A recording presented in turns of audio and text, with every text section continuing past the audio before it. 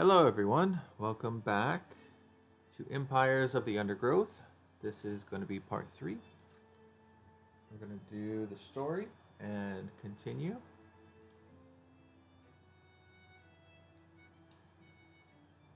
Last time, I took a very long time to finish a mission. I think it took like 2 or 3 hours. And while I was having a good time, um, I'm sure it did get a bit frustrating for some people watching. I don't know, maybe not. So we finished New Home, Subjugation, Formicarium Challenge 1, Rising Tide, Queen of the Hill, and now we are going to start Formicarium Challenge 2. Let me send all of these ants out to collect the food. And while they do that, I'm going to take a look at what I can upgrade.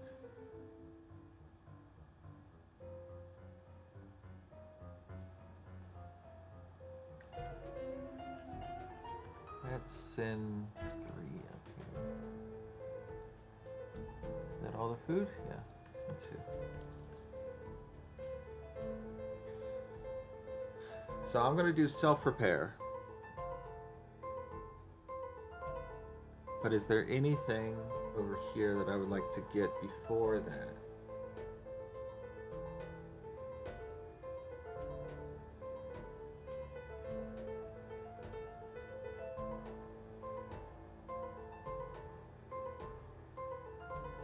I could go for Royal Guard.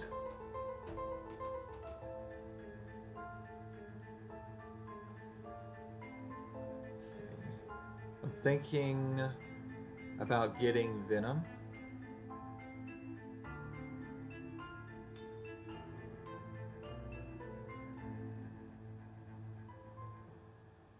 So the way that this would be is I would get Corrosive, deal an additional 1 Venom damage over 5 seconds, and then I'd get Weakening.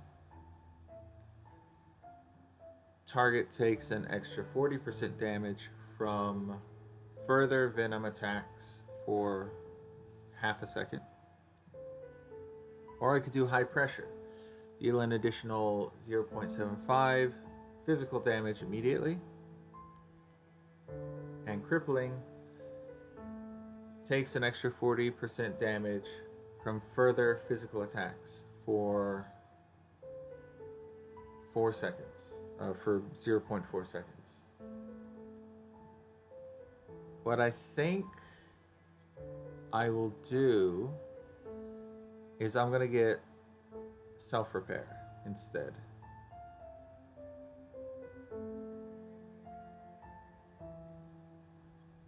And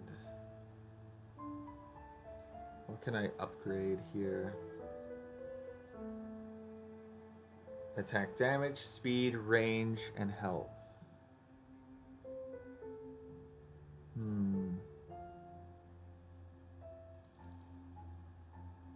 I could increase the speed a bit.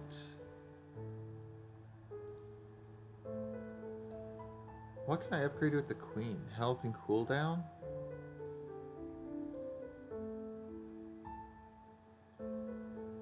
Yeah, I think self-repair is what I'm going to go with. And then we've got 94 left.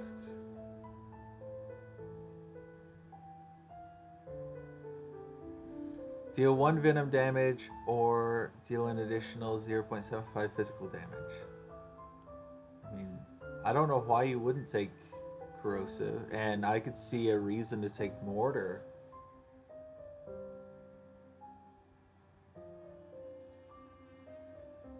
With Venom. But I don't know if that really matters, because 1 Venom damage, when they say 1 Venom damage, is that like 1 hit point of damage, or are they saying something else? That's the only reason why I hesitate.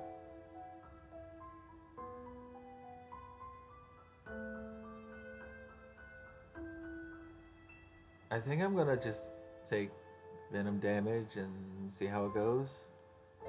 This is my 3rd time playing through, and I'll probably do it again.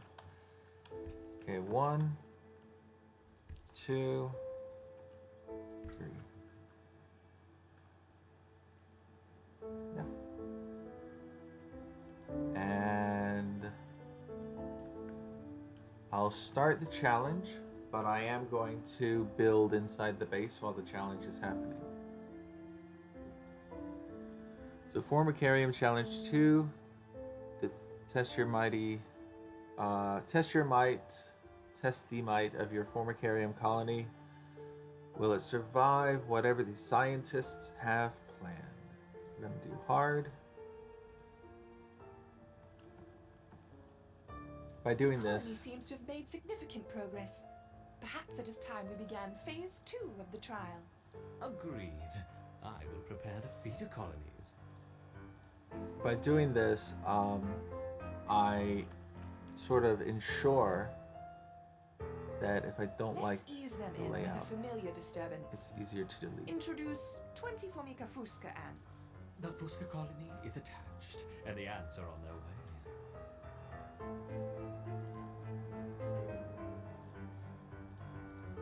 I see they haven't lost their potency.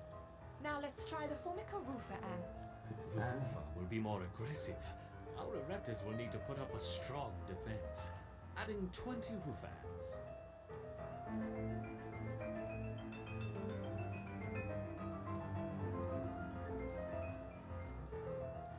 Once again, our Raptors have neutralized the threat to their queen. Good. Continue the experiment as before. But don't push the colony too hard. Of course not. That would be irresponsible.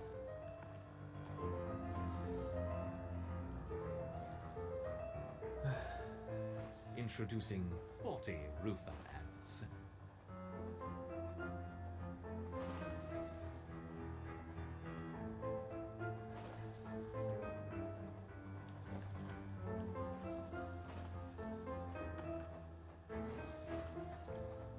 Excellent defense.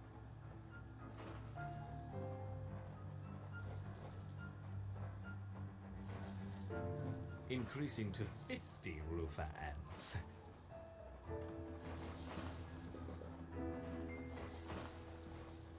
What? Maximum ant population? No.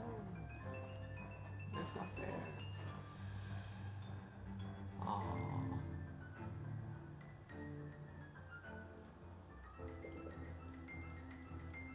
Wow. Okay. Good, good. Would it be unfair to help the colony out? Perhaps. But I'm feeling generous. Collect your seeds swiftly, my little ants. Well, my plan of Now, let's see how they handle the Rufa and the Fusca invaders. We will start with 30 of each.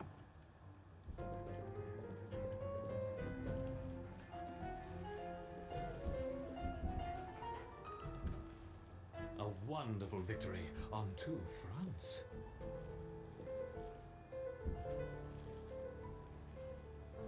Perhaps we should try 3 colonies this time. Introducing 30 of each Rufa, Fusca, and Raptor ants.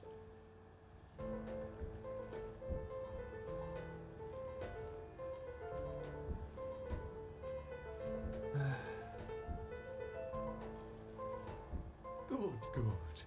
A little helping hand for what comes next. Collect it quickly. Faster, faster. this guy sounds crazy.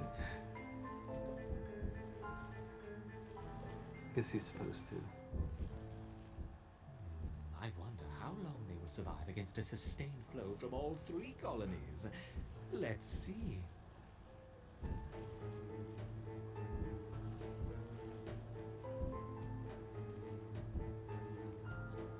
I don't have enough food.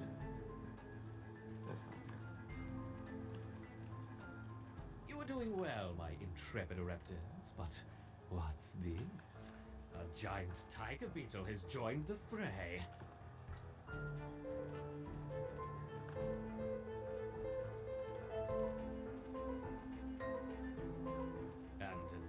And another.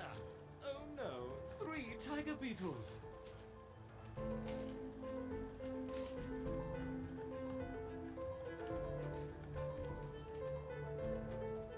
Grab these seeds since you're going down anyway.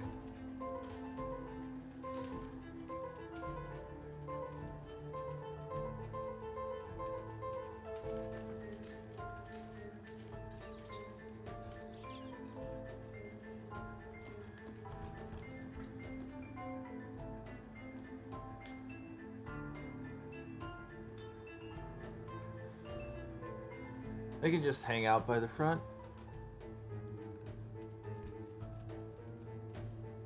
He's gonna drop those wolf spiders in a second.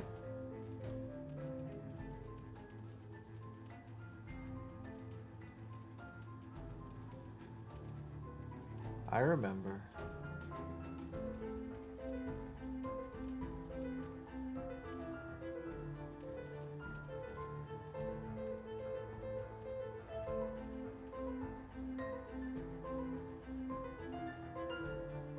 There they are.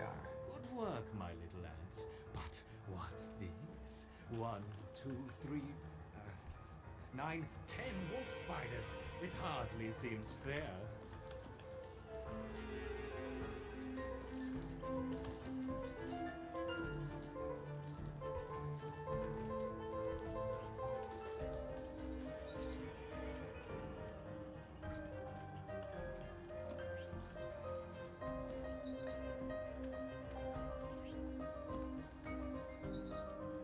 The queen is in danger.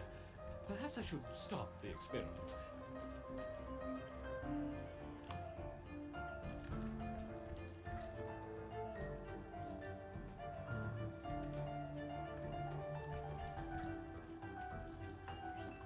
These spiders are fast.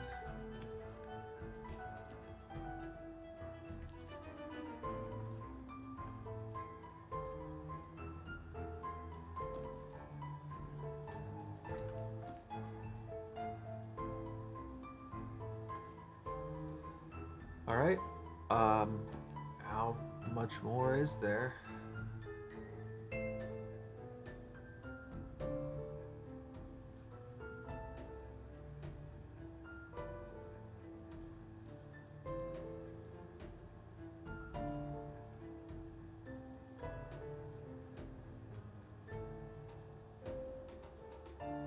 There are no more ants, no more spiders.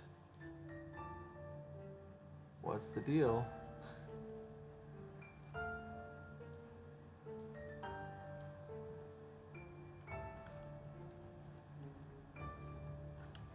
Right? There's no more spiders. I don't see any red dots.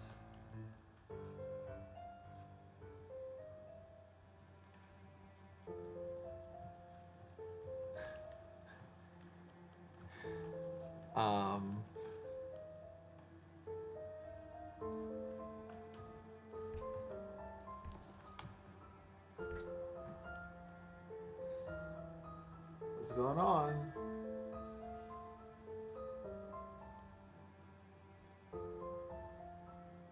Did the game bug out?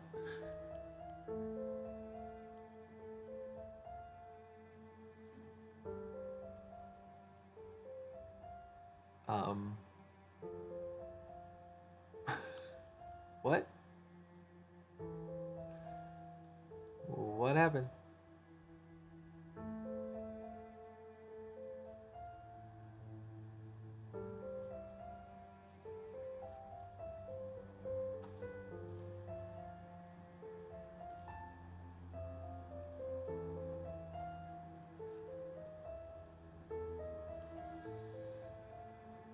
Ah, well, it seems the game has bugged out.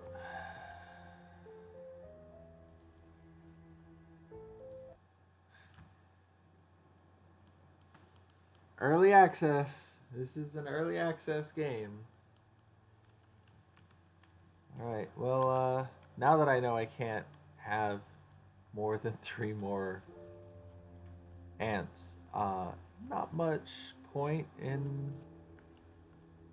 worrying about any of that stuff. Let's try this again. Let's go hard. The colony seems to have made significant progress. Perhaps it is time we began phase 2 of the trial. Agreed. I will prepare the feeder colonies.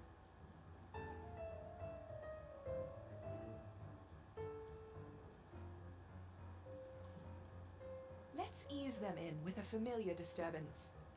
Introduce 20 Formica fusca ants. The Fusca colony All is right. attached, and the ants are on their way. I can upgrade these again. I see they haven't lost their potency. Now let's try the Formica rufa ants. The Rufa will be more aggressive. Our Ereptors will need to put up a strong defense. Adding 20 Rufa ants.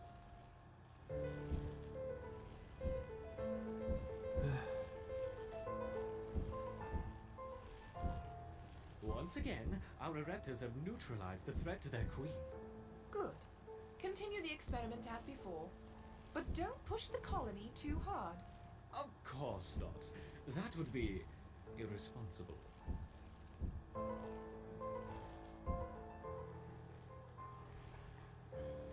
Introducing 40 Rufa ants.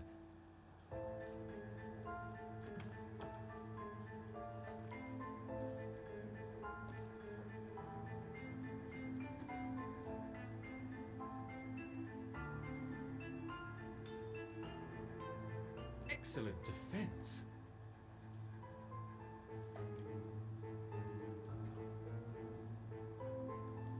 Increasing to 50 Rufa ants.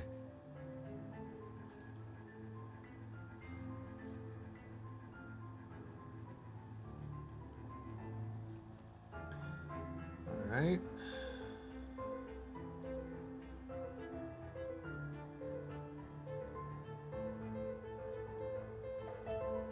I have 4 set up so that I can just have them go get seeds.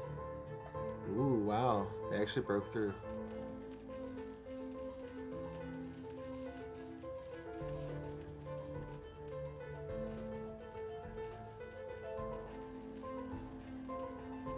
That's a bit of a surprise.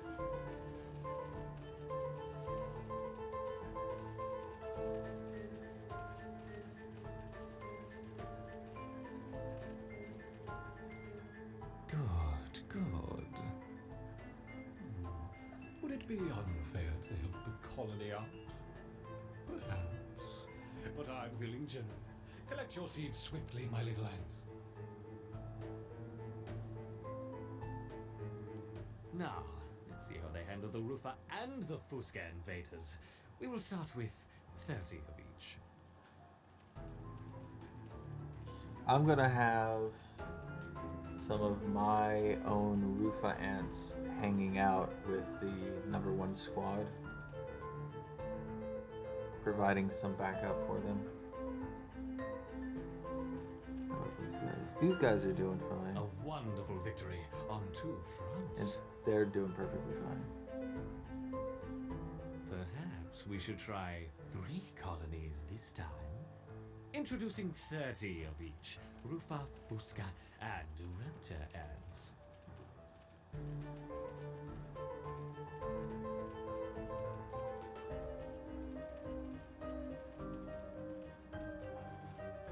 Just keeping an eye on them, making sure that everyone's doing their part.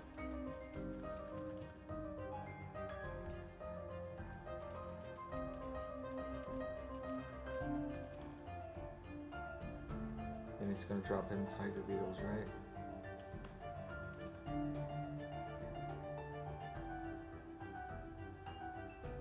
Seeds. Good. A little helping hand for what comes next. Collect it quickly. Faster.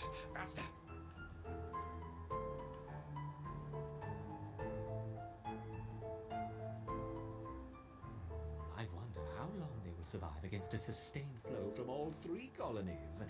Let's see.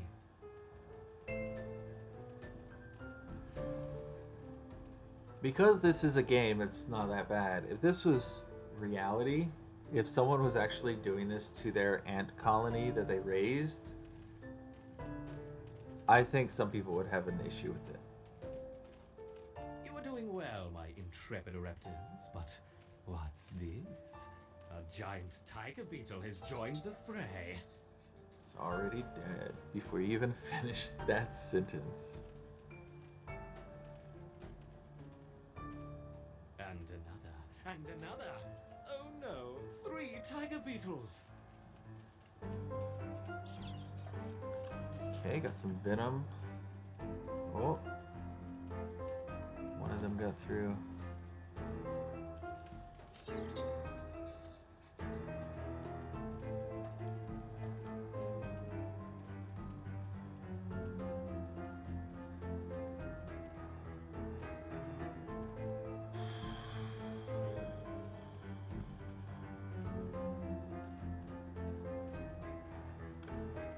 I'm just waiting for the spiders to drop.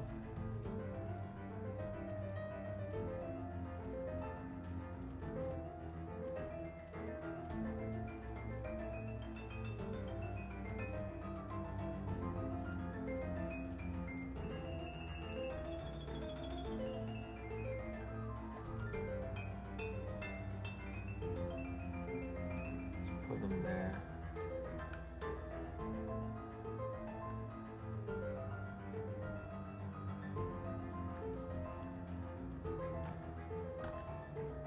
Just put one back here, just in Good case. work, my little ants. But what's this? 1, 2, 3, 9, 10 wolf spiders. It hardly seems fair.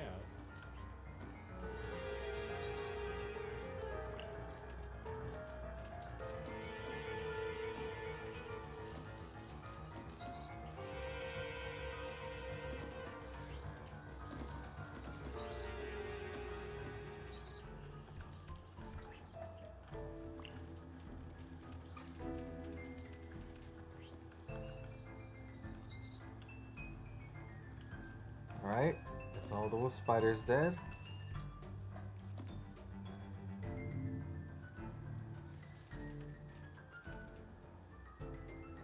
No more ants.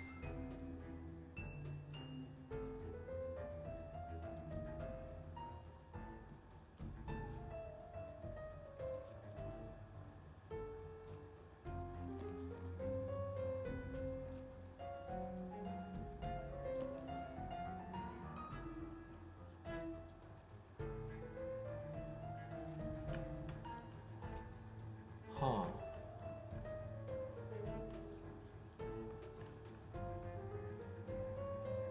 Here, I will unselect everyone. They can just crowd around the queen.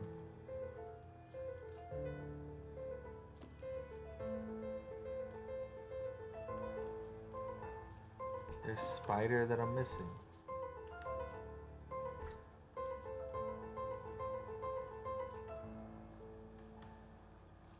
No.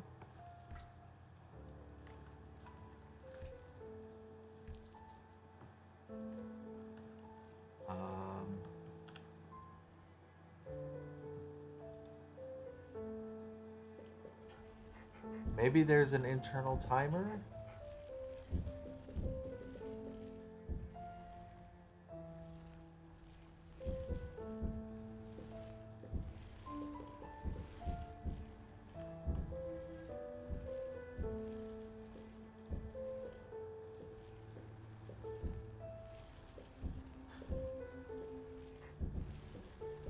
Am I not supposed to do this on hard difficulty or something?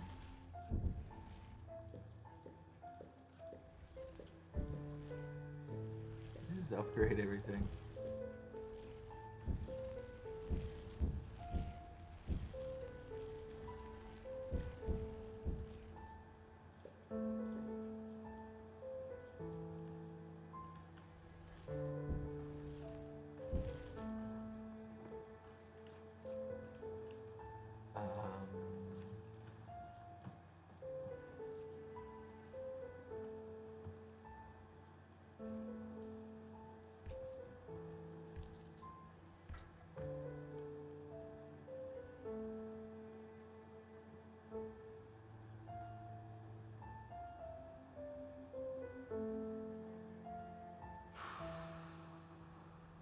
I'm just gonna let it play for a little bit. Maybe there's a hidden timer, and the timer expected this to take longer.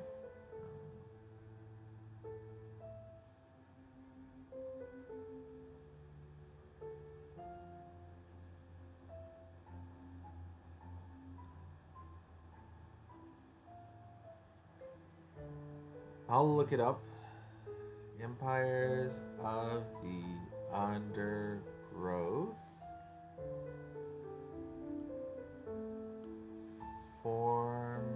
Formicarium Challenge 2.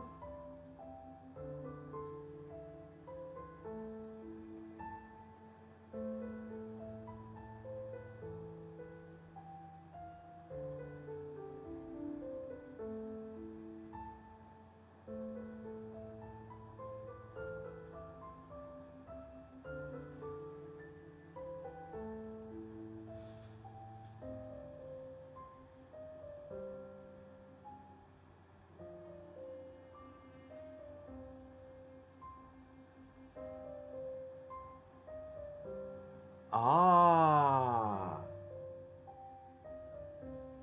Okay, yes, it's a bug.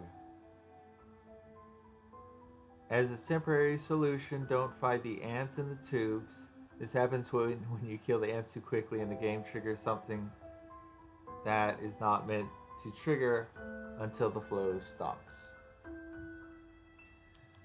All right. Well,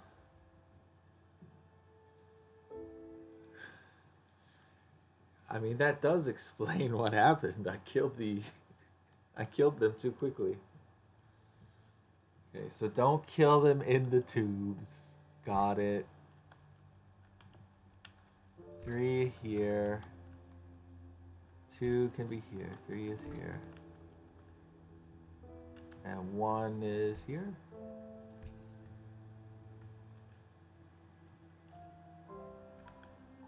Maybe I should pull them back a little more so that they help each other. Right?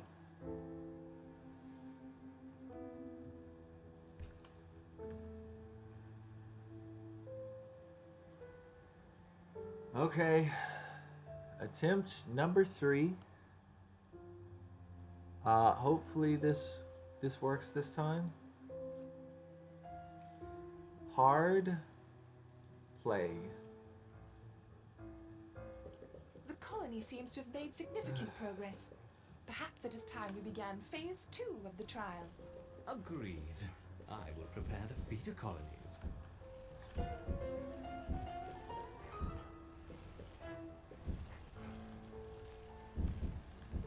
Let's ease them in with a familiar disturbance. Introduce 20 Formica fusca ants. The Fusca colony is attached, and the ants are on their way. Okay.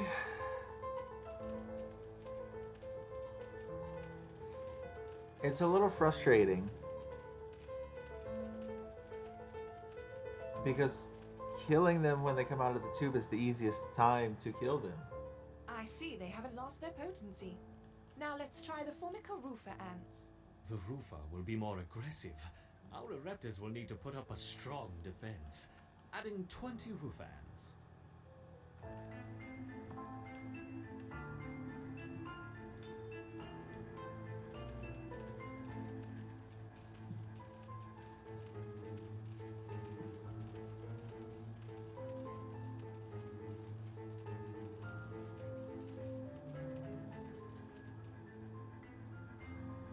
Once again, our Ereptors have neutralized the threat to their queen. Okay. Good. Continue the experiment as before, but don't push the colony too hard. Of course not. That would be irresponsible.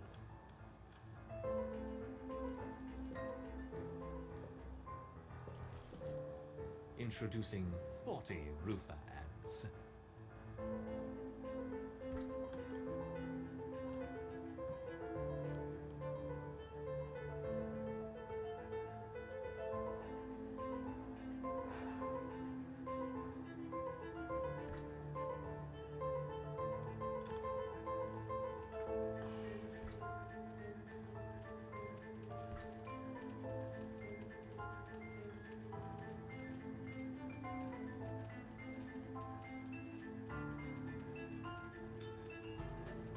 maybe put the 3s here and put the 1s here.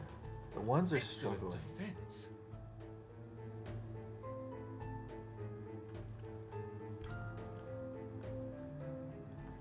Increasing to 50 roofer ants.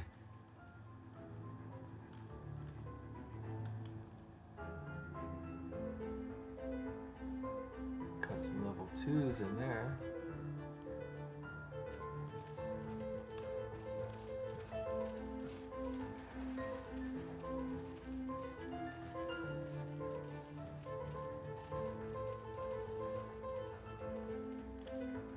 Oh yeah, this is way harder when you don't just kill them coming out of the tubes.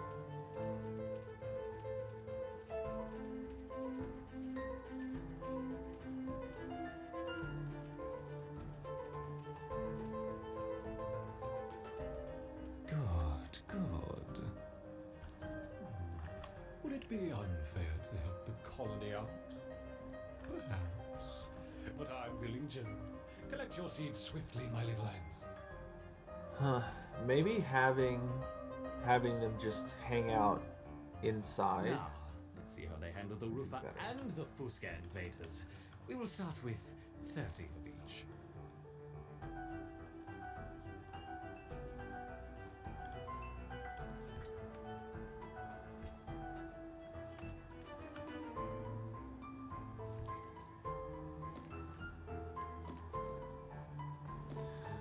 Let's see how this works.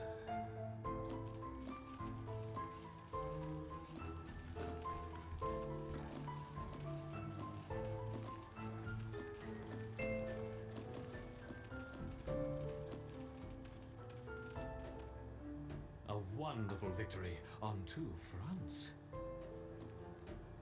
What if I do that? Perhaps we should try 3 colonies this time. Introducing 30 of each. Rufa, Fuska, and Raptor ants. And I can do like a 1, 2, 3.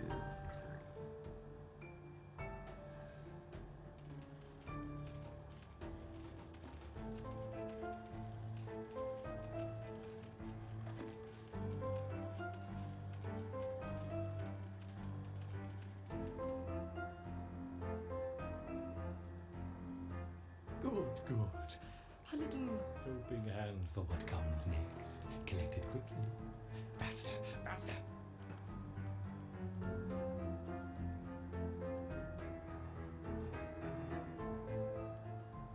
I wonder how long they will survive against a sustained flow from all 3 colonies. Let's see.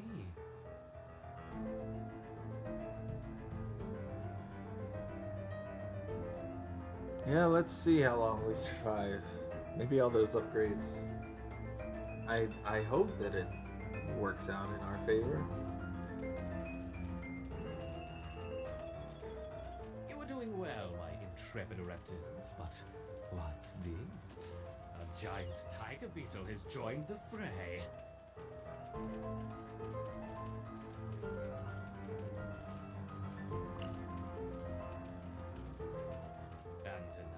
And another. Oh no, 3 tiger beetles.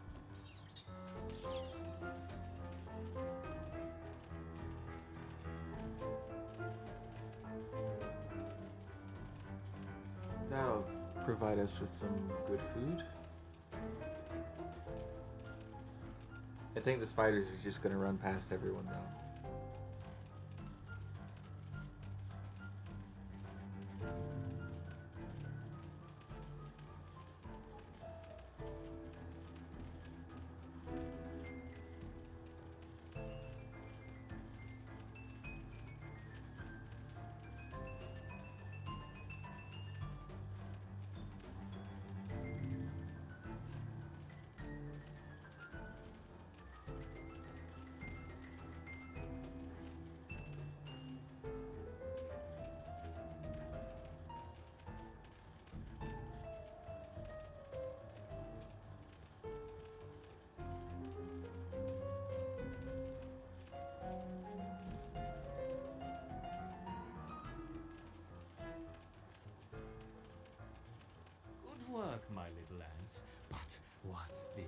Yep. 1, 2, 3, 9, 10 wolf spiders. Okay. It hardly seems fair.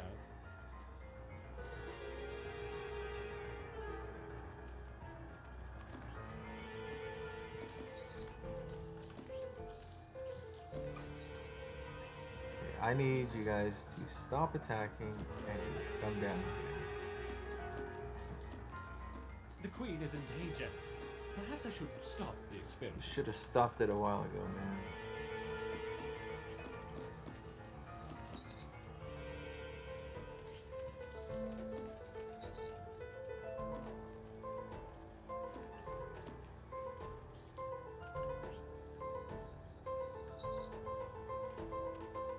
Okay. That's all of them.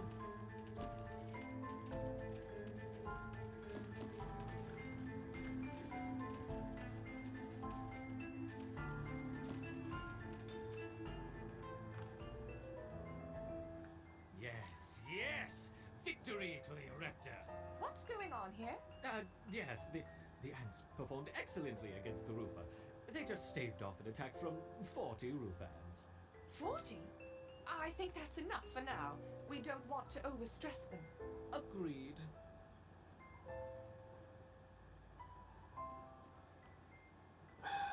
This guy. Let's get some royal jelly. More royal jelly.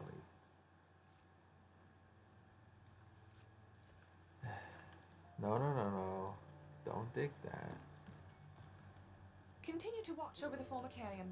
Additional experiments will be on hold for the time being. I understand. No more tests.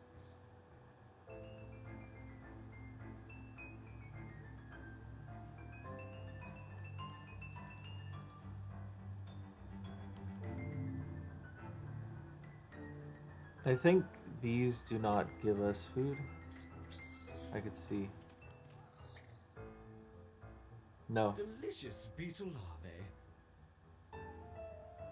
that doesn't provide us with any food.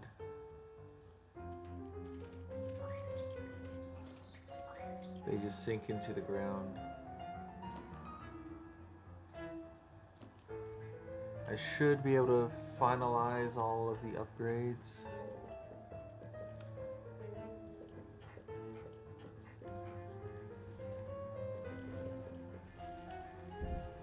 To finish all of the upgrades? Maybe that's the correct term.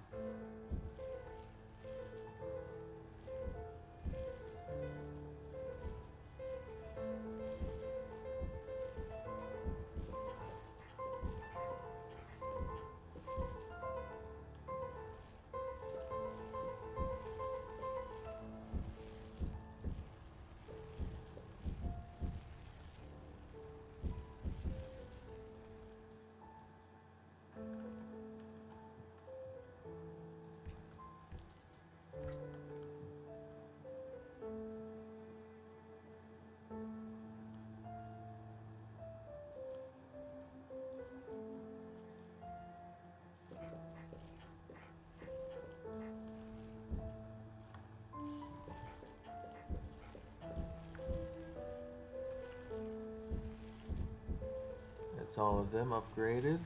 All of this upgraded. That's upgraded. Can't upgrade this any more than it already is.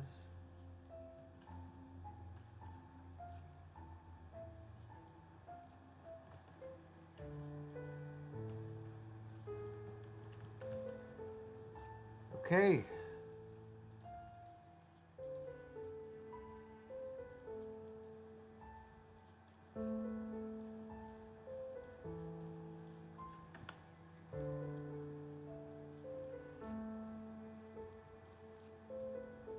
Let's go to rehouse the colony.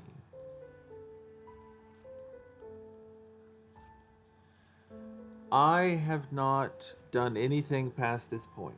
So the rest of this game, the rest of this new content is brand new to me. Rehouse the colony. This tank is not suitable for the upcoming tests. It is time to rehouse the colony. You will be awarded an amount of jelly during the switch based on the colony's size, construction, stored resources, and territory.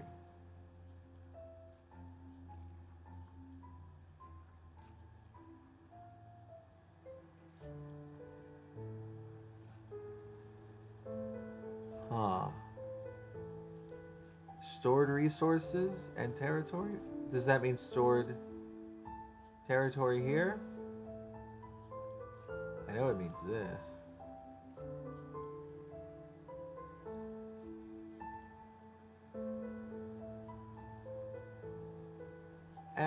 I'll just go with what I got, and I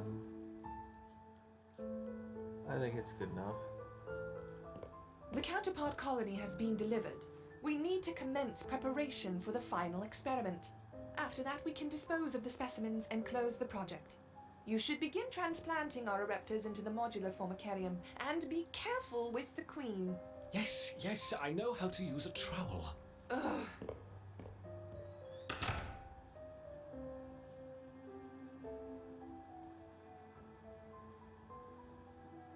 Okay, this says plus 470 jelly.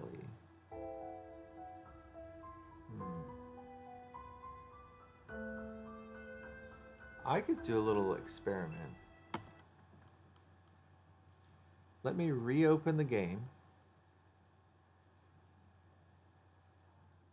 Assuming it doesn't save until I hit accept. But let's reopen the game. And let's see if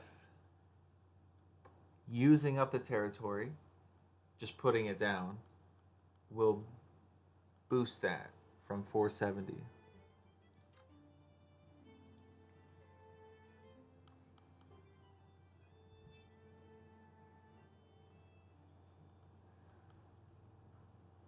This formicarium is not suitable for upcoming tests. It is time to rehouse the colony. You will be awarded Select rehouse from the level select, which will unlock the leaf cutter levels. You will no longer be able to replay formicarium challenges 1 and 2 in the new enclosure.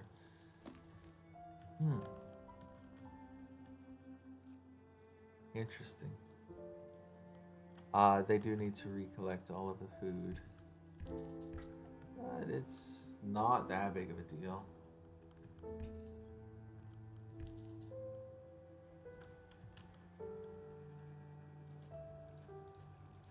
Let's do this.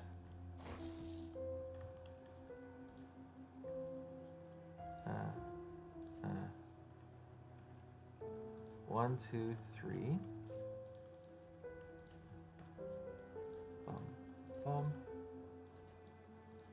I want to at least make it look kind of nice, not just spend it willy-nilly.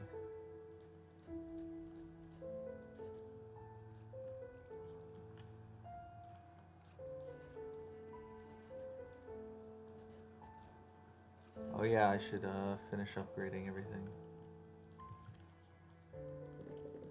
Okay, upgrade all of that, all of that,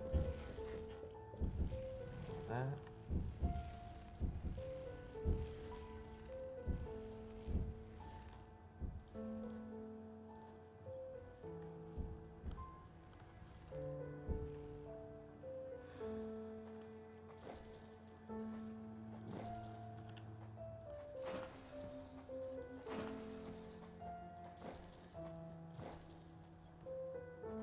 Let's do the same thing here.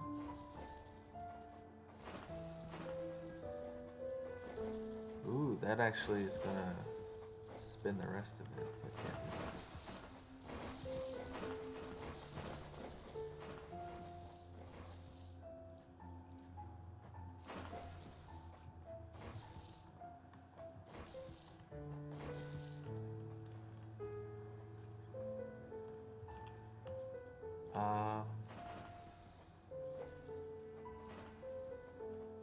Yeah, just dig straight down then.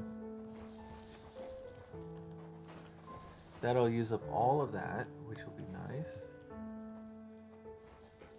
finish upgrading everything. And we can see if there is any difference between the stored territory and the used territory.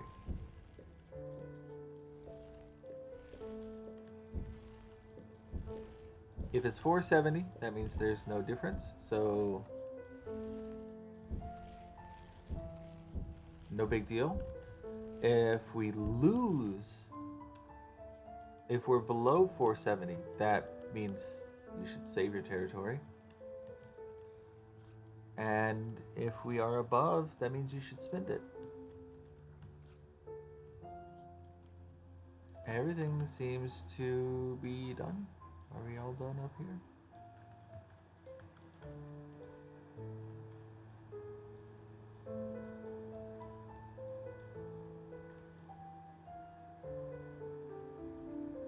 I would imagine the developers intend for... They expect you to have some left over.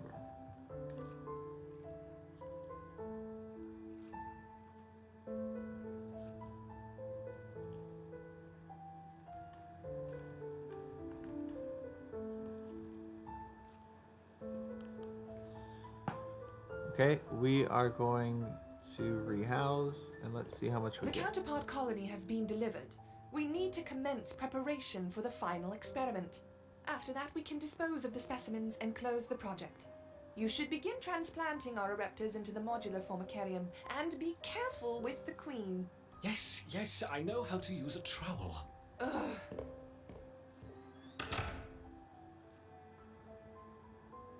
Okay, it doesn't matter. The territory, you don't have to spend it. Good to know. Territory score, resource score, excavation score, construction score.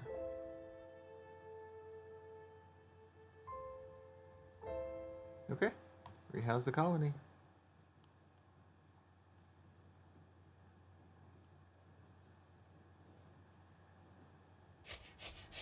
Close the project?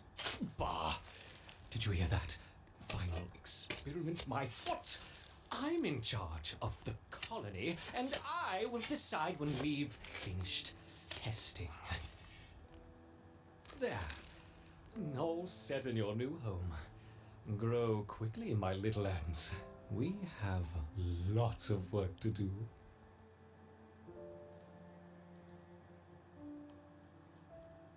The blue player's minimap can only be accessed while your colony is present in their nest.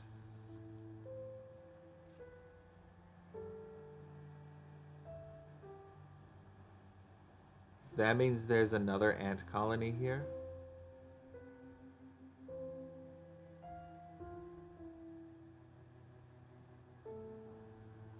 Huh. Okay.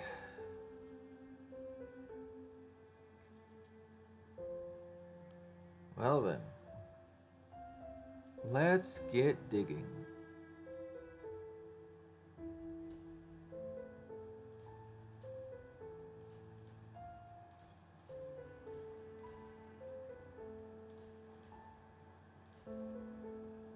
Okay, what does this say? Your queen and a few workers have been moved into a new formicarium ready for the next experiment. All territory, construction, and food have been lost, but you have been awarded jelly based on your colony's size and resources.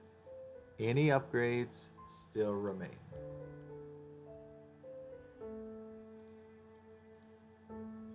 You have gained access to 2 more formicarium levels and a new formicarium challenge. These will see you play as the industrious leaf-cutter ants. Formicarium challenge 1 and 2 can no longer be repeated.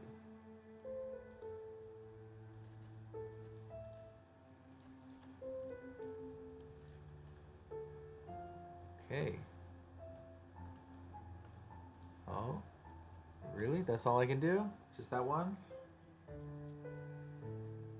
Well, okay.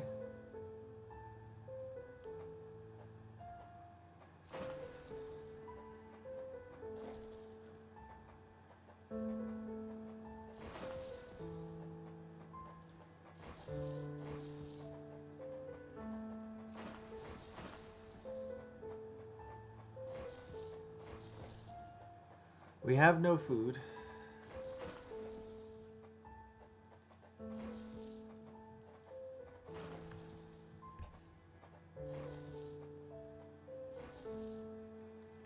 My plan is to make workers first, but we have no food. Let's check the surface.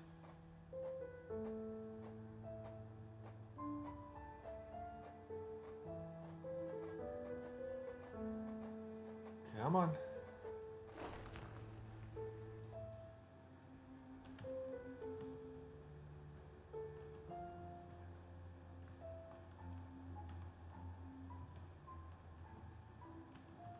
Ah.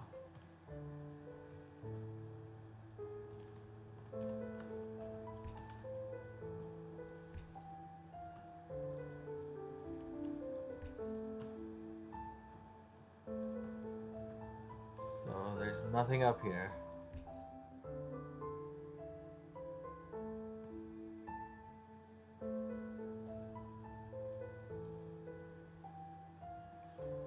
Well, okay.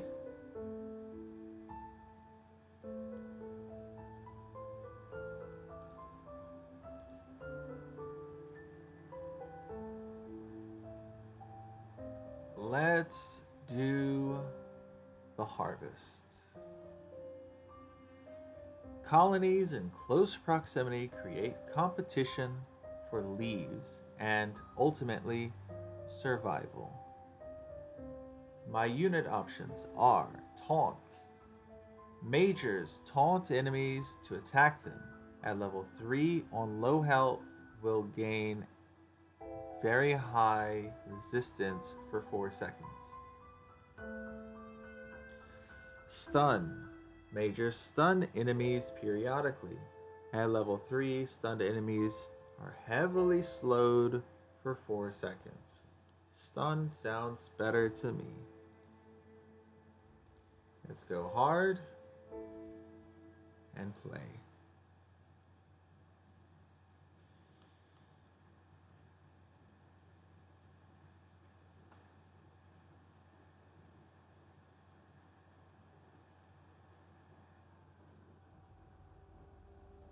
Whoa, that's a big queen. This young queen has successfully raised her first daughters beneath the leaf litter of the rainforest floor. The nutritious fungus she fed them as larvae is now dwindling. If they don't find food quickly, they will all starve. Oh. Okay, this is interesting. You have to find food quickly. These rove beetle larvae are distant relatives of the European devil's coach horse. Despite a few million years of separation, they share the same carnivorous appetite, razor-sharp pincers, and most importantly, a fearsome final form.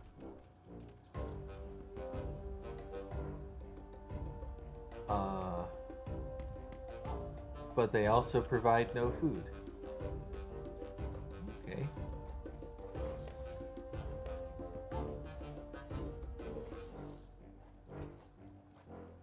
The juicy grubs nearby are a staple meal for many underground opportunists, but for now at least, they will go ignored. This budding Atacephalotis leaf-cutter colony has only one viable source of food, and it must be collected above ground. That is good to know.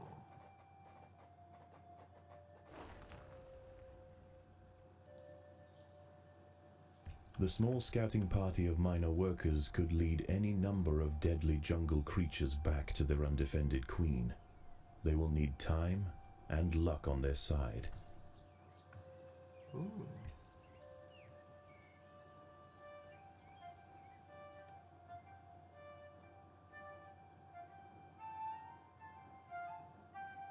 Leaf storage.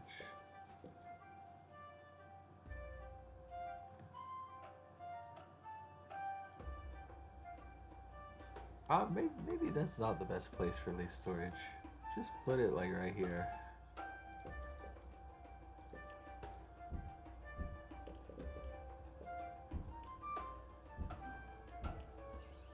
I have no idea if the enemy will steal the food or not,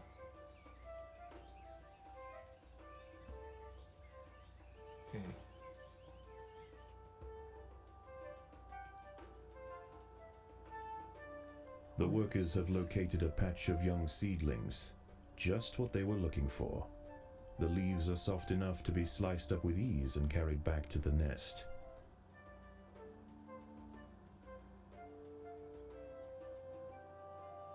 The harvested leaf chunks are not eaten directly. Instead, they are used by the very smallest minim workers to cultivate a nutritious fungus. Ooh, a spider.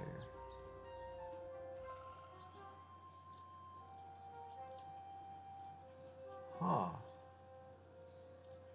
I mean, this is all new for me, so this is just fun to look at and to watch.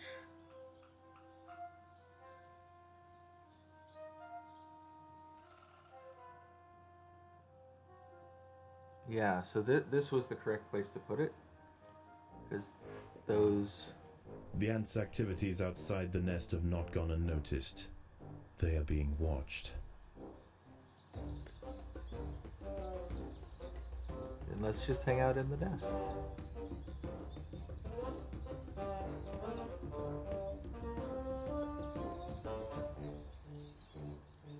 How much available space is occupied by dead fungus?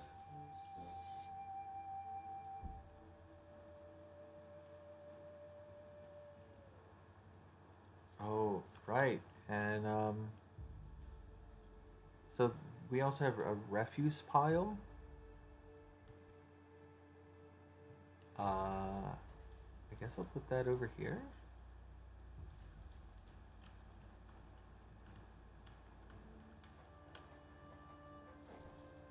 It'll be kind of out of the way. No one will step on it, hopefully.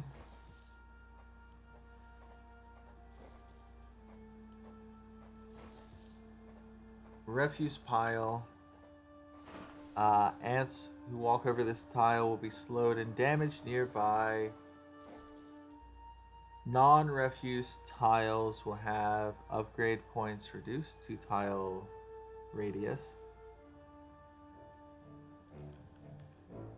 And The most accessible leaves are located to the north of the nest entrance.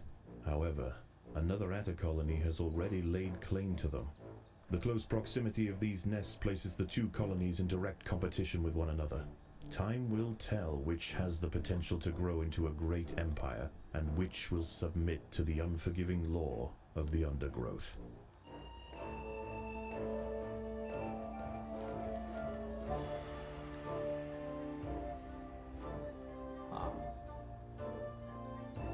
A brightly patterned jumping spider, Casviri D. purpureus, has subdued one of the workers. This expert solo hunter combines extreme agility with incredible forward vision, allowing it to pounce on unsuspecting prey with pinpoint accuracy. okay. So they climb the leaves and then they cut the leaves. And then they bring the leaves into the nest.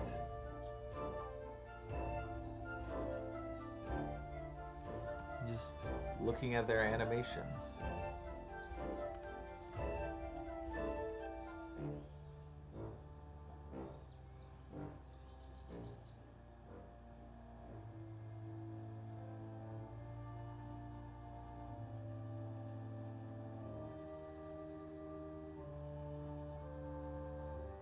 So there are these tiny little ants that I can't control,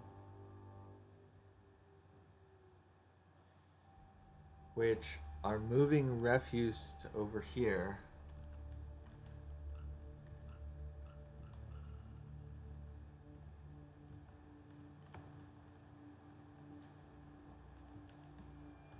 Okay,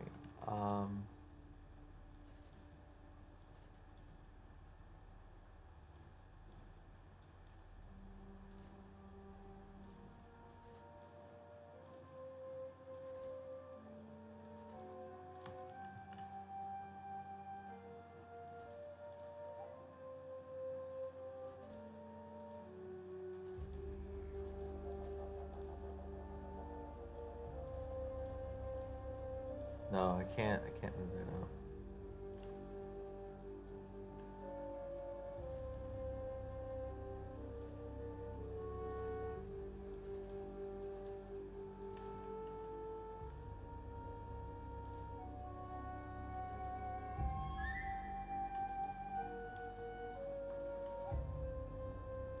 Okay.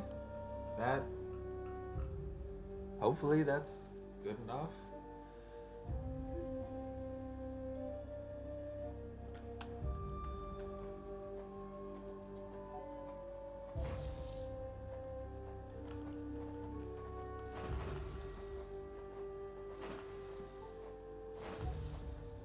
Leaf cutter media ant. Up to 20 fungus can be generated and held for use on this tile once leaves are brought here.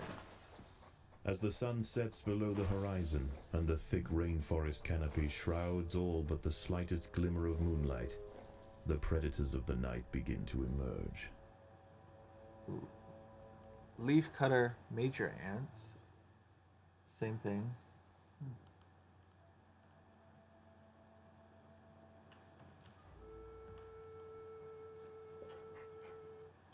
Don't have enough food.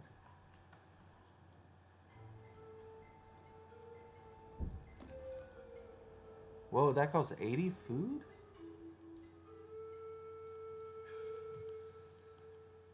Well,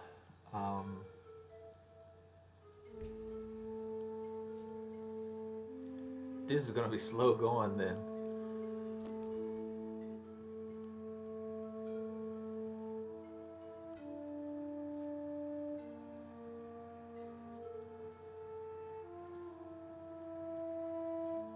How much does this one cost?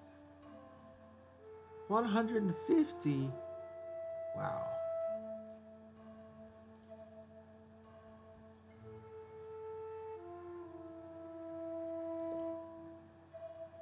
Oh, I'm waiting for this bar, not this. Okay. That makes sense. Well, sort of. The battle has begun. What battle? Oh, they're fighting this. Okay. The music is different.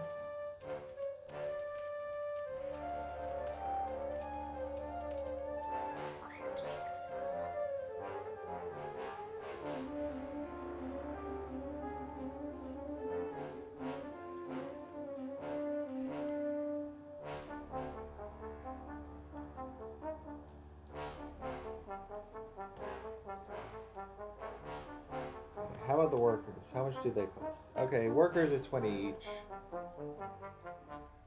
Well, I can only make one worker. So far.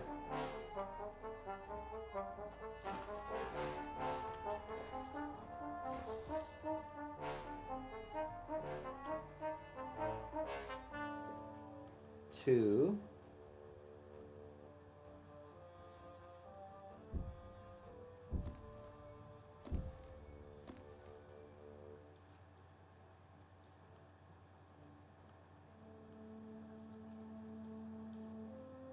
Okay, I've got those two workers down here. They can sort of handle any tasks I have.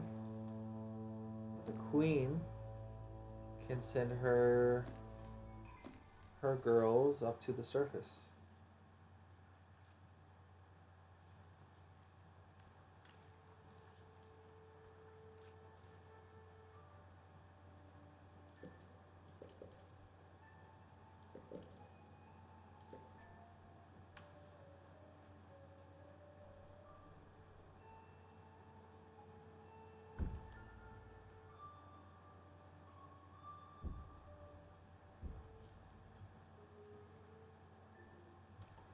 So these tiny little ants are just responsible for moving the refuse away.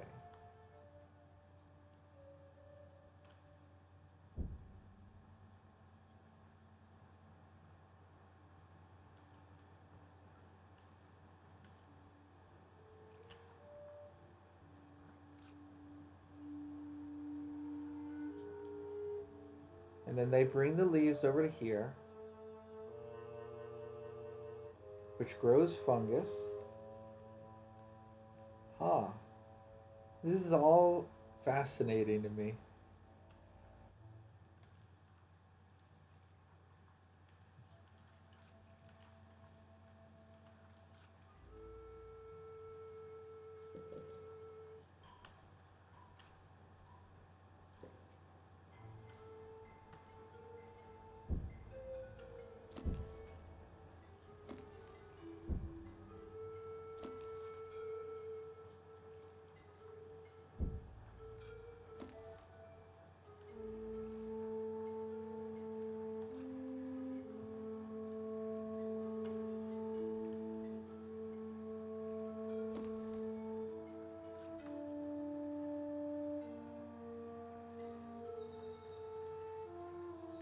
See if they can get the leaves over here. Ooh, that's actually a really big leaf.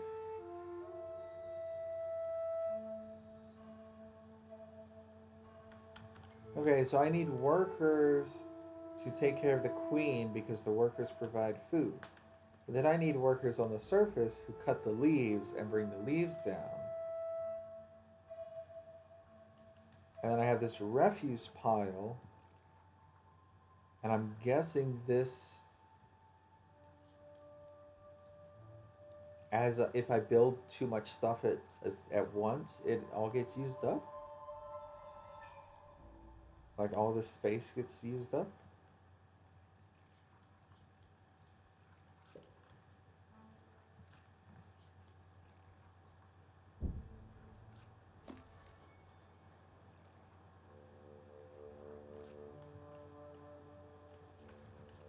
Hey, let's build a major. Wow, that's a huge amount of refuse.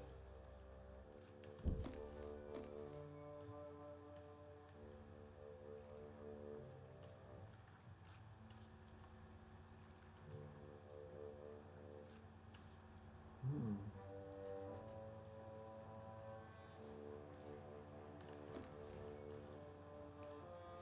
Oh, I can upgrade the The refuse. leaf cutters have raised their first major ant. Its swollen head is filled with muscle to power its crushing jaws. Few stand against it in combat and escape unscathed. This champion warrior will make a fine addition to the colony. It's so cute. Look at her. She's so cute. Such a big head. Look at those pincers.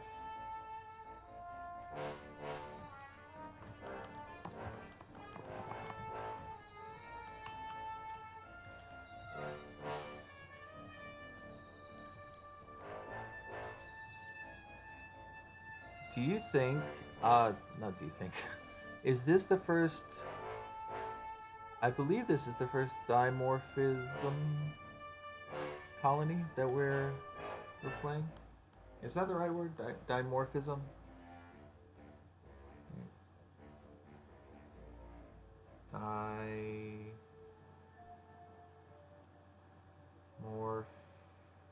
Yeah, dimorphism. Okay. I was just making sure I was remembering. Daybreak has arrived, and the creatures of the night scurry back to the dark crevices of the undergrowth. For the ants, however, the objectives of the day remain unchanged.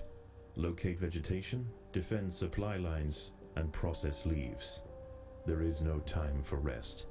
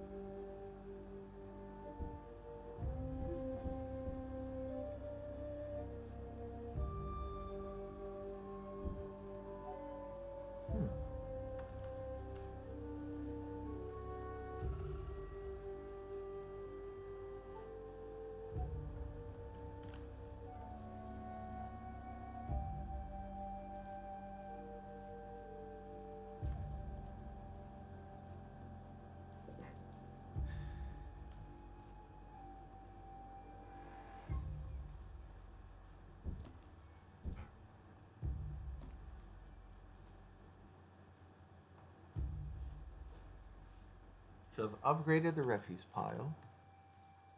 Let's upgrade these.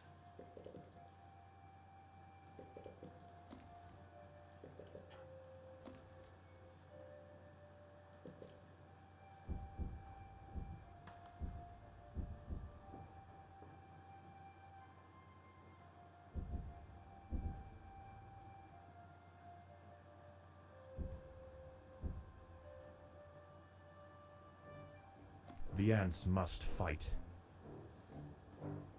What's going on? Oh, the spider. Oh, that's a grasshopper, isn't it? No, that's a spider. Never mind. Well, we have shredded that tree. Let's come over to this one now.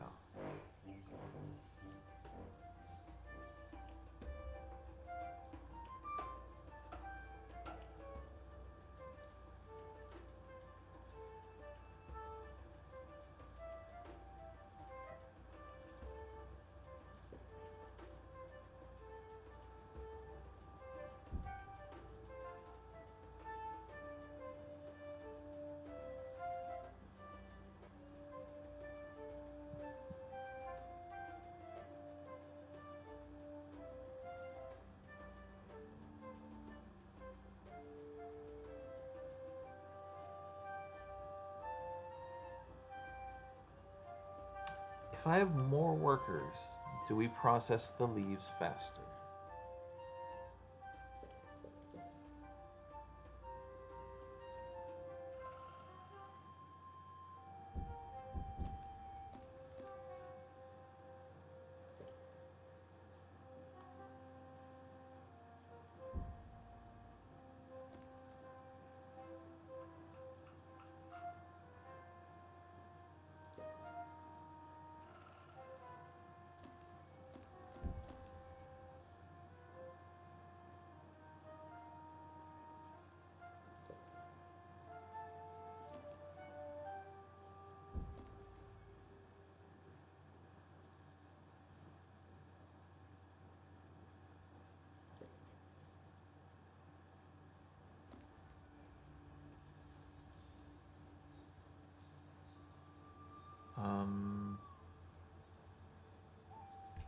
Let's head up this way.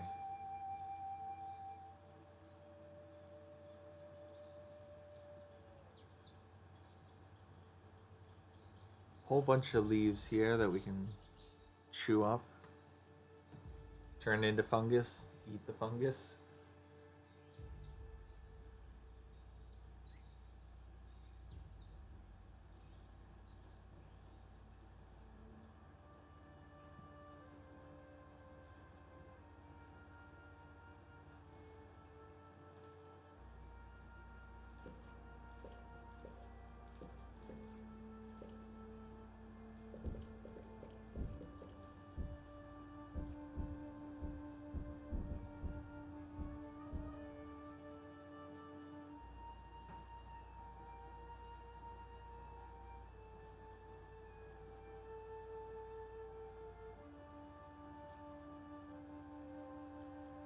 Leafcutters aren't the only ants nearby. Whilst the two atta colonies joust for territory, Odontomachus bowery trapjaws roam the clearing.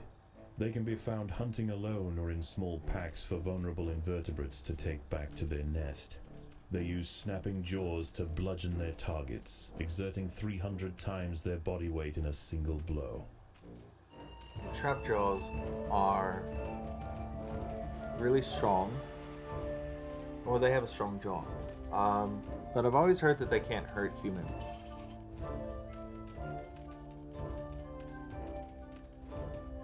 Their jaw's not strong enough to hurt a human, but it is strong enough to basically kill a lot of insects, perhaps all insects.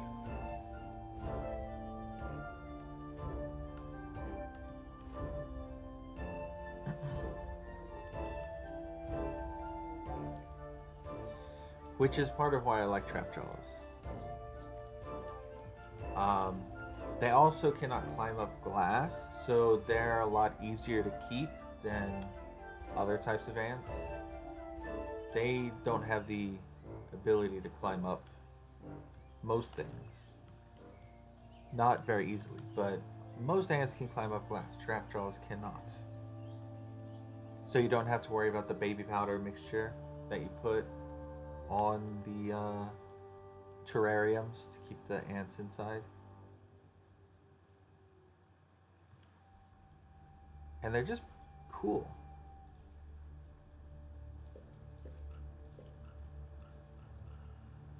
If I were to have my own ant colony, which I would want to get everything set up before I get the ants. I don't want it to be The a ants will fight situation. to the death.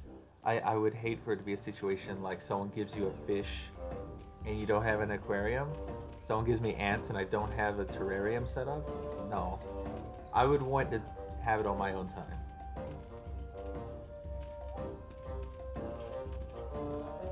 Man, that major is strong. I mean, it's about to go down, but it's still quite strong. Let's send them all up to the surface.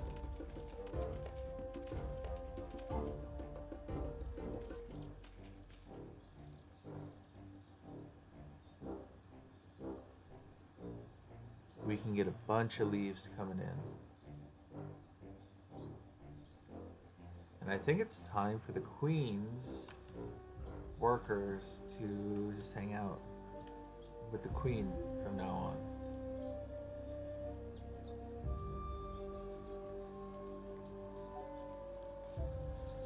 Because we processed all the leaves, so we had 0 leaves here.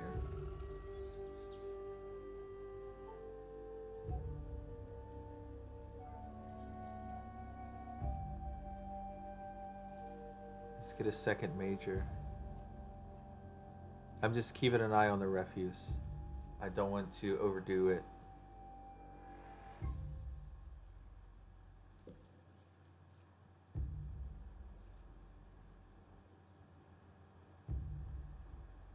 Man, I did not. I'm gonna guess that the queen, the leafcutter ant queen, is supposed to be that massive. I had no idea they were that big. I knew they were big, I just didn't realize how big they are.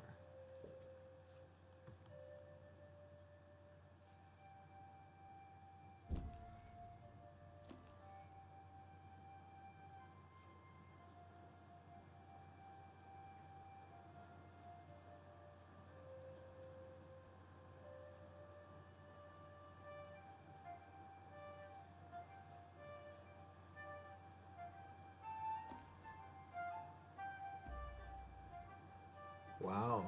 I'm looking them up um,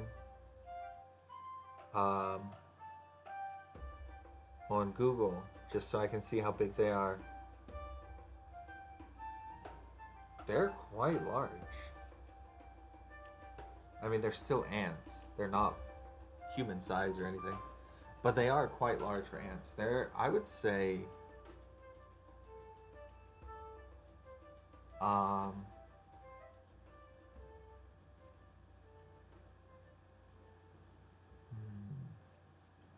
Night falls, and under the cloak of darkness, velvet worms, bush crickets, and harvestmen emerge from their hiding places.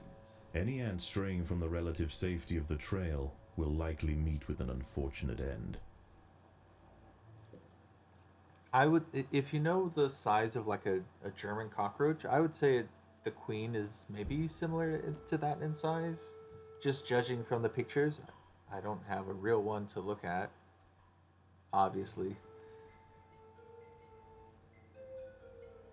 But the size reminds me of at least the length of like a German cockroach.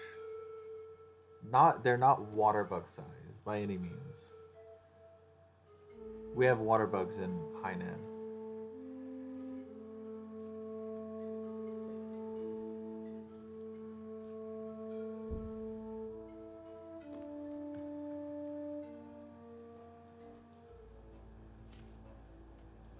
Predators are loose in the nest. The larvae must be protected. The queen is in imminent danger. An ant has fallen prey to a wandering harvestman. Its long, slender legs keep its vulnerable body elevated high above the leaf litter, and when threatened, it can release strong-smelling odors to deter other predators. A stern response will be needed to drive this striding nuisance away.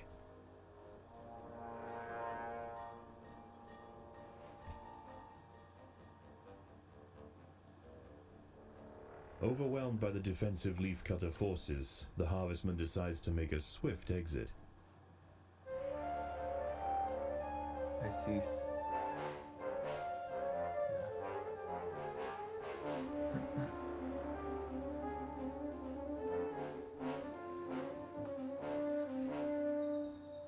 Huh. So leaf cutters typically. Oh, no. Typically, they don't seem to eat protein. They just eat fungus. I wonder if maybe mushrooms have protein, don't they? So I guess fungus does have protein. How much protein in mushrooms?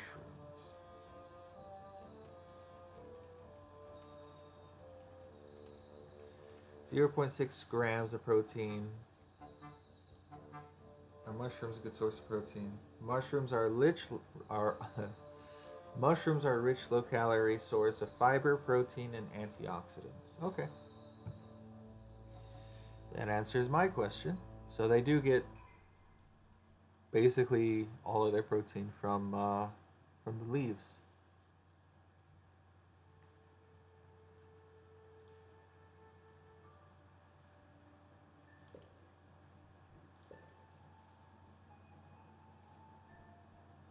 Man, that's a lot of refuse that just got produced.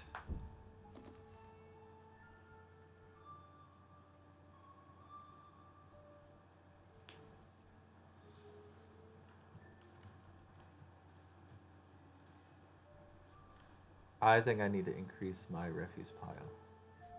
The size of it.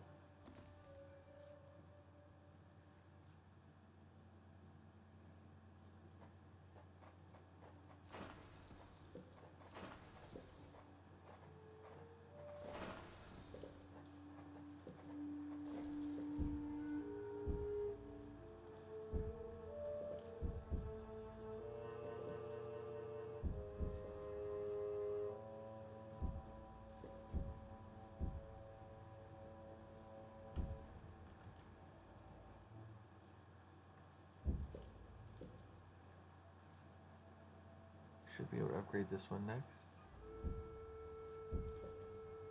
And then this one.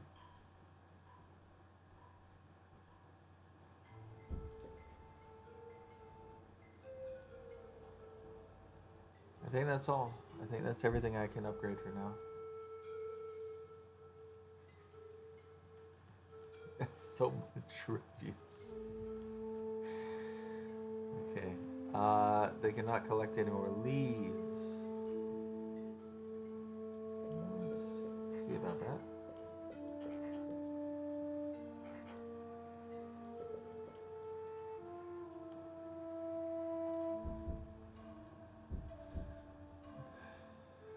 There we go. Man, the other ant colony is really going ham collecting leaves.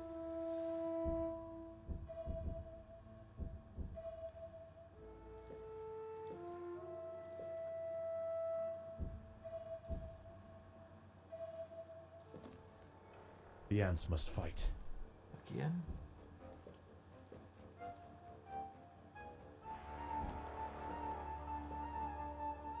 Come on.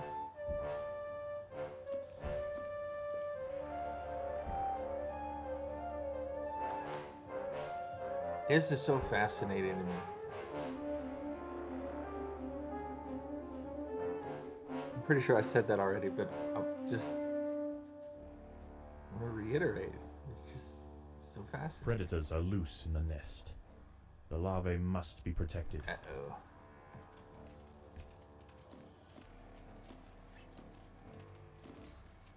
The queen is in imminent danger.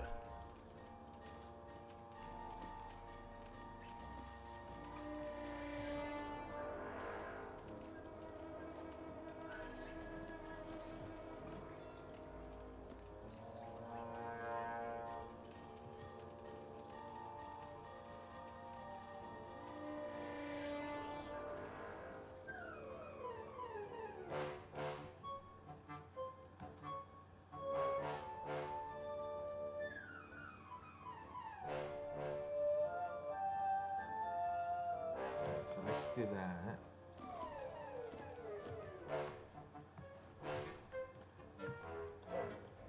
Since they're over here, let's just go ahead, clear all of this out.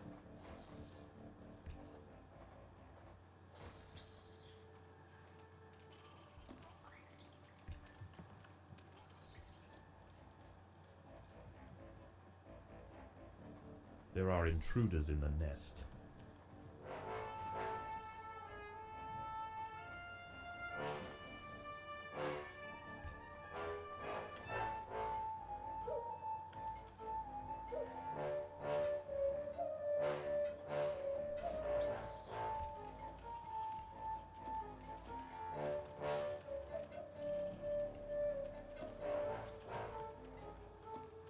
As the sun rises over the treetops above, the diurnal jungle invertebrates emerge once again to replace their nighttime counterparts.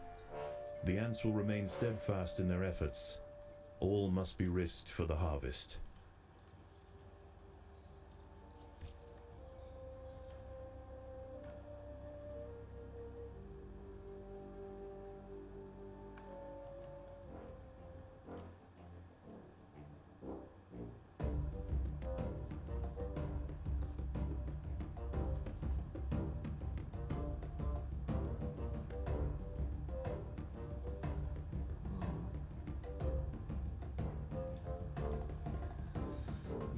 Yeah.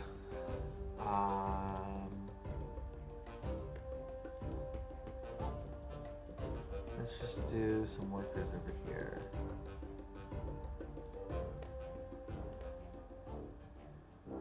One of the ants has fallen prey to a young, leaf-mimic praying mantis. Once in range, its long, razor-clad forelegs can ensnare and impale victims with lightning speed.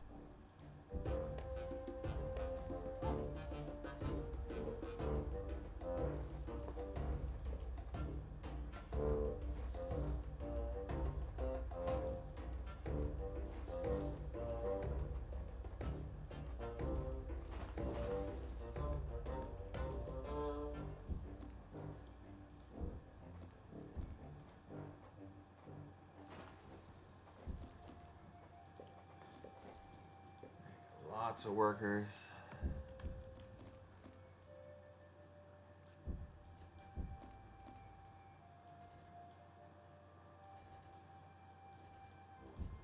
The battle has begun.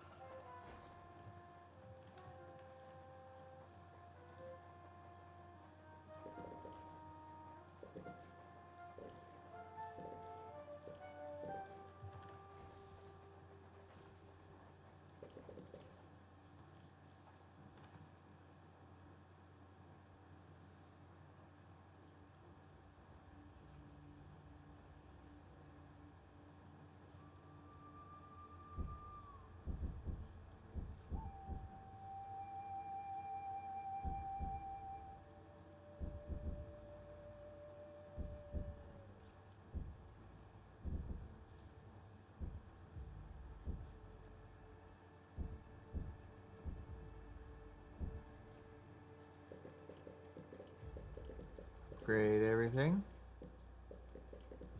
I was having a good old time.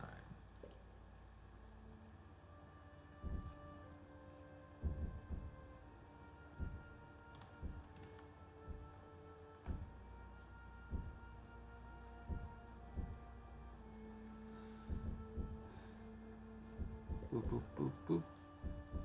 Boop, boop, boop. Come on.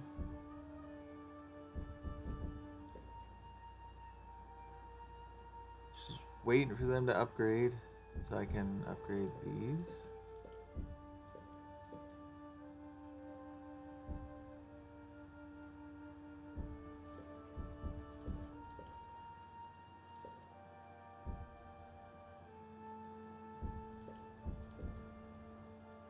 Okay. All good.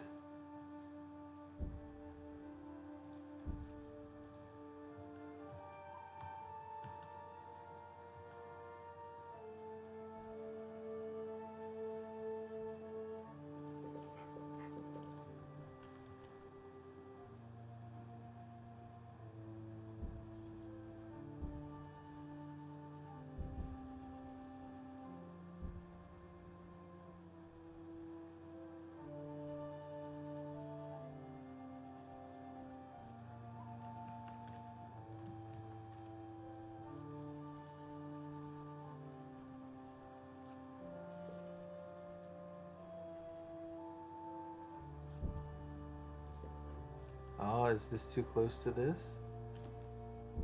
So it gets a -1? Or is it that there's just too much refuse in this area?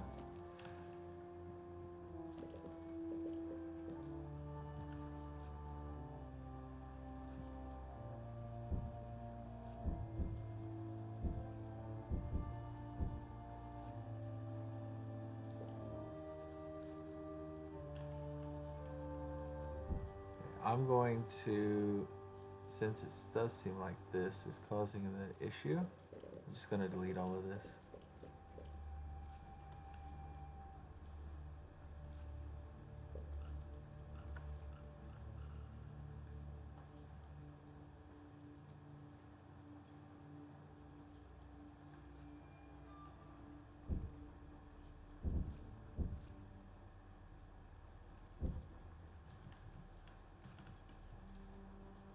Wait, didn't I tell you to delete it? The battle has begun.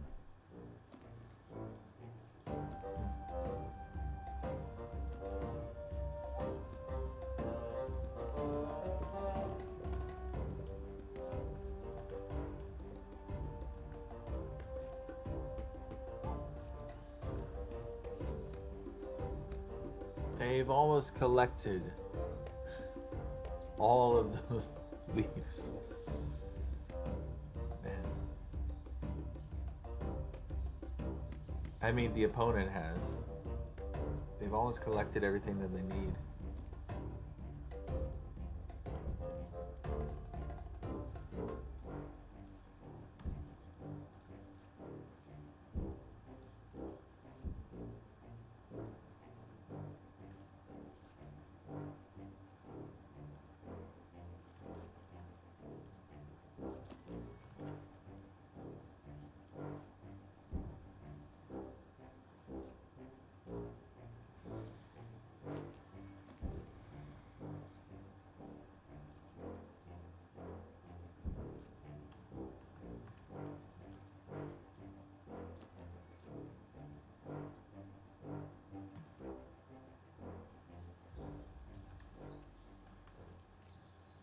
I think my best bet is to just start trying to challenge the ants over here and take their territory.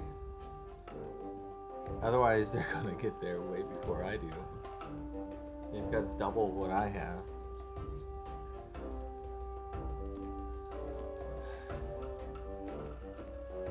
I need to collect the most leaves. That's the objective, and I have not been doing it. Granted, I didn't know what I was doing for probably the first 10 minutes.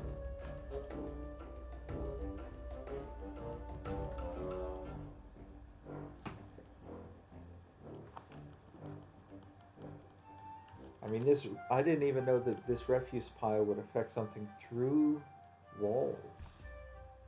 Well, that is good to know. What are you doing, John? Yeah, just go up like that. Ooh, can I attack their nest?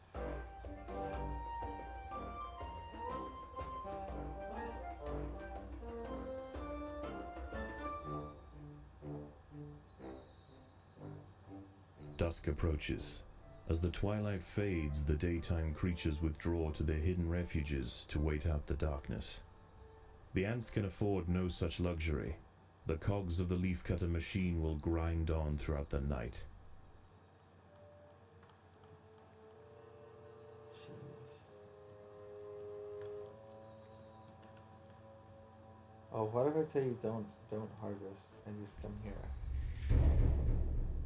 Nope. As the leaves nearby are depleted and the superior hillside atta colony cuts off access to new pastures, the nest falls into ruin. The ants grow weak, the gardens rot, and the queen is left to starve. Her reign has ended.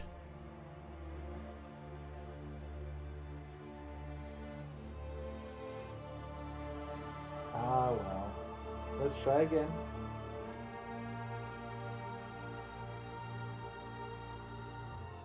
Okay, return to Formicarium, and then try again.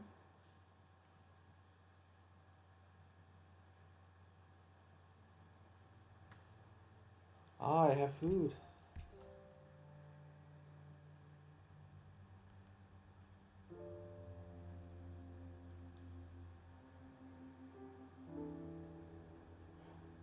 Just collect the food first.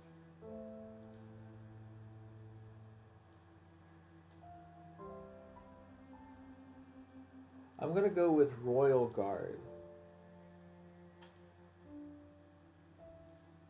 And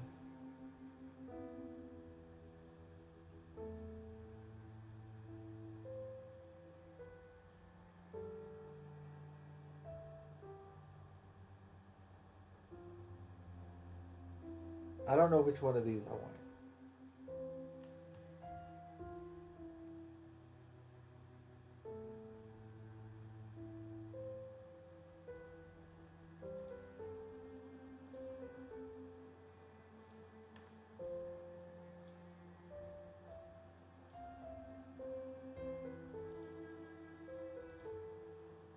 Okay, do I want stun or taunt? I want stun.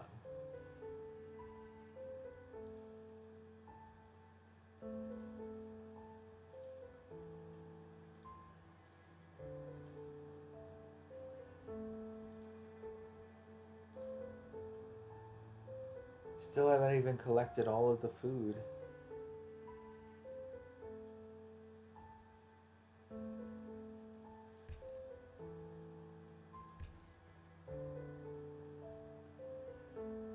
Oh, because duh.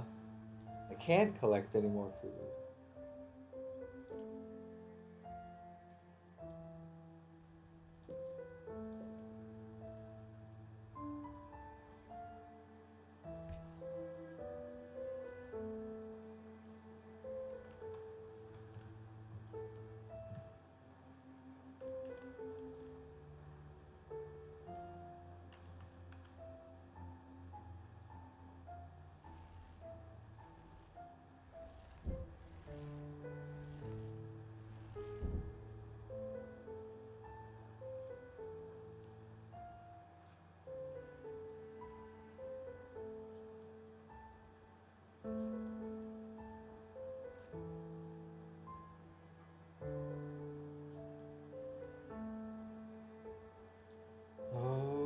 Okay.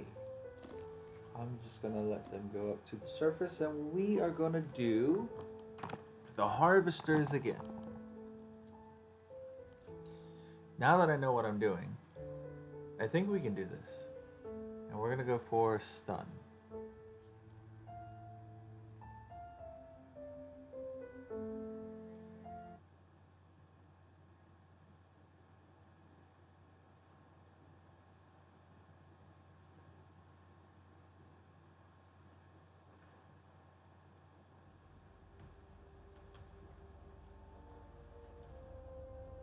This young queen has successfully raised her first daughters beneath the leaf litter of the rainforest floor. The nutritious fungus she fed them as larvae is now dwindling. If they don't find food quickly, they will all starve. The juicy grubs nearby are a staple meal for many underground opportunists, but for now at least, they will go ignored. This budding Atacephalotis leaf-cutter colony has only one viable source of food, and it must be collected above ground.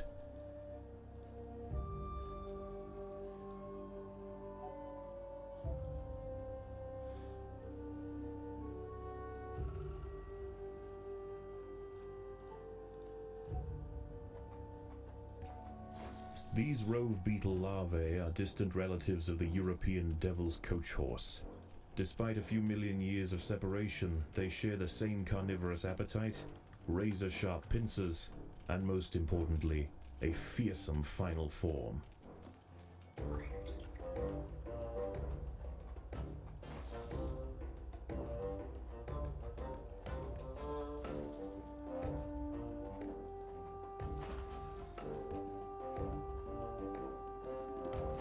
So I'm going to put the refuse pile over here. That's my current plan.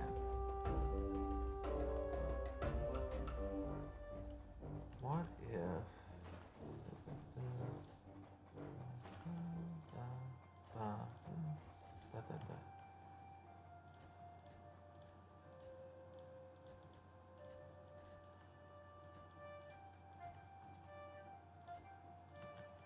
That works.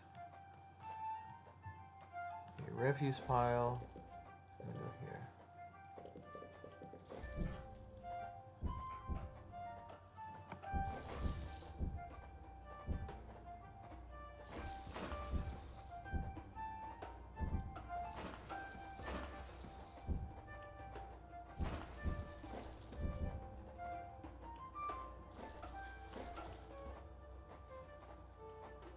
I'm trying to get them to go to the surface.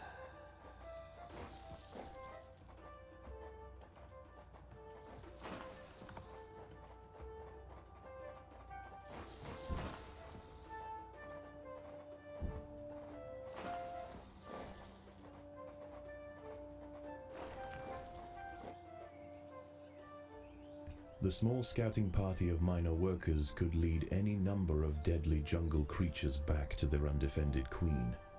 They will need time and luck on their side. The workers have located a patch of young seedlings, just what they were looking for. The leaves are soft enough to be sliced up with ease and carried back to the nest.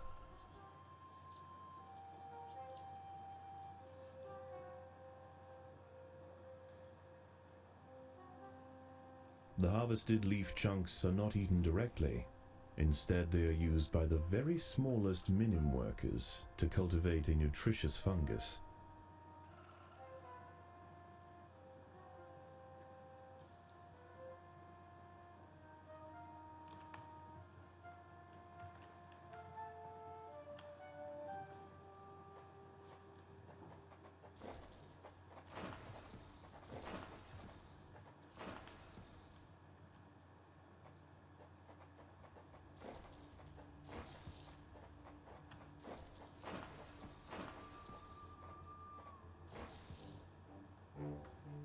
The ants' activities outside the nest have not gone unnoticed.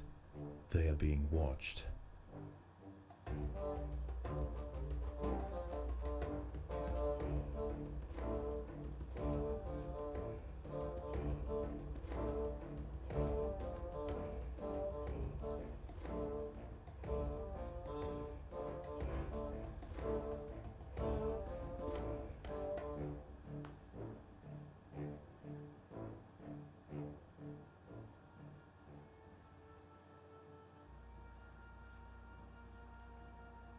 They're slowly bringing in the leaves. I know I don't have much space.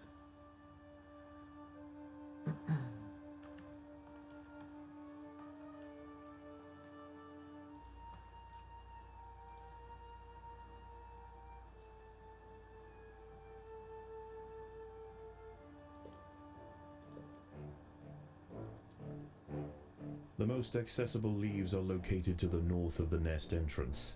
However, another atta colony has already laid claim to them. The close proximity of these nests places the two colonies in direct competition with one another.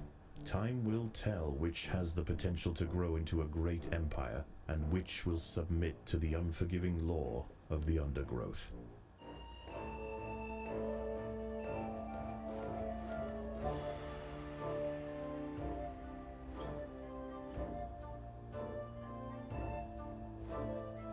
Okay, you guys just do some building.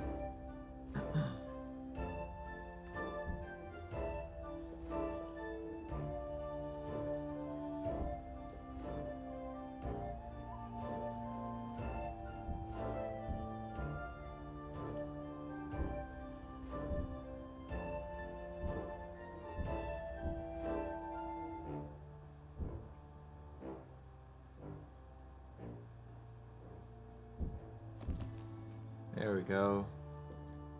Now I've got some internal workers once again.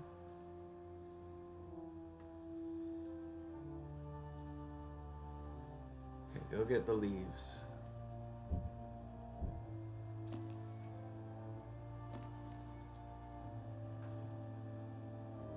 And I can make some progress inside of the base now.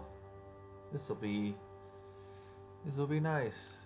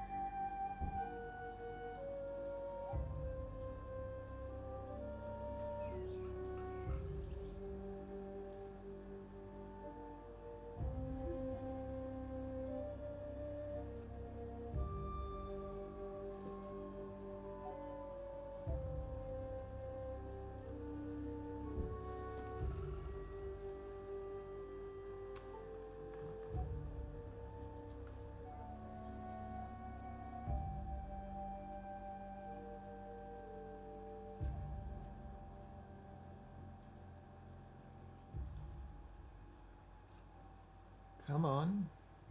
A little bit more fungus would be nice. As the sun sets below the horizon and the thick rainforest canopy shrouds all but the slightest glimmer of moonlight, the predators of the night begin to emerge.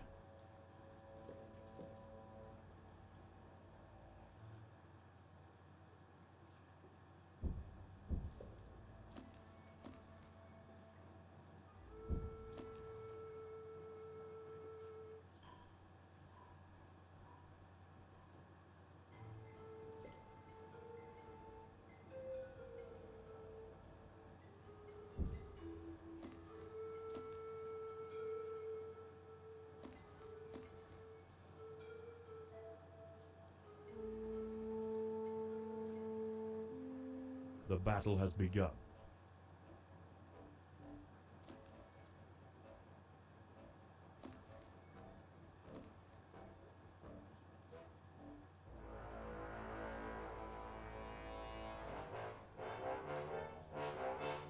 Send everyone to the surface for a moment. Just get all the leaves I can.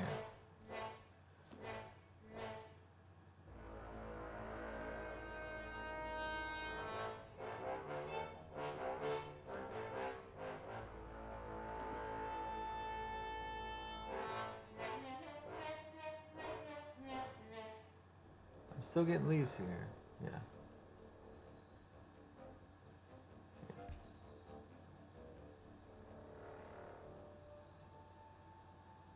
Just slow going. I'm gonna just let them make their way to over to this area. 2, 3, 4.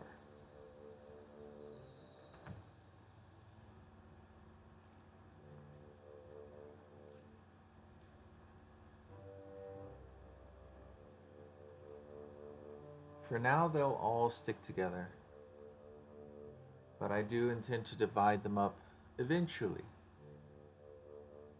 We're not doing good. They have 4 times as many leaves as we do. So we're definitely gonna be playing catch up.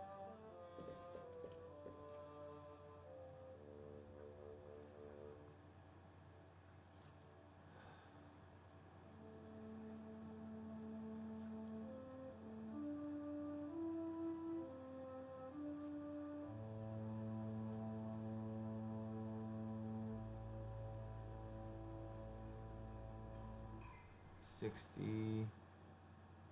Come on, I just want $80.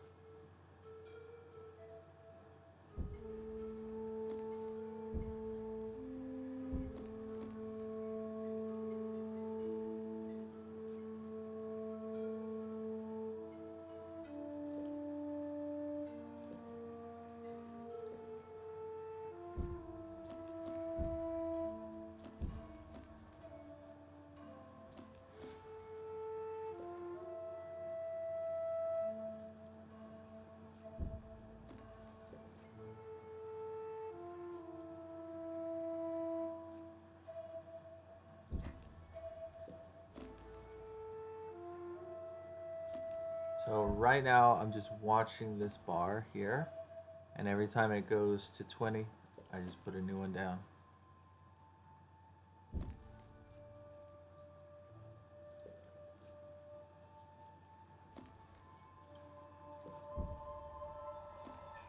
Okay, seems like I've got enough. I can send them out.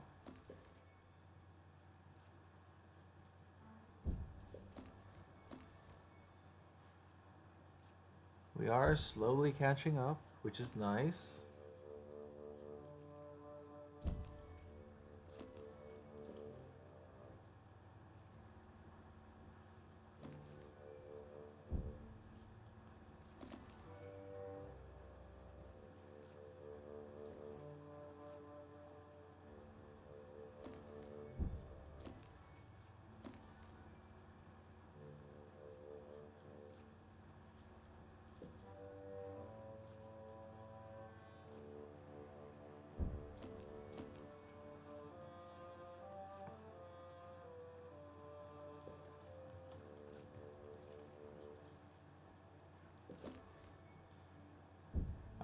upgrade this area now.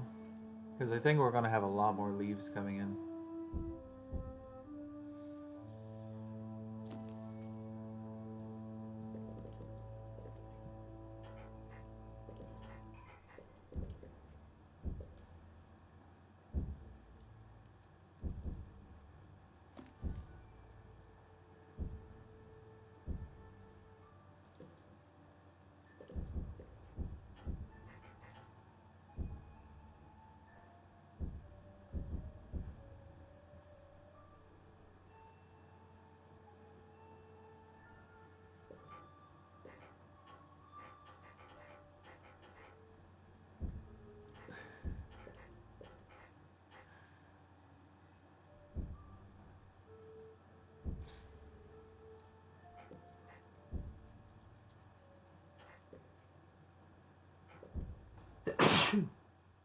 Daybreak has arrived, and the creatures of the night scurry back to the dark crevices of the undergrowth.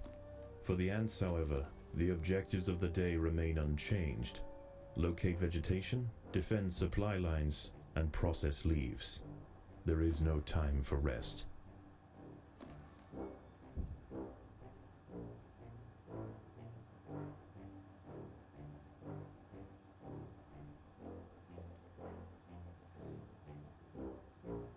I think that's the last that we can upgrade.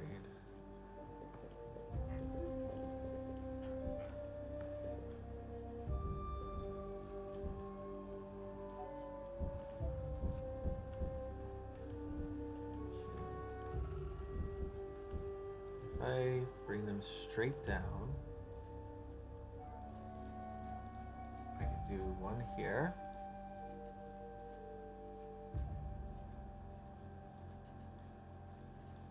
Like that. I can then do one over here like this.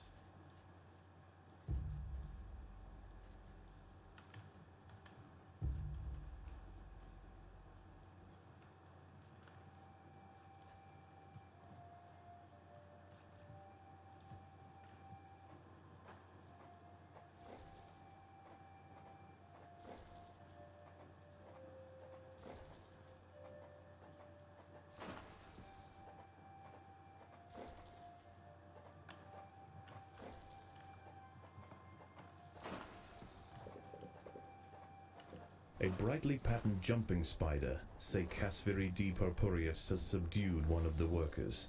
This expert solo hunter combines extreme agility with incredible forward vision, allowing it to pounce on unsuspecting prey with pinpoint accuracy.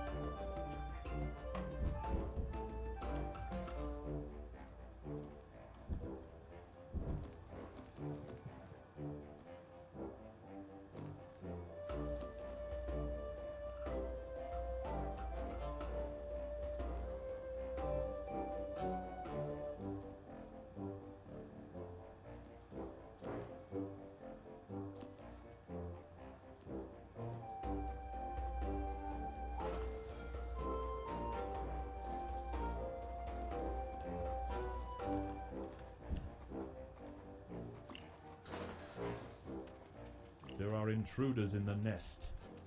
Take him out, take him out, take him out. Got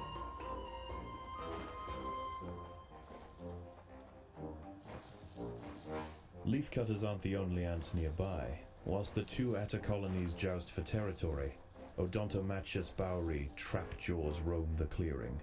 They can be found hunting alone or in small packs for vulnerable invertebrates to take back to their nest. They use snapping jaws to bludgeon their targets, exerting 300 times their body weight in a single blow.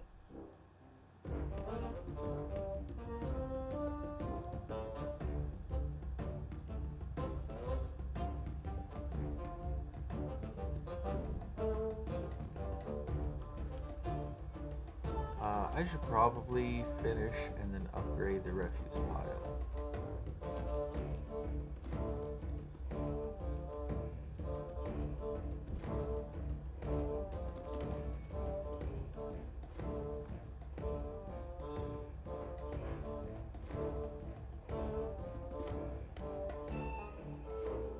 Okay, we're almost to half of what they have. We're almost to that point where we've got half.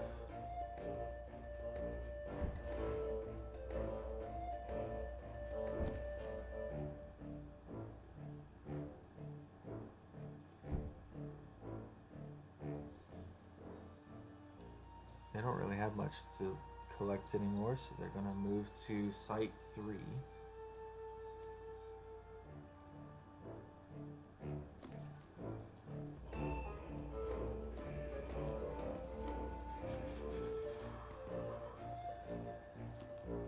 One of the ants has fallen prey to a young, leaf-mimic praying mantis.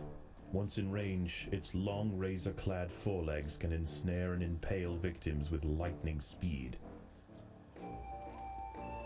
I'm gonna have to get my soldiers up there.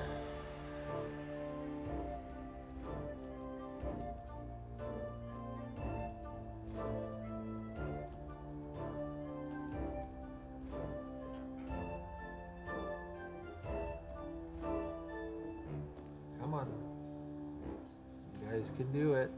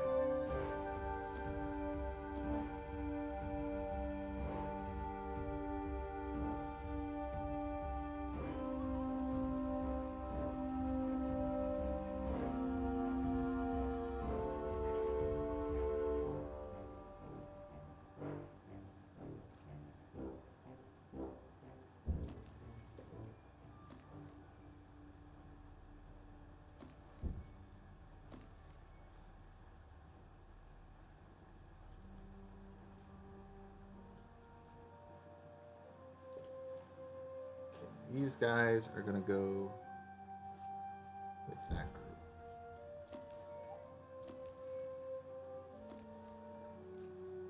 These gals, I should say gals.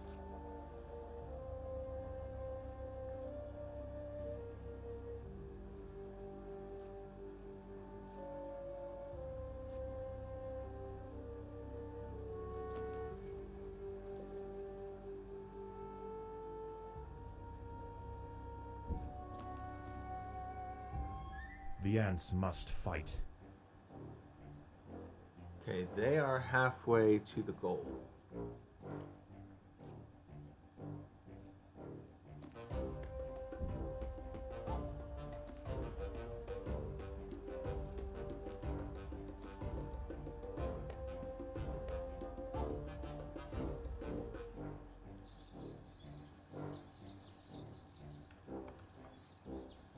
I think having them come up here like this will, at the very least, make it so I can see them when they are past the point of clearing out the vegetation in the middle.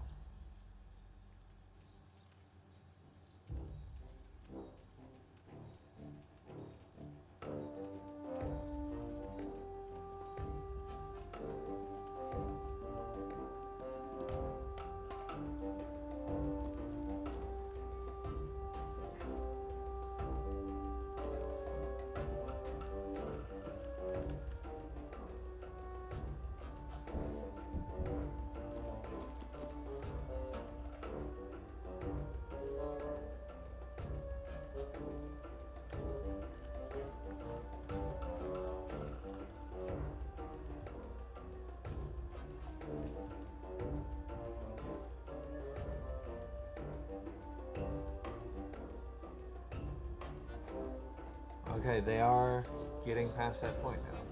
It's not what I was expecting. Predators are loose in the nest. Going a The little larvae faster than I must thought. be protected.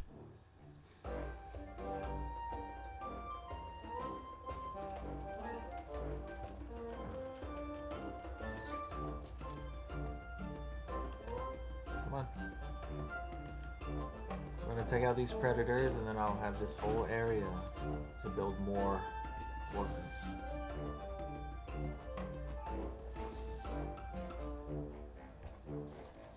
Night falls, and under the cloak of darkness, velvet worms, bush crickets, and harvestmen emerge from their hiding places. Any ant straying from the relative safety of the trail will likely meet with an unfortunate end.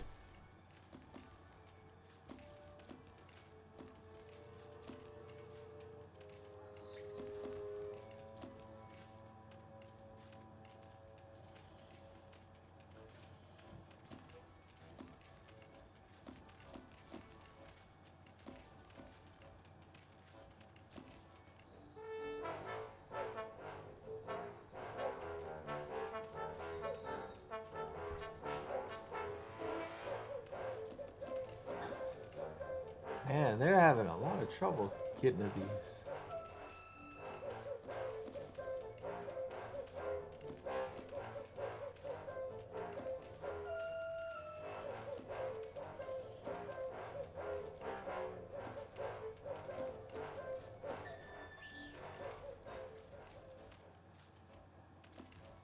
An ant has fallen prey to a wandering harvestman. Its long, slender legs keep its vulnerable body elevated high above the leaf litter, and when threatened, it can release strong-smelling odors to deter other predators. A stern response will be needed to drive this striding nuisance away.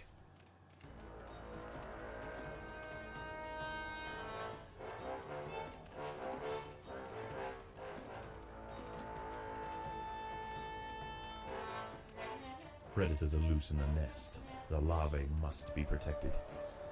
Fine.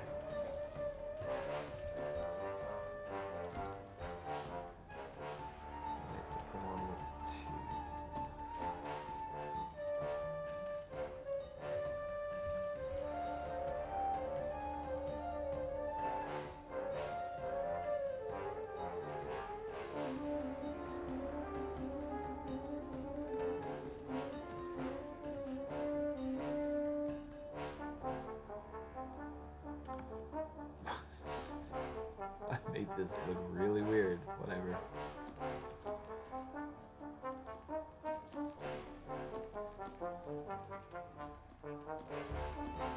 I'll just leave it like that for now.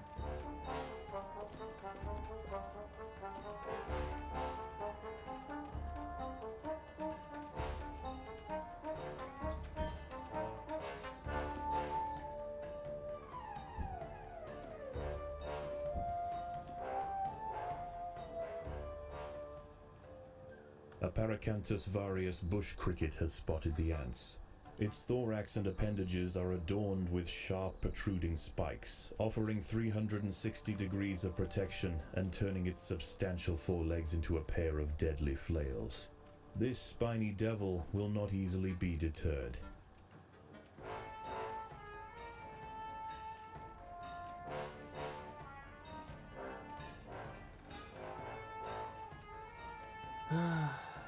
We are at a bit of a standstill in terms of progress with leaves. I'm gonna have to send one group over here just to keep the leaves being processed. I wonder if I just send one up here like this. With that. Oh, it looked like they were just starting to get past everything. Hardly. Okay. Just send them all over this way.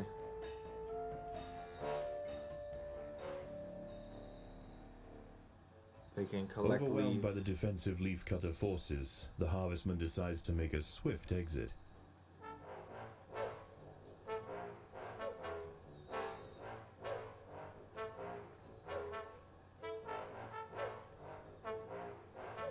Yeah, I'm out of food, I'm out of leaves.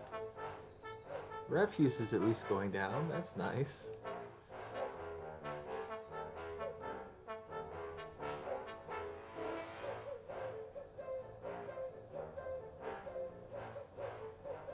We have fallen pretty far behind the other leaf cutters now.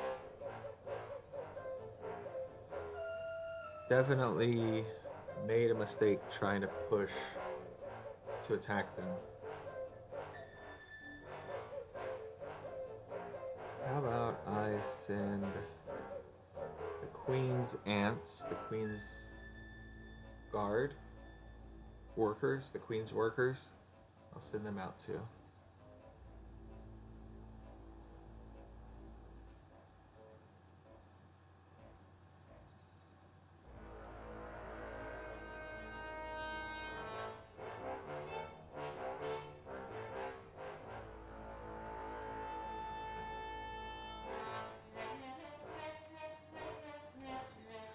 Man, those trap jaws are really kicking butt. They're kicking our butts.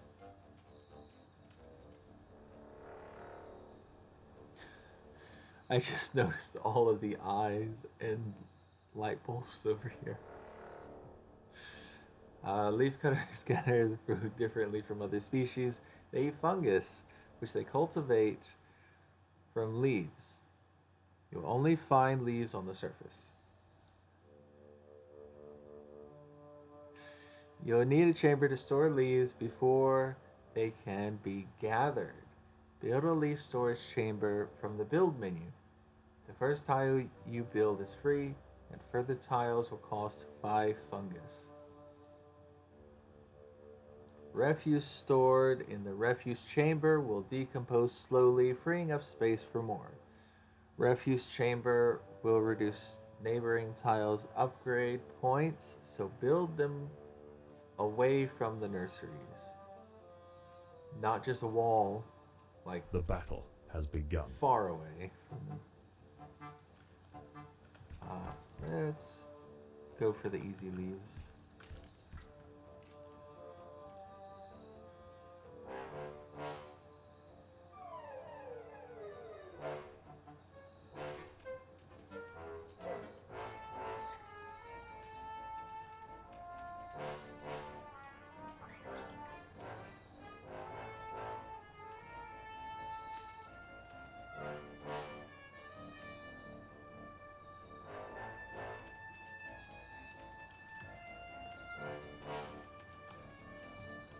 And I really just am not doing super great.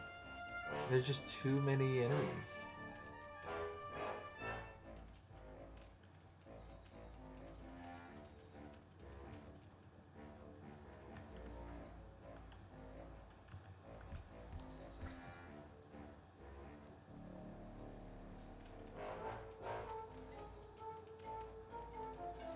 What I might have to do is something like this, and then set this group to just ignore combat.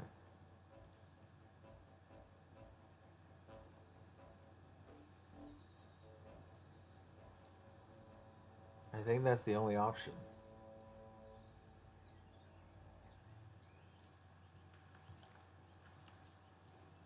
Let's let them As the sun rises over the harvest it. treetops above, the diurnal jungle invertebrates emerge once again to replace their nighttime counterparts. The ants will remain steadfast in their efforts. All must be risked for the harvest.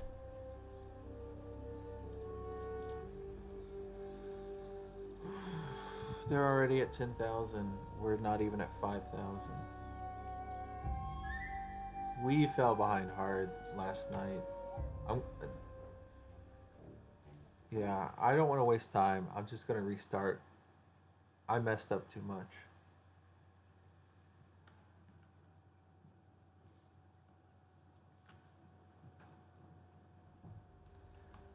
Okay, let's go to the surface right away. This young queen has successfully raised her first daughters beneath the leaf litter of the rainforest floor. The nutritious fungus she fed them as larvae is now dwindling. If they don't find food quickly, they will all starve. The juicy grubs nearby are a staple meal for many underground opportunists, but for now at least, they will go ignored. This budding Atacephalotis leafcutter colony has only one viable source of food, and it must be collected above ground. The small scouting party of minor workers could lead any number of deadly jungle creatures back to their undefended queen. They will need time and luck on their side. The workers have located a patch of young seedlings, just what they were looking for. The leaves are soft enough to be sliced up with ease and carried back to the nest.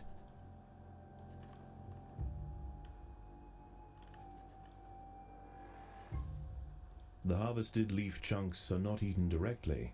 Instead, they are used by the very smallest minim workers to cultivate a nutritious fungus.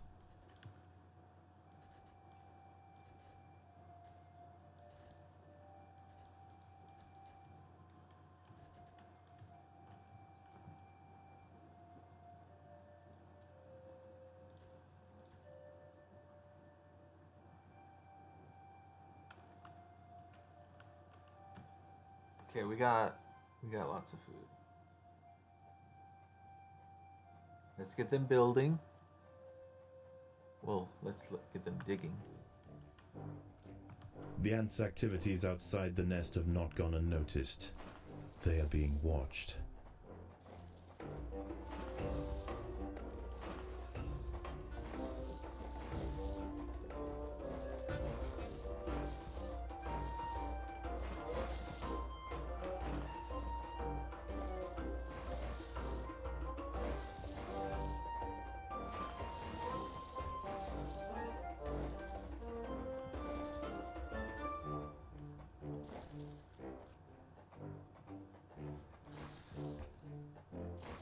These rove beetle larvae are distant relatives of the European devil's coach horse. Despite a few million years of separation, they share the same carnivorous appetite, razor-sharp pincers, and most importantly, a fearsome final form.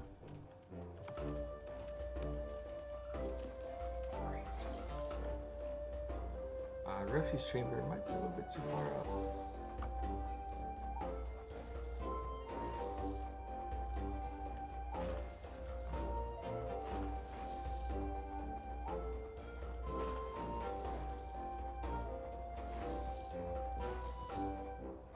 There you go. And now we've got a refuse chamber. Send my girls to the surface. These ants can take care of the queen and the eggs and anything else I want to build.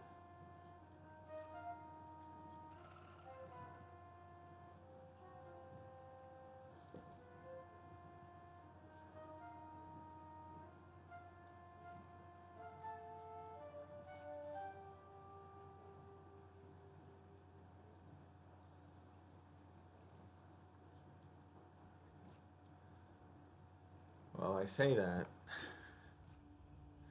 There are no eggs here.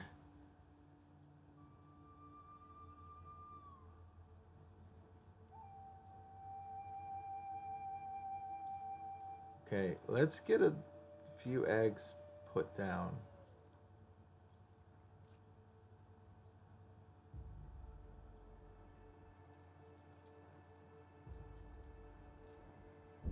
Okay. That should be good enough.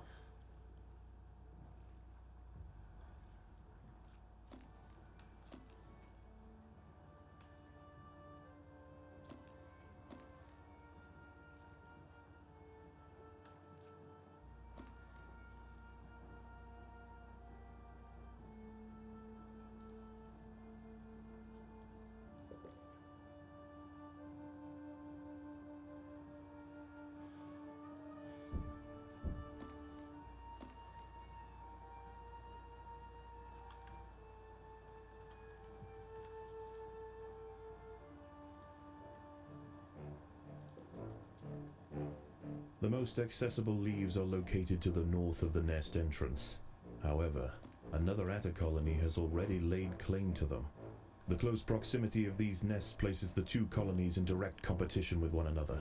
Time will tell which has the potential to grow into a great empire, and which will submit to the unforgiving law of the Undergrowth.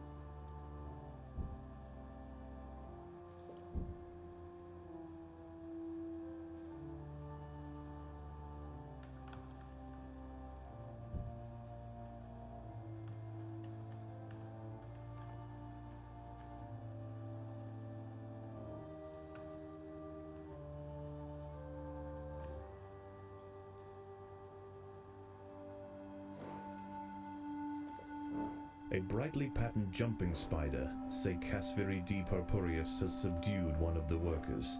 This expert solo hunter combines extreme agility with incredible forward vision, allowing it to pounce on unsuspecting prey with pinpoint accuracy.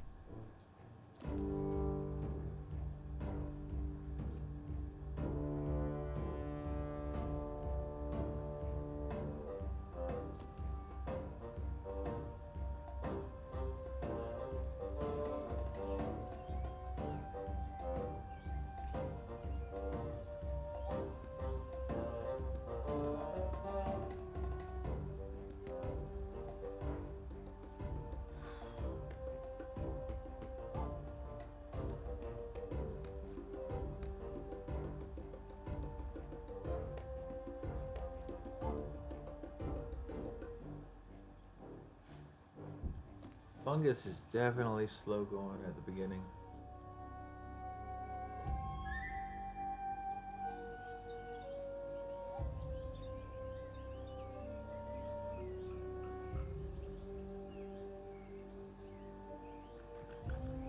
Maybe I should send the second group over here.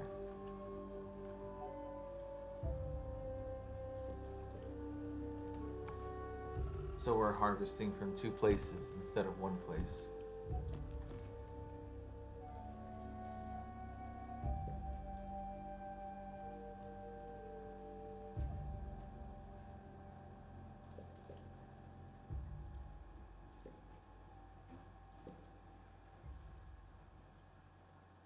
As the sun sets below the horizon and the thick rainforest canopy shrouds all but the slightest glimmer of moonlight, the predators of the night begin to emerge.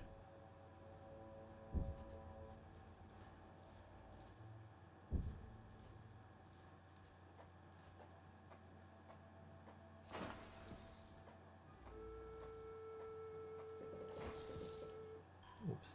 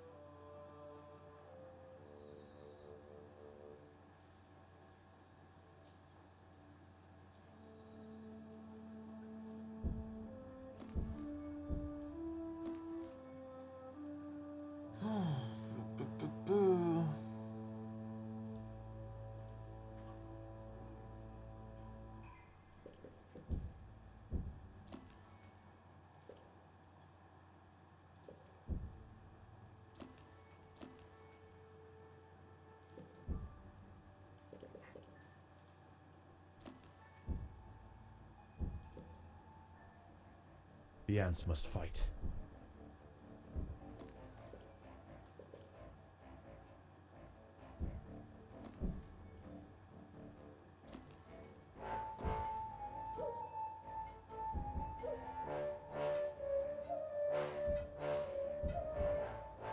I would say we're not doing too bad at this point, but we definitely need to step up a bit. I'm focused on the refuse pile. Maybe I shouldn't be, but I am.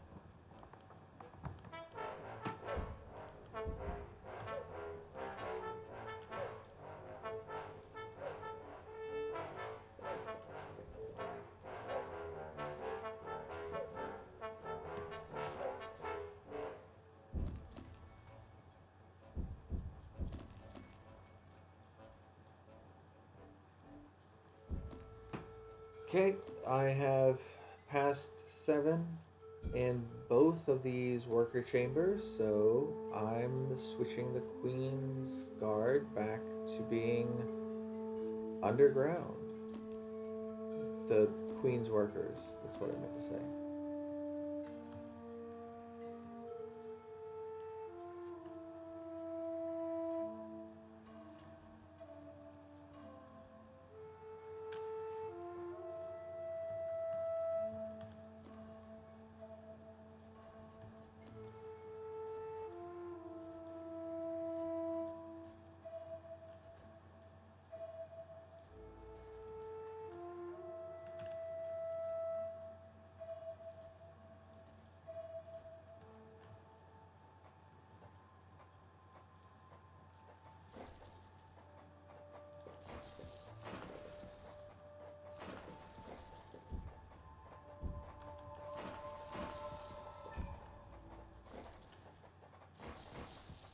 I'm just gonna go for a lot of workers.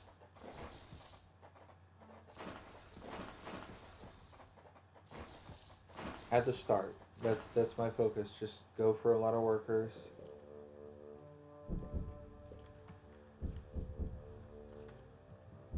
That'll be 19. So that's a full group.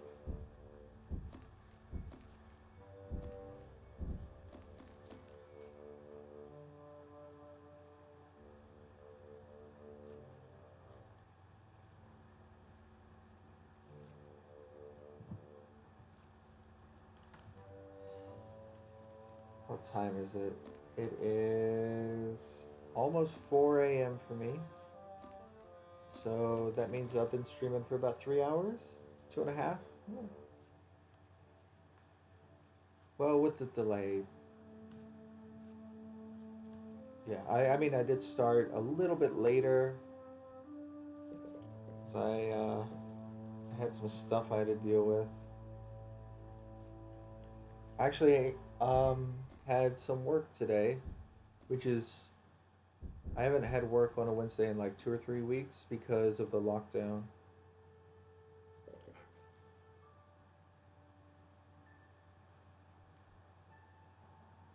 That probably sounds weird. Wednesday would be work that requires me to do face-to-face stuff, whereas the weekend is usually online stuff. So I can continue doing the weekend work when I'm under lockdown, but then during the week I can't do normal work. Daybreak has arrived, and the creatures of the night scurry back to the dark crevices of the undergrowth. For the ants, however, the objectives of the day remain unchanged. Locate vegetation, defend supply lines, and process leaves. There is no time for rest.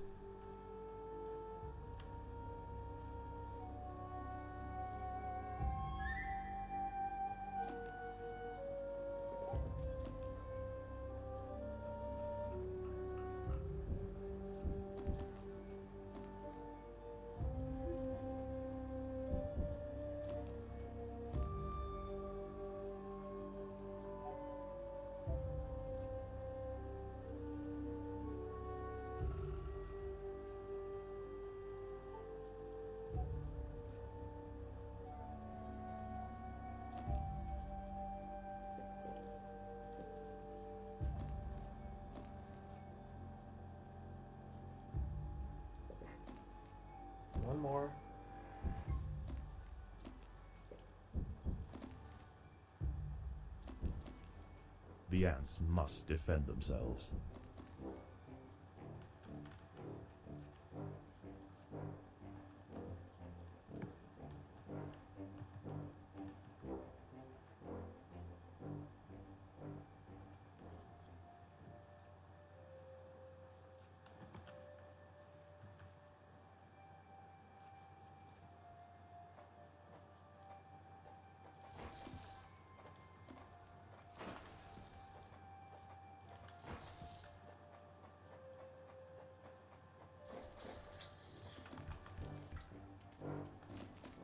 Predators are loose in the nest.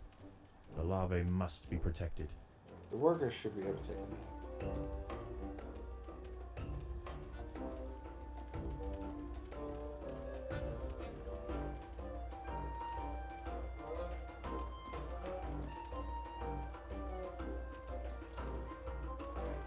What if I said don't worry about fighting? Then they can surround them that way. Yeah.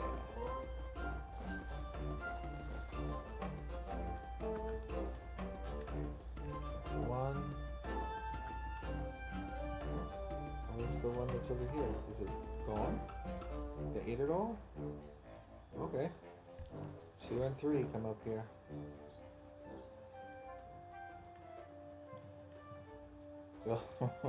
They ate it all. That's the wrong,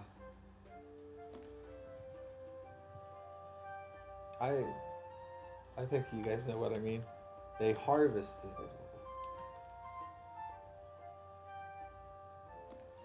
The battle has begun. One of the ants has fallen prey to a young, leaf-mimic praying mantis. Once in range, its long razor-clad forelegs can ensnare and impale victims with lightning speed.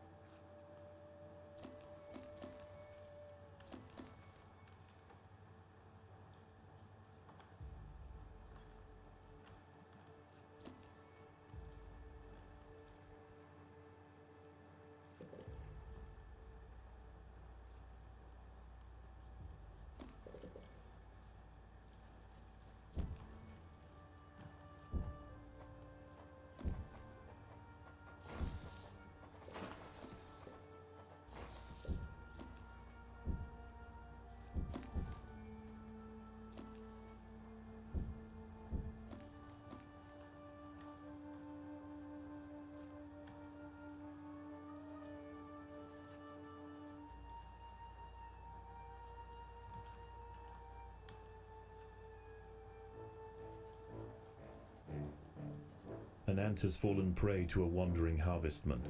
Its long, slender legs keep its vulnerable body elevated high above the leaf litter, and when threatened, it can release strong-smelling odors to deter other predators.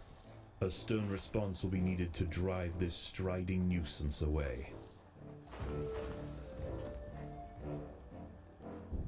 Leafcutters aren't the only ants nearby. Whilst the two atta colonies joust for territory, Odontomachus bauri trapjaws roam the clearing. They can be found hunting alone or in small packs for vulnerable invertebrates to take back to their nest. They use snapping jaws to bludgeon their targets, exerting 300 times their body weight in a single blow.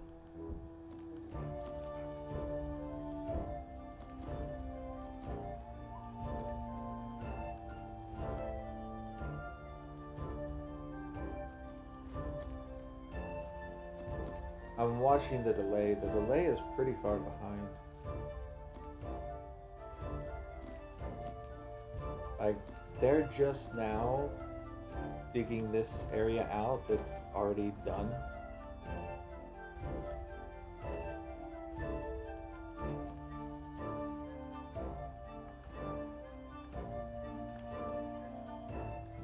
I'm gonna need... Overwhelmed by the defensive leafcutter forces, the harvestman decides to make a swift exit.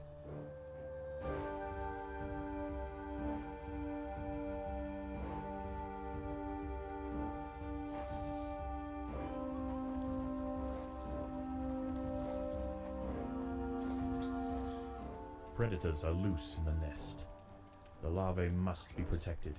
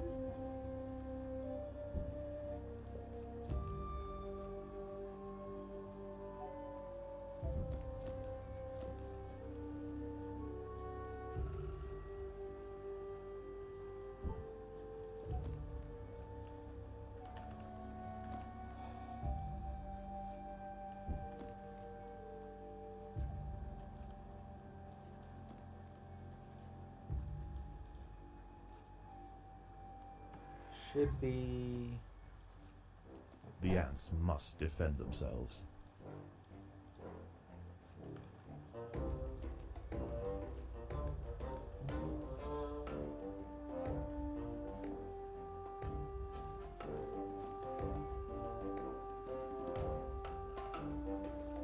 I would like a path going over there. So... something like that.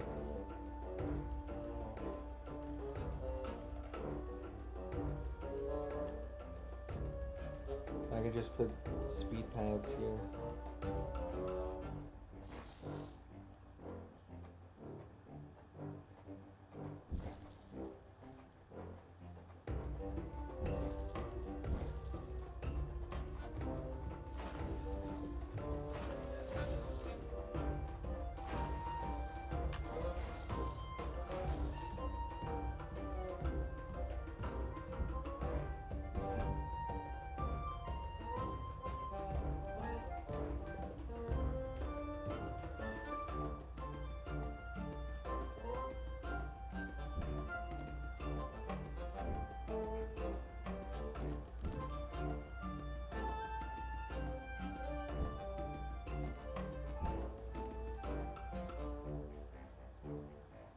Night falls, and under the cloak of darkness, velvet worms, bush crickets, and harvestmen emerge from their hiding places.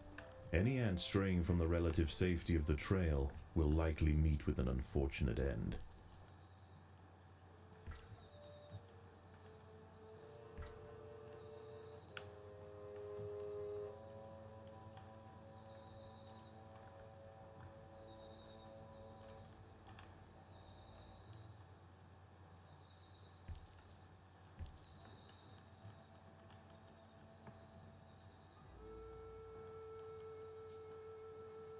There's still some left over here, but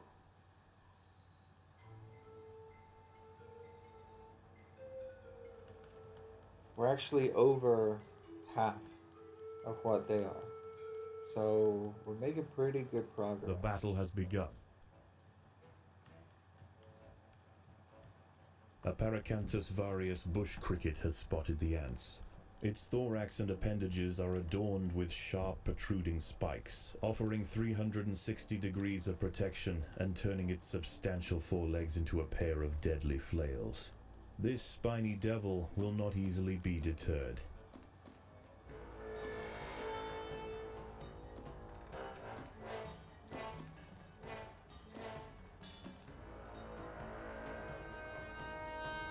Man, we really just don't have that many leaves, do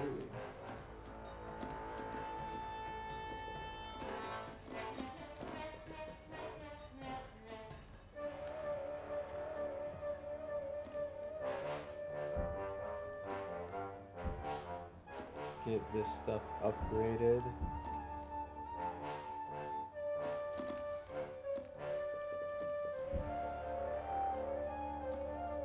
Come on.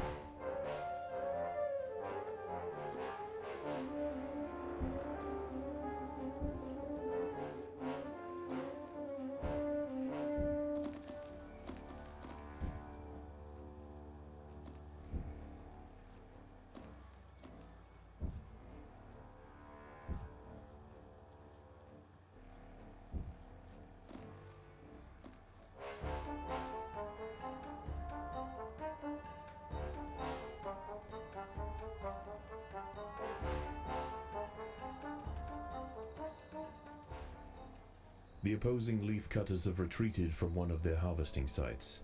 They may have been easily startled this time, but they'll soon be back, and in greater numbers.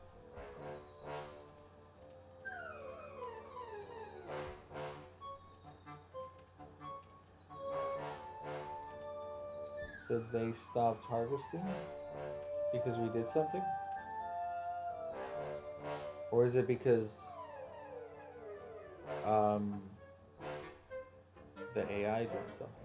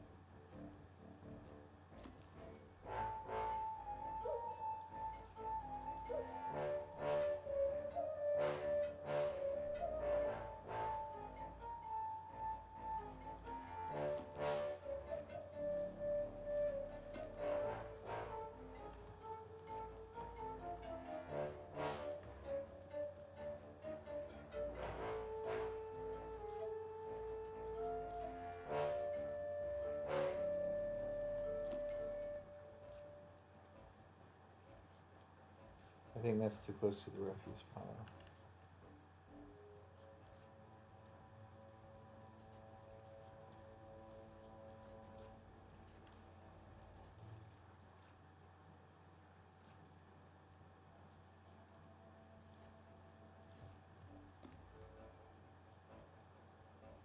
These leaves are contested.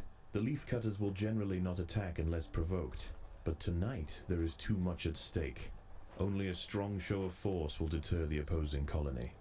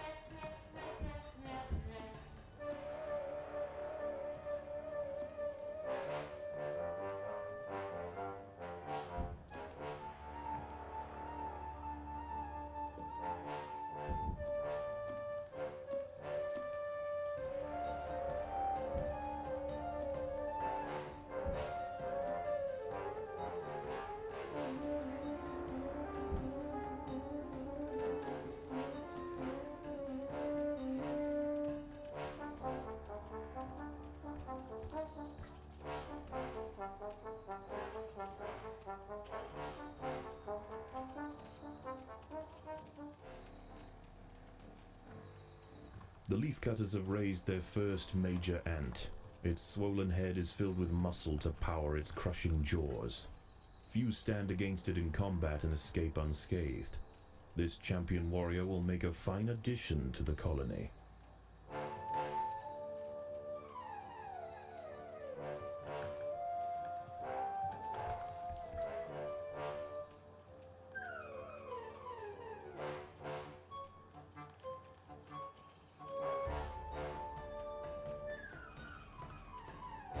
Okay, we are not doing too hot.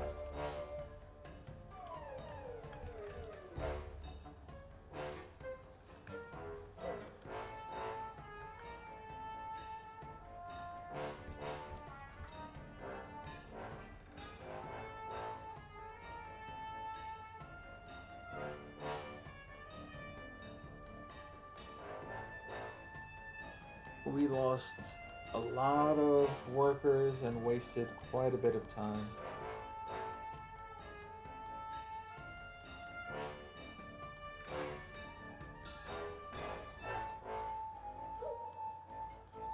As the sun rises over the treetops above, the diurnal jungle invertebrates emerge once again to replace their nighttime counterparts.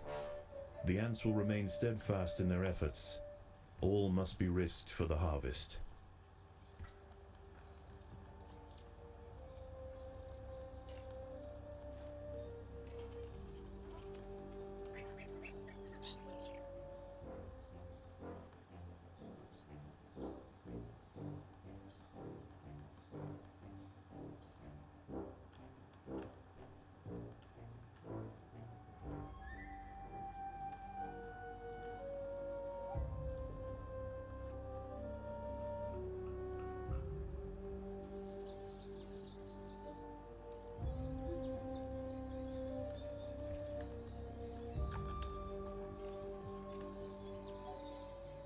The ants will fight to the death.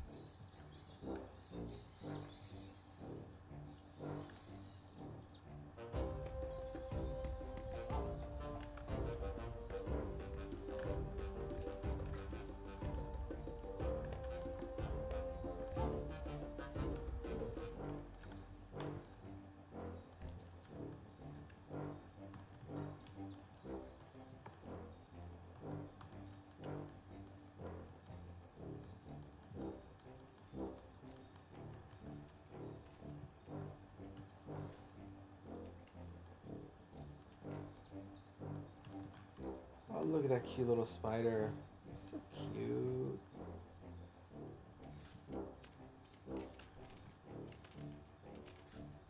Man, they got the spider's movement down real good.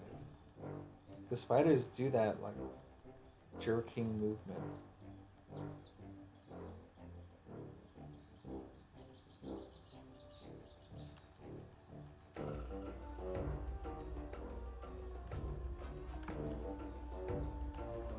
What do we got up here?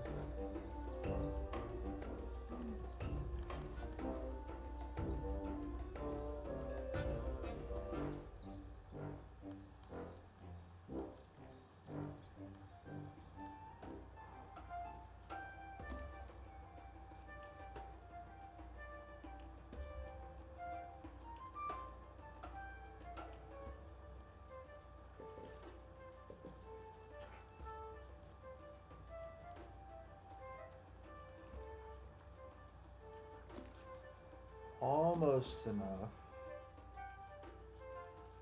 If they process these leaves a little bit faster, we'd have enough.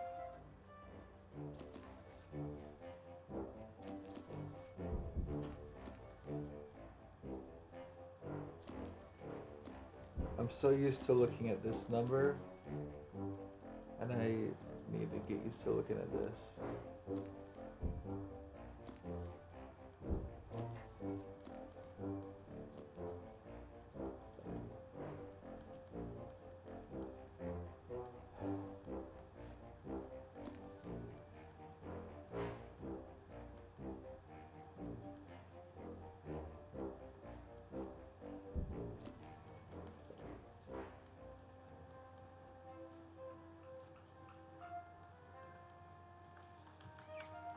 Okay.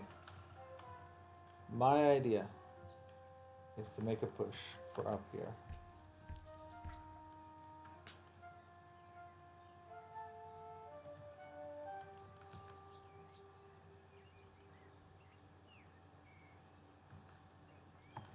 Don't worry about gathering. Just push them away.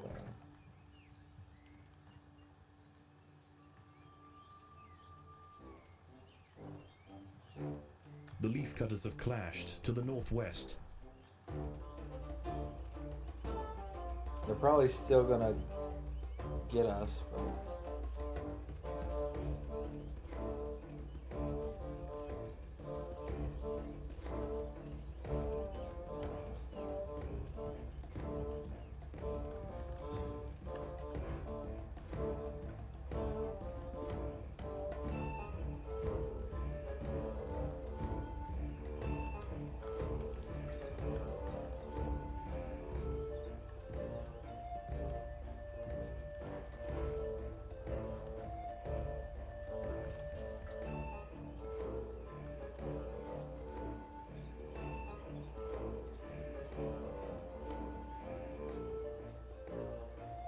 I'm at least gonna go down with a little bit of a fight. The opposing Atta colony has retreated from one of its sites to the northwest, leaving unguarded foliage ripe for the picking. They're still too strong for us.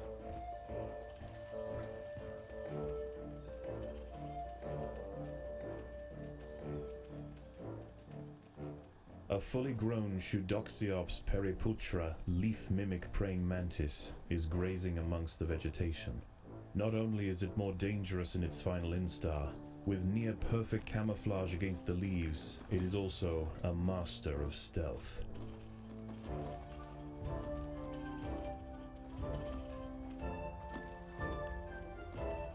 So this is what their base looks like. Wow. This is interesting.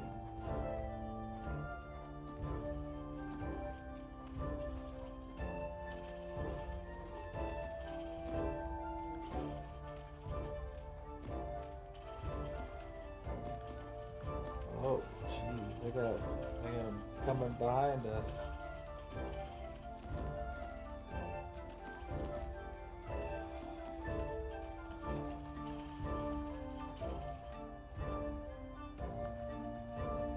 I'm gonna have group 1 go this way.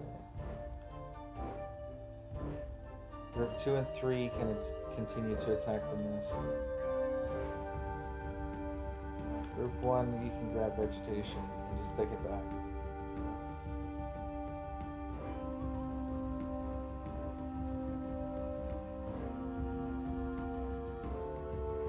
Because I gotta slow them down as much as I possibly can.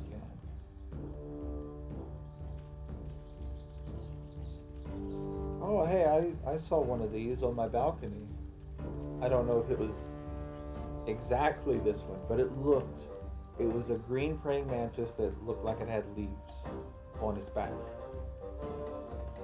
I just let it do its thing.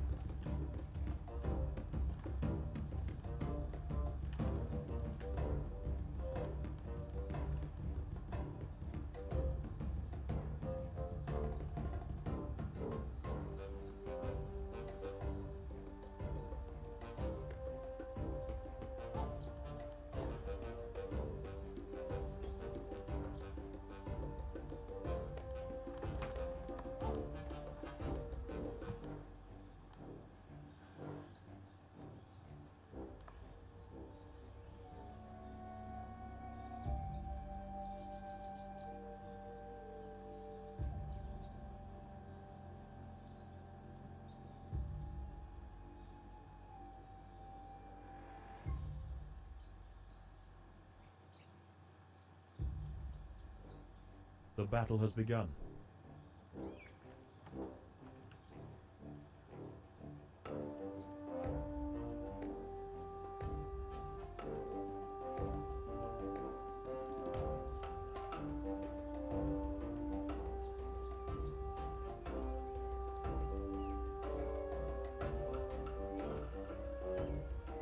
I can move them back if I need to, but I think getting more leaves is somewhat more important.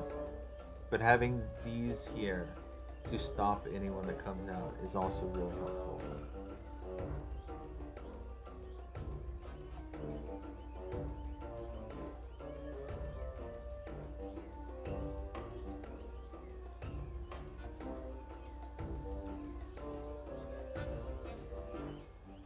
You guys don't attack, just keep going.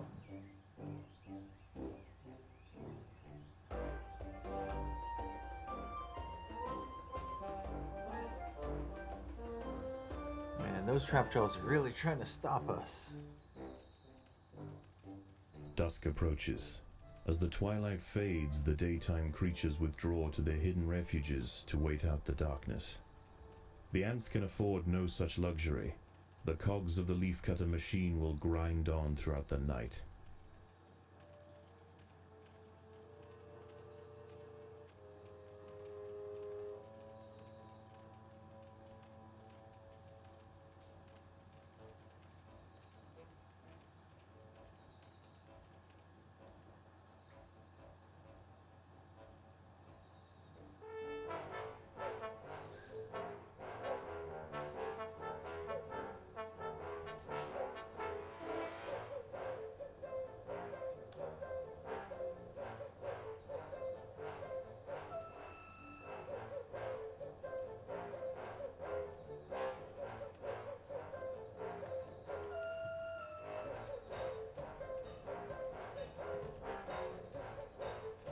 It really does feel like those trap trolls are working with the enemy.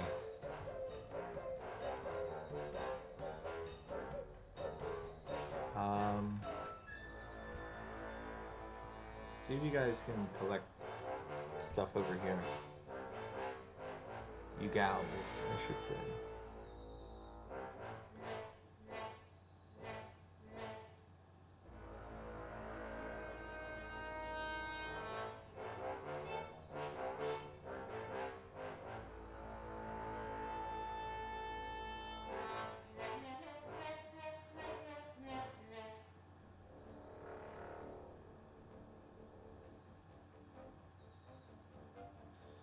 This will be nice. Lots of leaves coming in.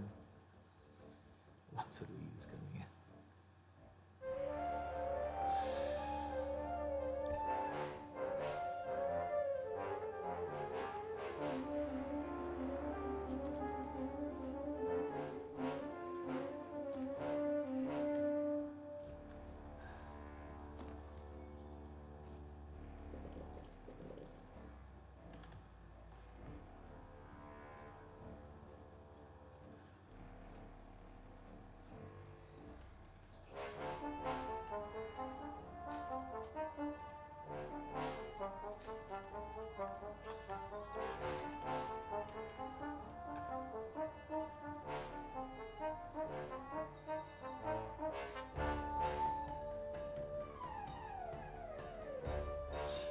So many.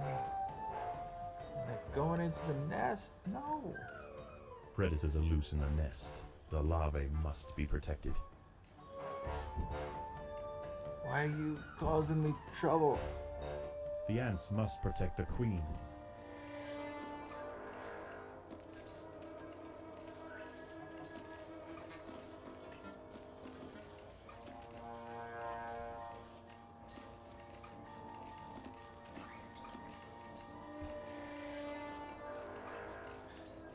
Jeez.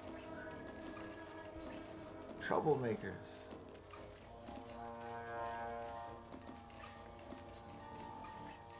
The queen is in imminent danger. The queen is dead. Her royal guard was slaughtered and her chambers unceremoniously ravaged. The scavengers of the undergrowth will eat hearty tonight.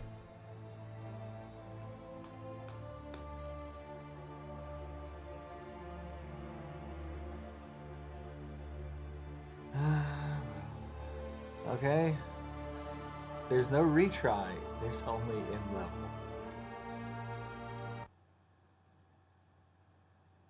These levels are definitely more difficult.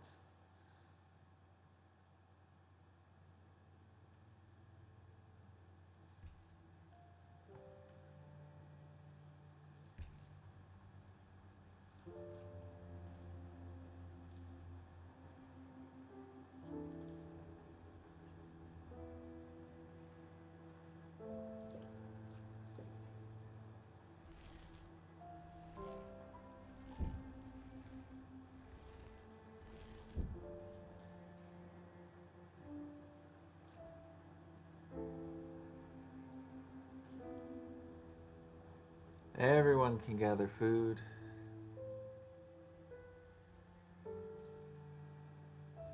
And I can take a moment to think about how do I want to do this?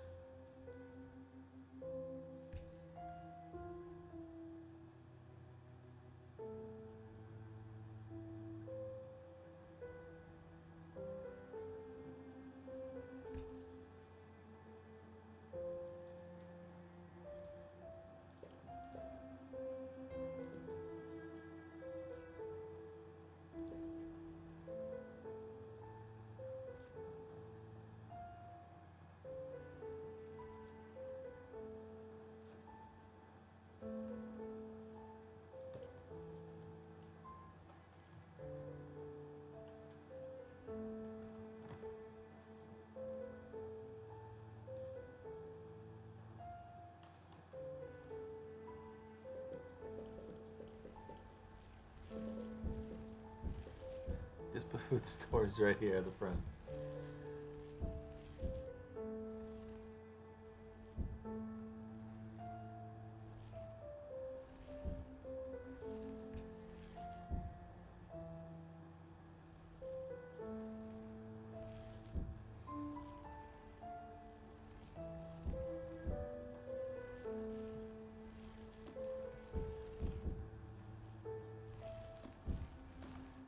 Okay.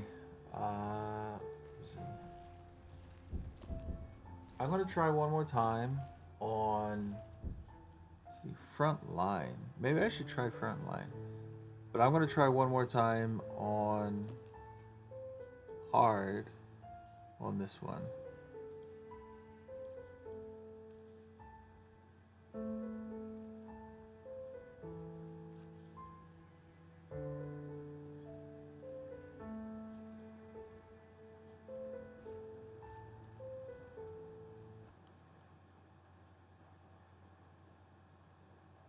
And if it doesn't work, I'm gonna check out the other mission.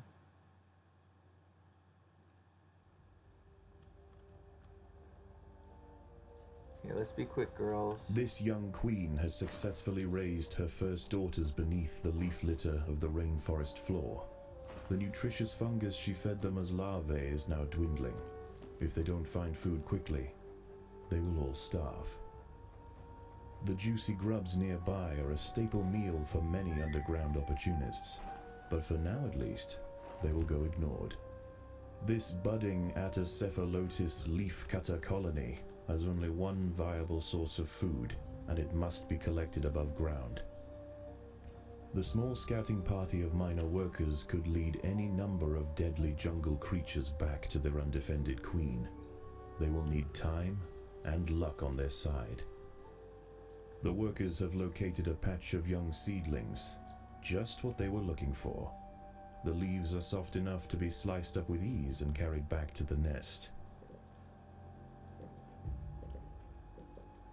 The harvested leaf chunks are not eaten directly.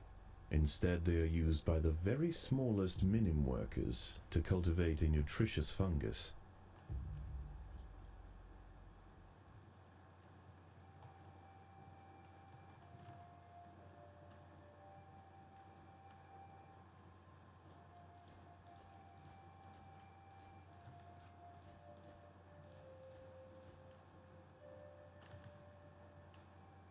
I shouldn't do it that close.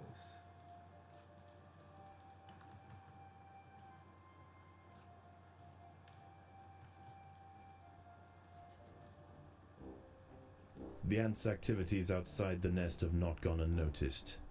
They are being watched.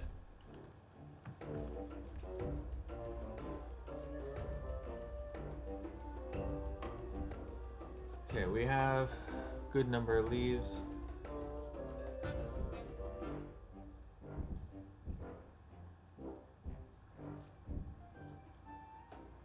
Let's get the refuse pile built.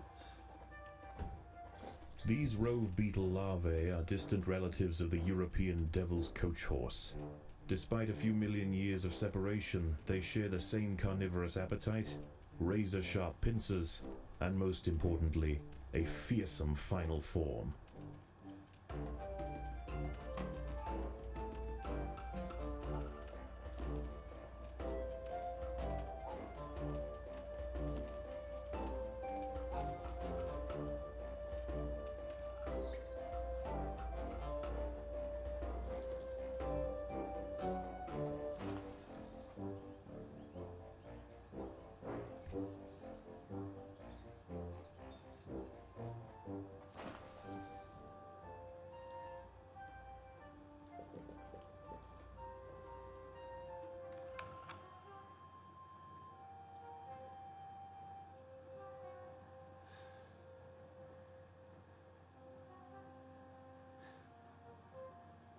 Get some leaves in.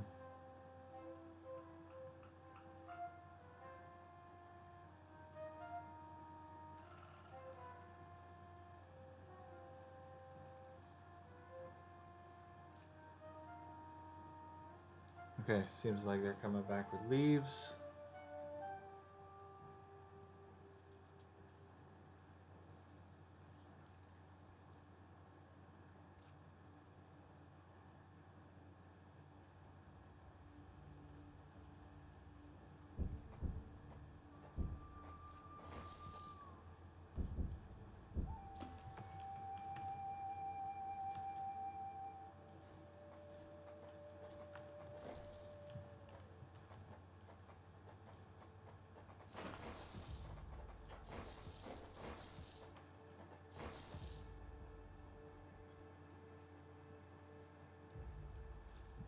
Let me just get one worker. Just let me have one worker made.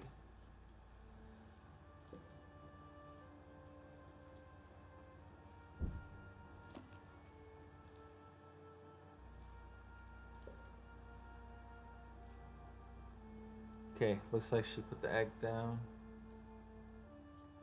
So they can go get more leaves now.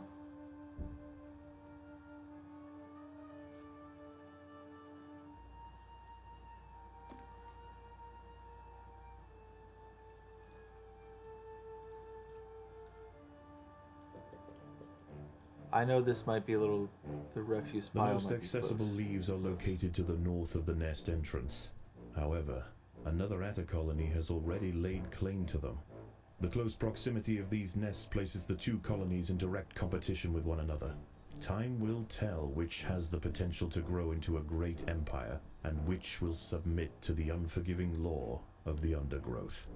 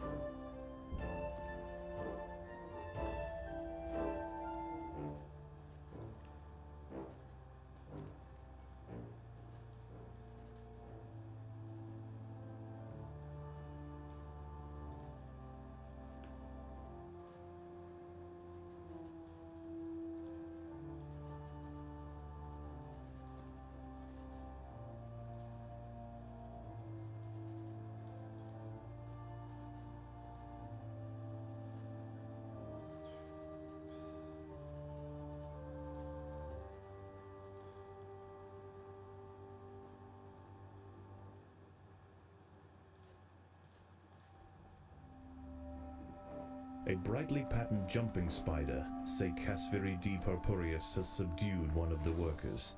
This expert solo hunter combines extreme agility with incredible forward vision, allowing it to pounce on unsuspecting prey with pinpoint accuracy.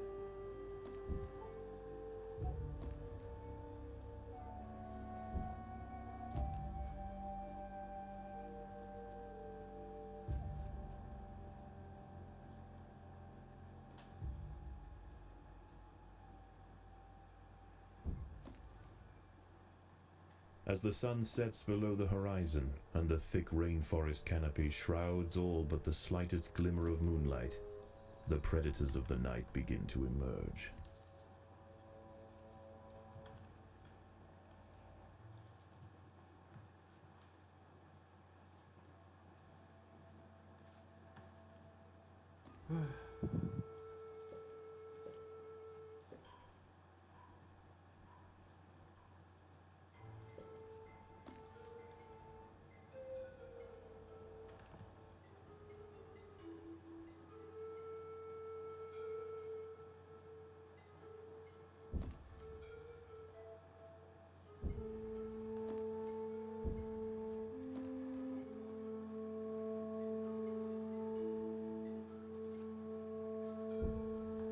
Probably what I'm going to want to do is upgrade my ants.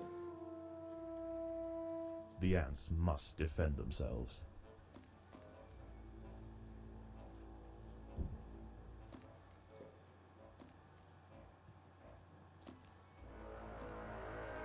I have enough leaves that they are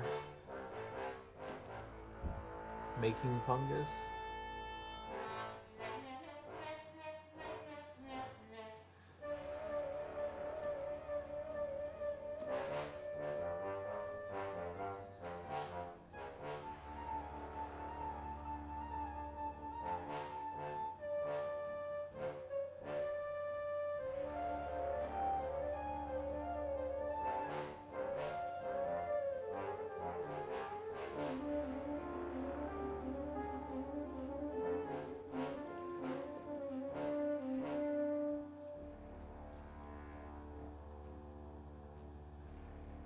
By doing this a little bit far away, I can actually have these three stay in the base while I expand everything else. And then eventually I'll switch the 7 to stay in the base.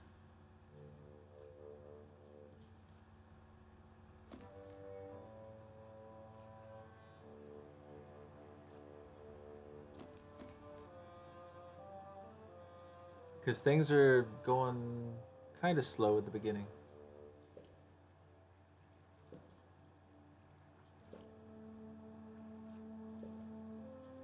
And more leaves, more production is good. I would say better, more important.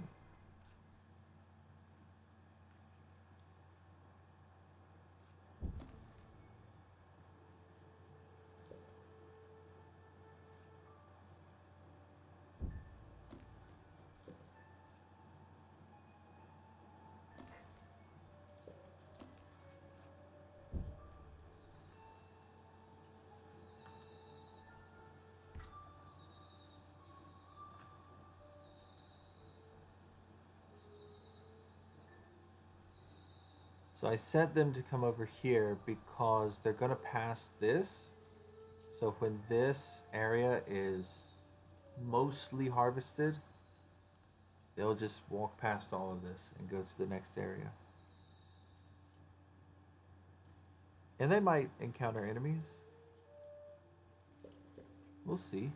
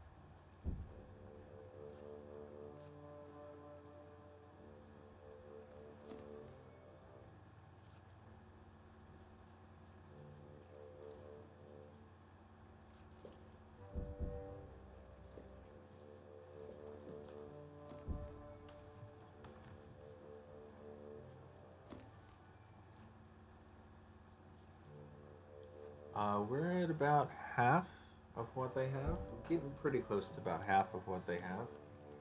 So, not too bad in terms of our progress, I suppose. But rather than building more, I'm going to just upgrade.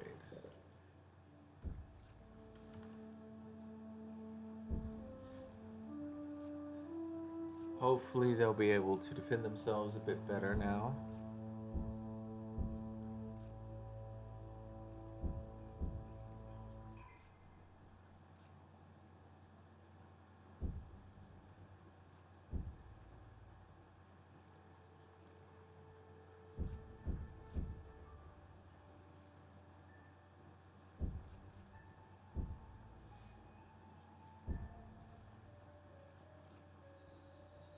Does seem like we stripped this area, so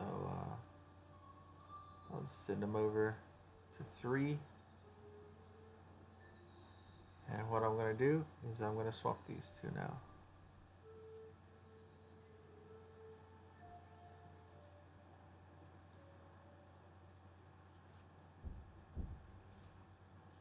Daybreak has arrived, and the creatures of the night scurry back to the dark crevices of the undergrowth. For the ants, however, the objectives of the day remain unchanged. Locate vegetation, defend supply lines, and process leaves. There is no time for rest.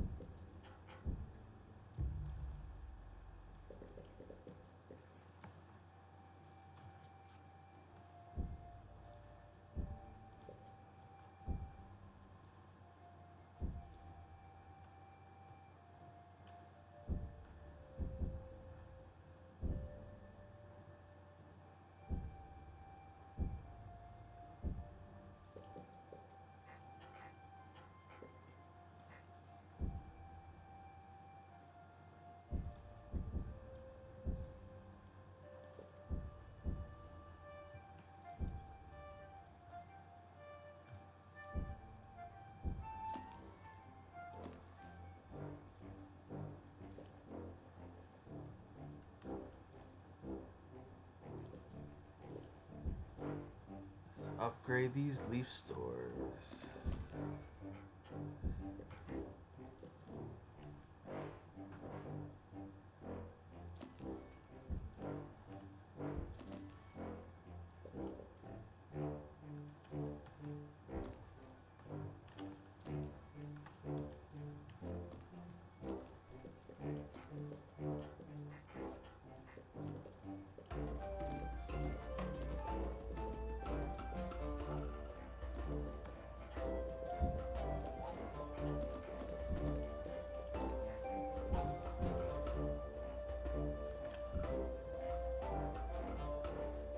Lots of refuse now.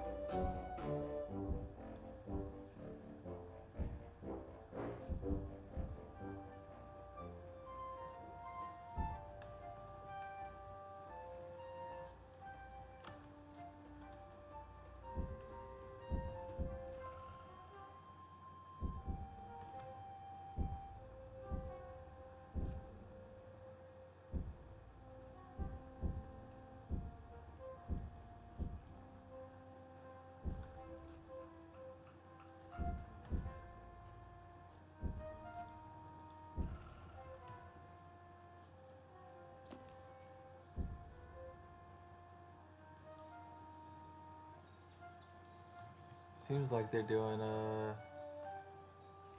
absolutely nothing. The ants must fight.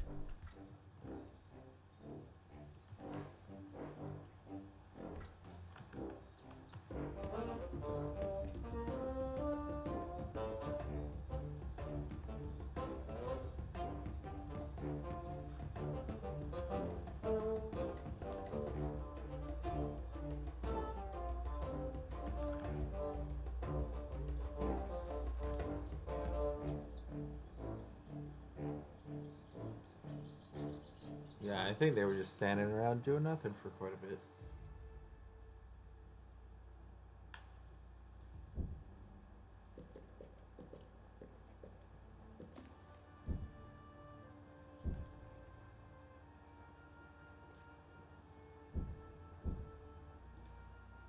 An ant has fallen prey to a wandering harvestman. Its long, slender legs keep its vulnerable body elevated high above the leaf litter, and when threatened, it can release strong-smelling odors to deter other predators. A stern response will be needed to drive this striding nuisance away.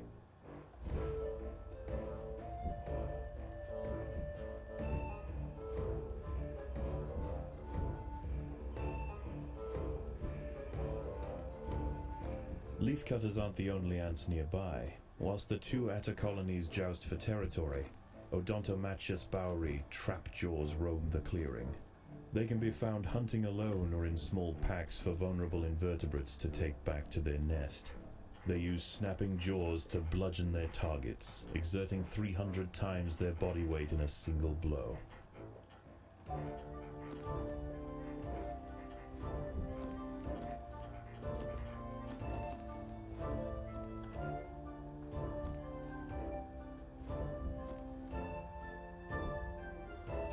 One thing that I appreciate that they got about trapjaw ants is sometimes they will like jump backwards, and that's their jaw snapping, and it snaps so strong and so fast sometimes it propels them backwards.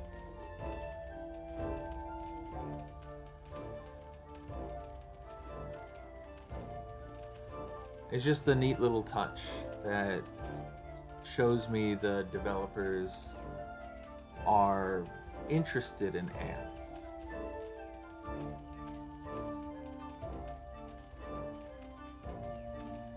And they study them. It's not just like, oh, this is a black ant and this is a red ant. They've got leaf cutters, they've got trapjaw, they've got, I think the black ants are like carpenter ants. I think that's what they're supposed to represent. I might be wrong on that one. I don't know what the carpenter ant's scientific name is. And then wood ants. If I remember correctly, they were thinking about or talking about adding fire ants.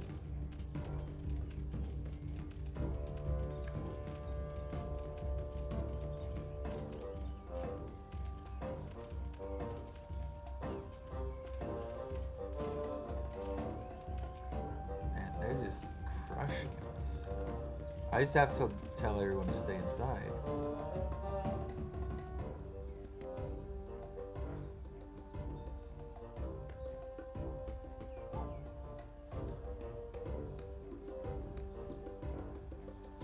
That was painful.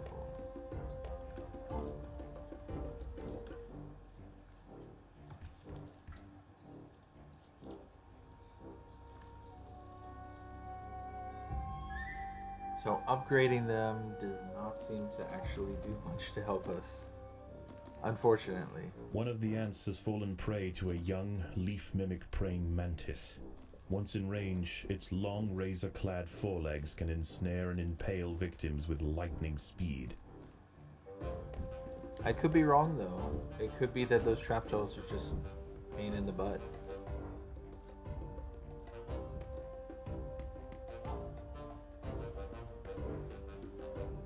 This is one down. I did this one down, one more than I normally do.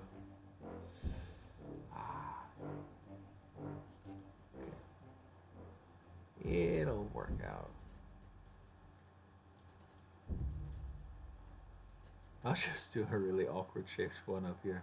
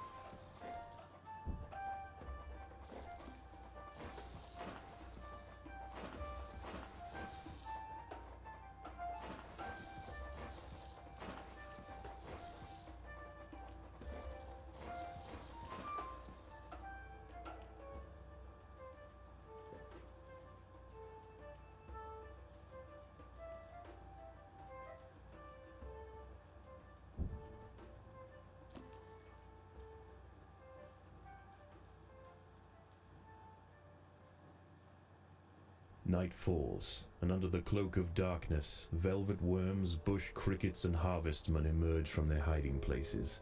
Any ant straying from the relative safety of the trail will likely meet with an unfortunate end.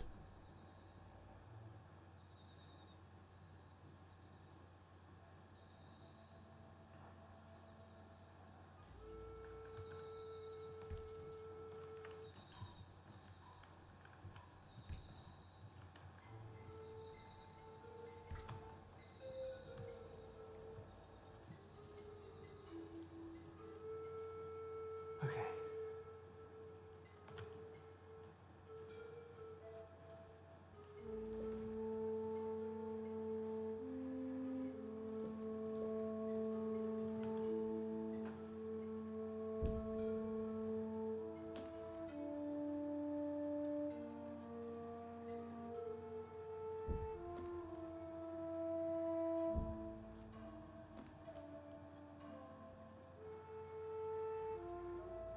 The ants must fight.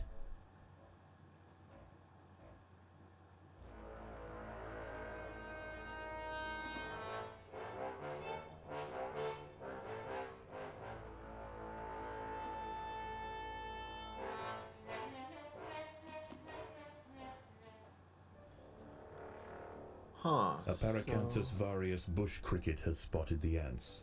Its thorax and appendages are adorned with sharp protruding spikes, offering 360 degrees of protection and turning its substantial forelegs into a pair of deadly flails. This spiny devil will not easily be deterred. It really seems like having nests up here. Overwhelmed by the defensive Helps. leafcutter forces, the harvestman decides to make a swift exit. I mean, that fungus is going up so fast. I don't think I've ever seen it go up that fast before.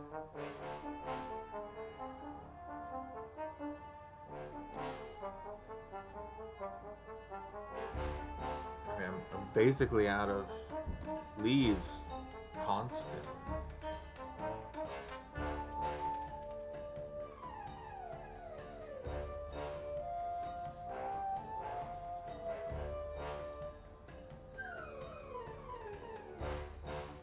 There are intruders in the nest. Oh no. The queen is in imminent danger. Okay, everyone come protect the queen.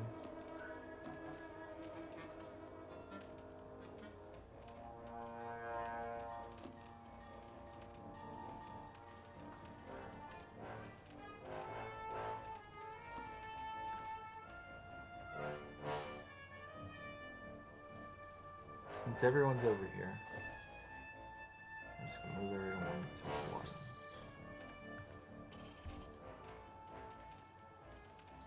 Predators are loose in the nest.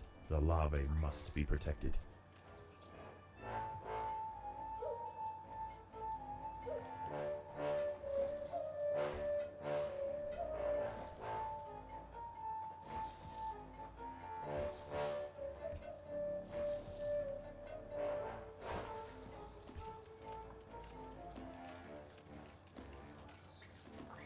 The ants have disturbed the nest of a fully grown Phanolinus auratus rove beetle. Its hardened armor and defensive secretions make it a formidable opponent for even the largest of the leaf cutters. It will take significant numbers to subdue it effectively.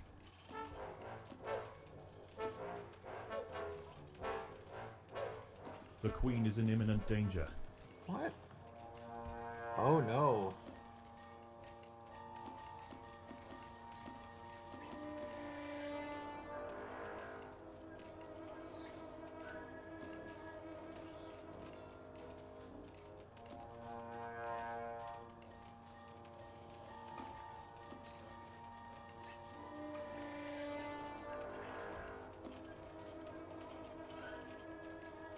The ants must protect the queen. They're trying.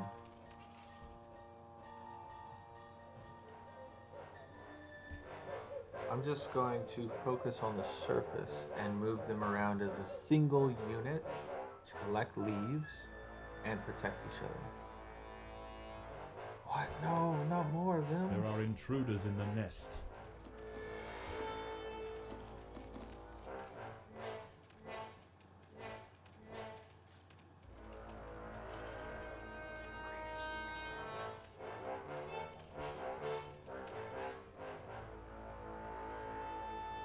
I have no leaves and no fungus. I can't regrow.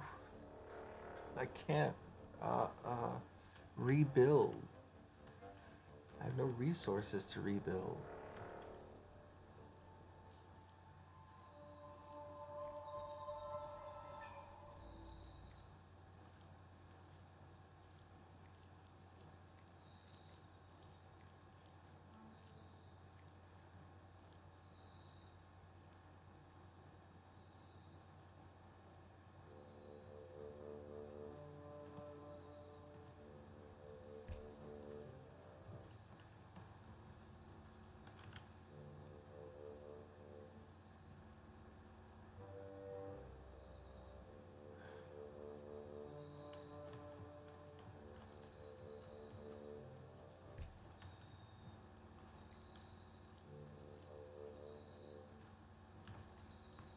Collect everything that I can around the base.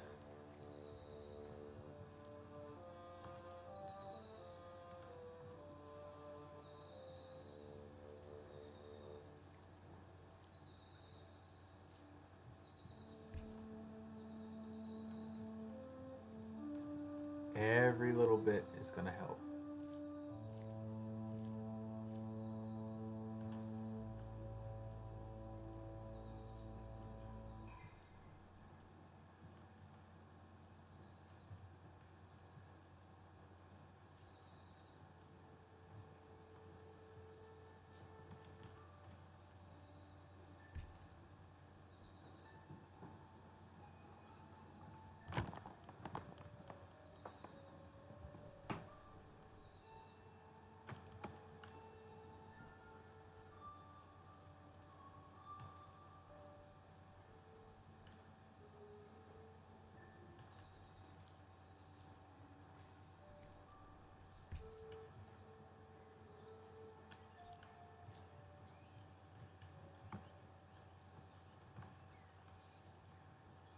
As the sun rises over the treetops above, the diurnal jungle invertebrates emerge once again to replace their nighttime counterparts.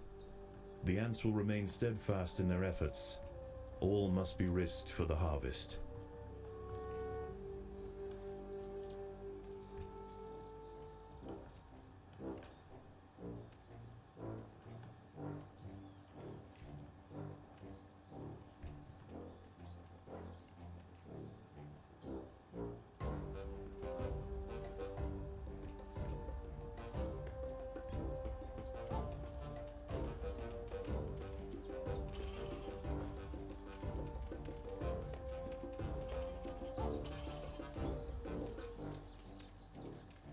See if I can stop them in their tracks.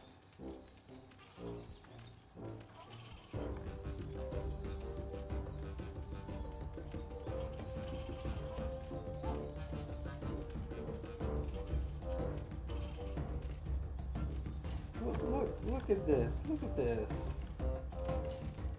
Spiders, praying mantises, all of a sudden all over here? Come on. You're cheating.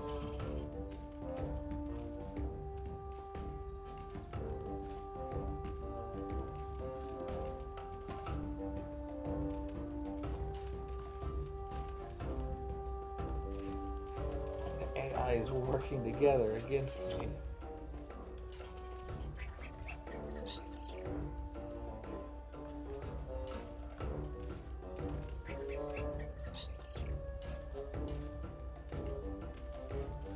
Since when do spiders and praying mantises work together?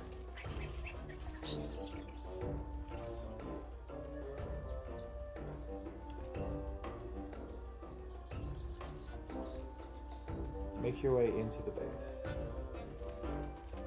No, ignore them. Go in the base. Then attack inside the base.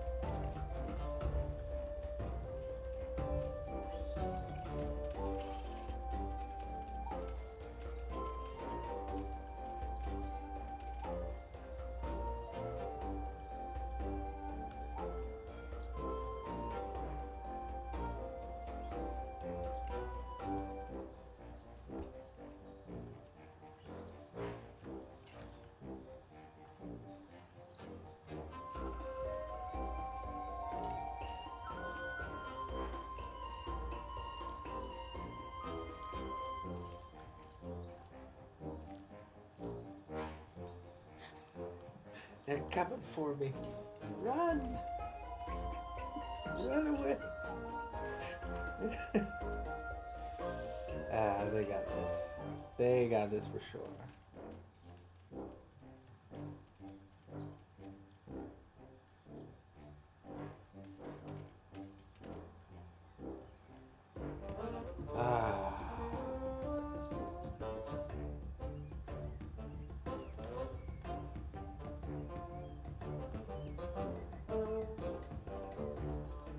So upgrading is a really bad idea.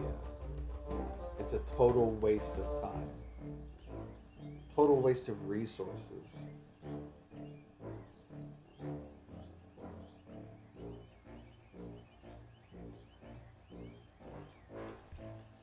Let's regroup.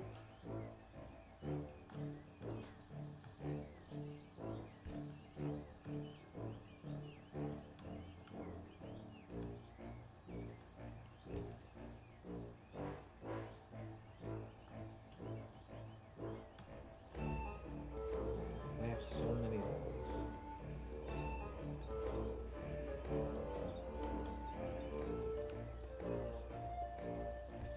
Can I just sneak around them?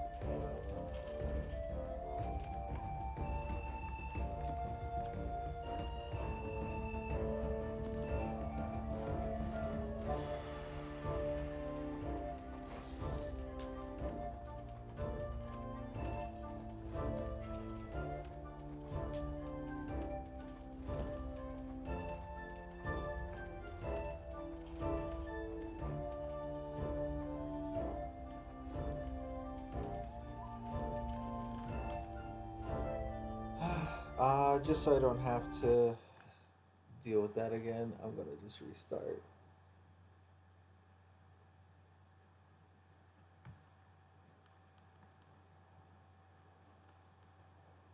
Because I feel I have a pretty good idea at this point of This how I young can do queen this has quickly. successfully raised her first daughters beneath the leaf litter of the rainforest floor. The nutritious fungus she fed them as larvae is now dwindling. If they don't find food quickly, they will all starve. The juicy grubs nearby are a staple meal for many underground opportunists, but for now at least, they will go ignored. This budding Atacephalotis leaf-cutter colony has only one viable source of food, and it must be collected above ground. The small scouting party of minor workers could lead any number of deadly jungle creatures back to their undefended queen. They will need time and luck on their side. The workers have located a patch of young seedlings, just what they were looking for. The leaves are soft enough to be sliced up with ease and carried back to the nest. The harvested leaf chunks are not eaten directly. Instead, they are used by the very smallest minim workers to cultivate a nutritious fungus.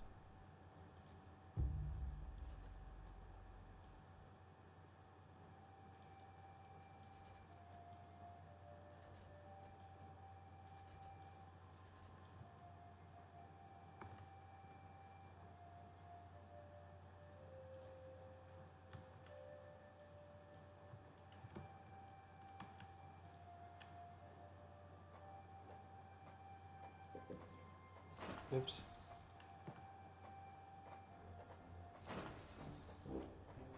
The ants' activities outside the nest have not gone unnoticed. They are being watched.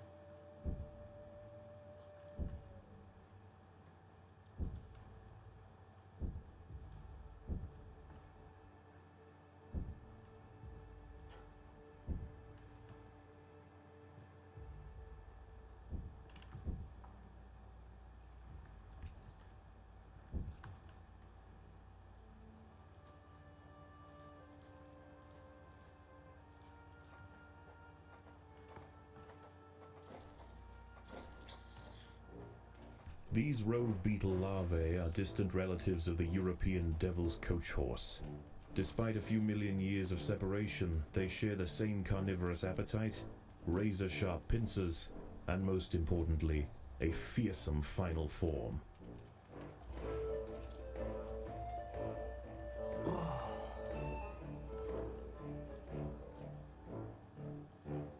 The most accessible leaves are located to the north of the nest entrance.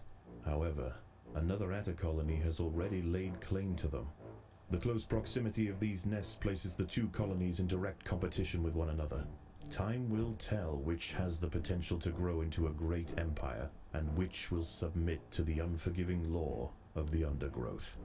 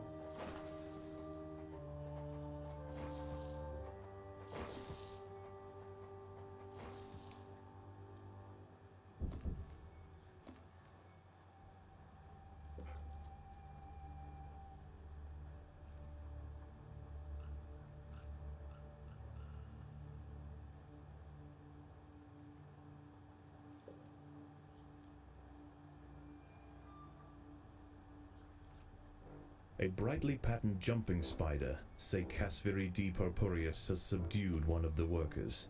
This expert solo hunter combines extreme agility with incredible forward vision, allowing it to pounce on unsuspecting prey with pinpoint accuracy.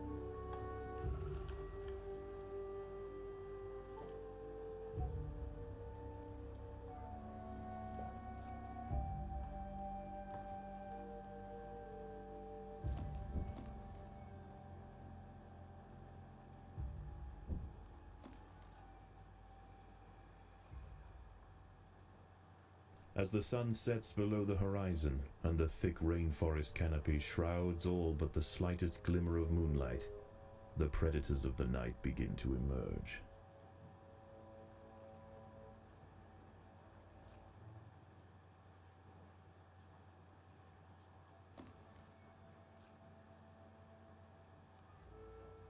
The ants will fight to the death.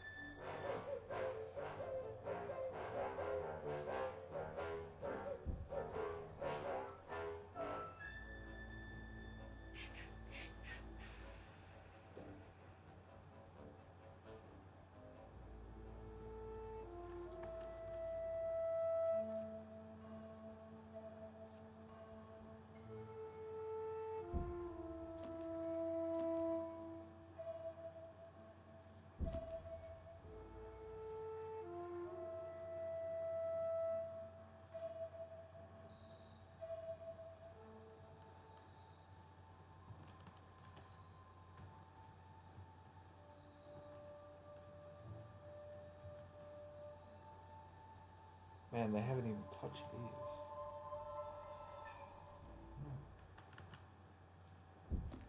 They got so much left to go through.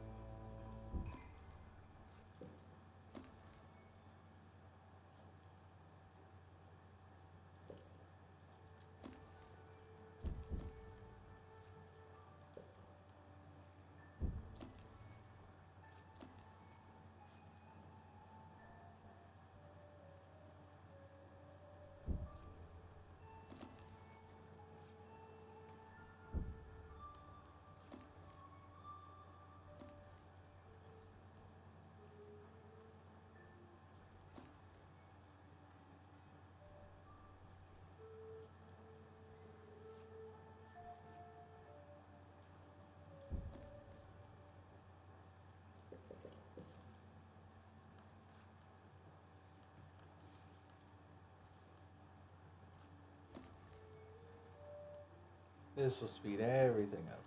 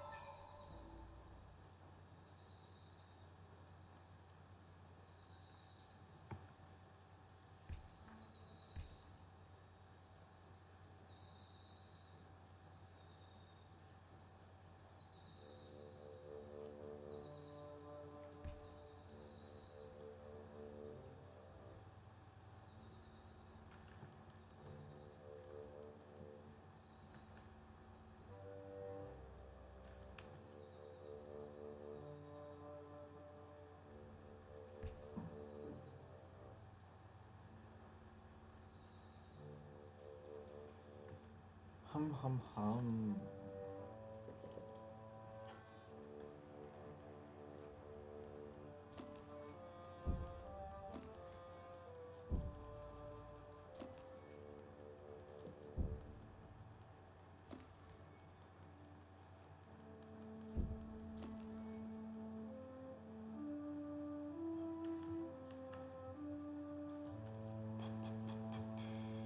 lots of refuse in here.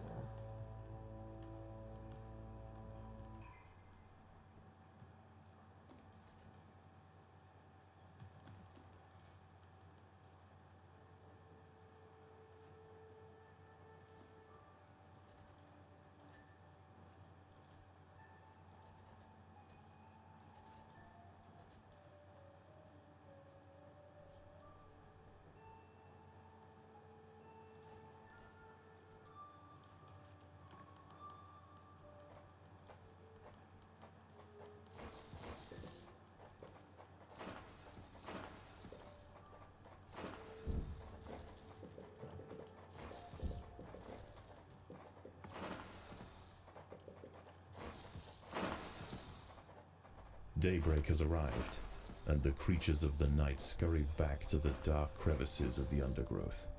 For the ants, however, the objectives of the day remain unchanged. Locate vegetation, defend supply lines, and process leaves. There is no time for rest. Ooh, we're doing a lot better this time.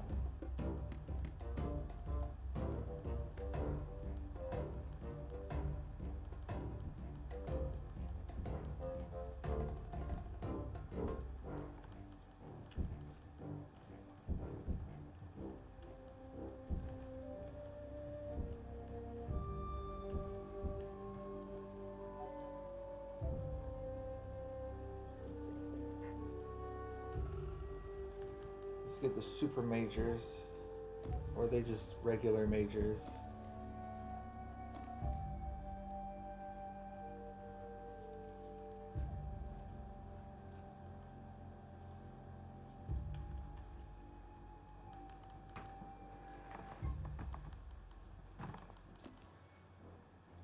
The leafcutters have raised their first major ant. Its swollen head is filled with muscle to power its crushing jaws. Few stand against it in combat and escape unscathed.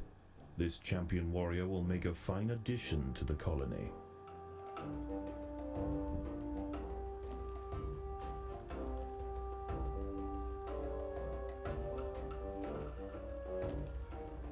I'm gonna have to wait for...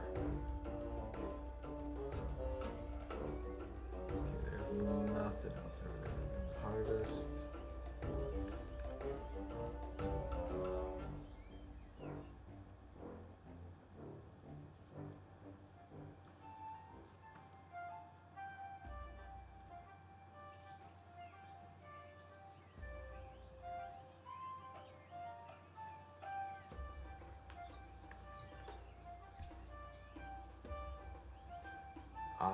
I'm gonna have to wait for more leaves before I upgrade anything.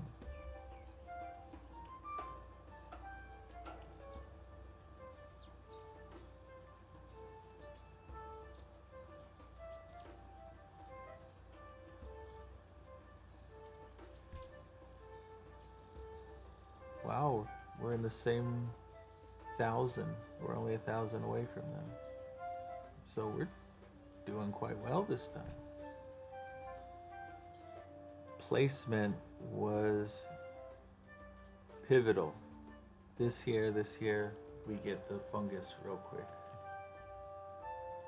And then we can build faster.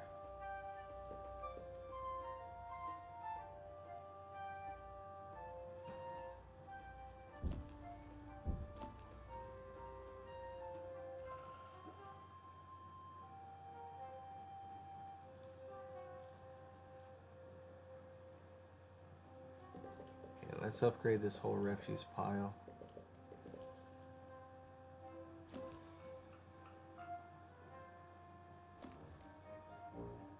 Leafcutters aren't the only ants nearby.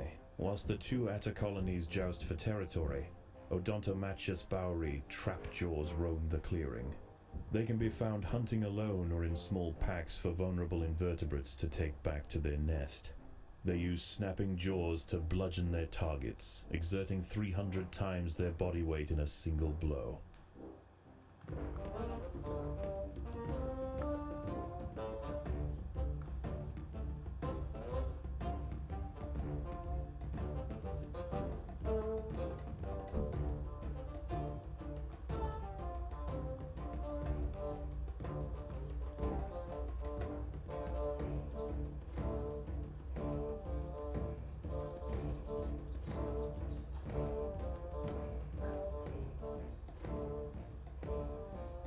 music kind of reminds me of Hearthstone music,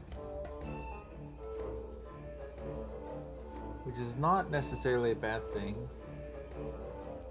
I would say it's the only fond memory I have of Hearthstone nowadays. I've not played that game in a long time, nor do I intend to play that game again.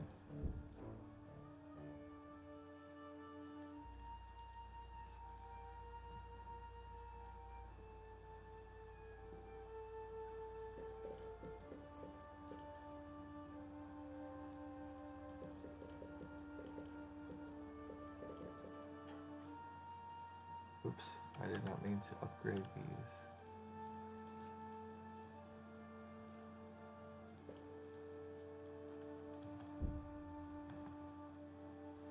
These do not need to be upgraded. The refuse piles, on the other hand, really helpful.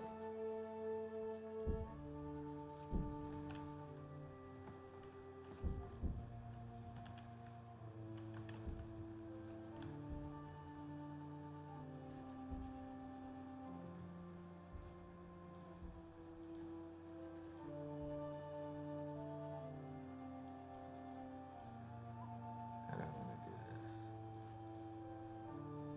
Da-da-da. Da-da-da. Da-da.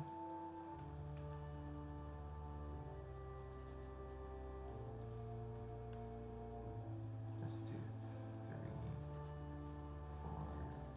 4, 5. Like that.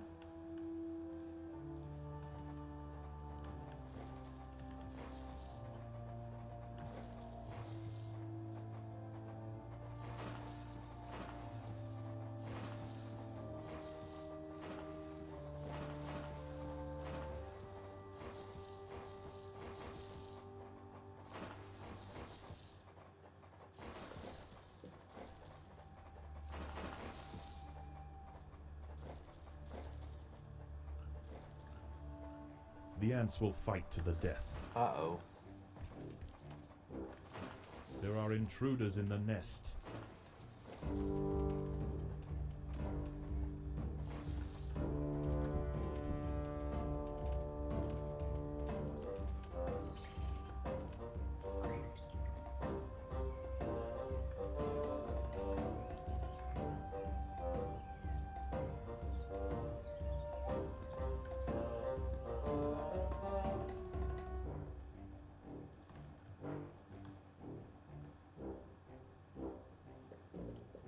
Get a bunch of these big guys.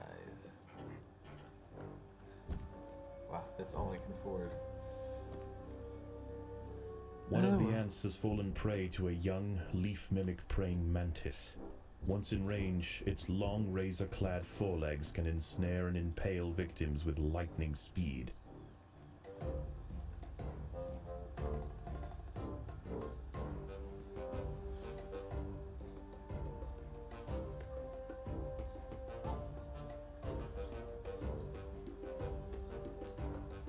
Oh, we're just 500 away from them.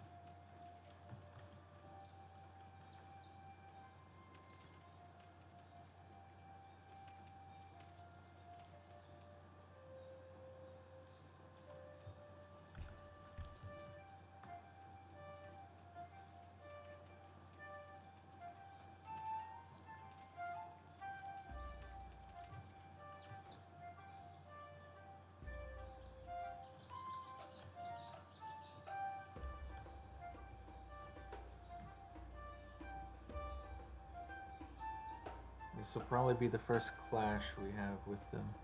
At least it seems so. The ants must fight.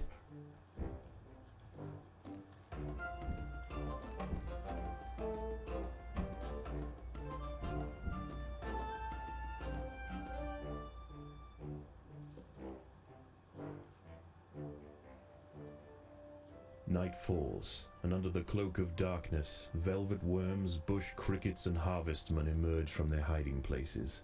Any ant straying from the relative safety of the trail will likely meet with an unfortunate end. We're so close.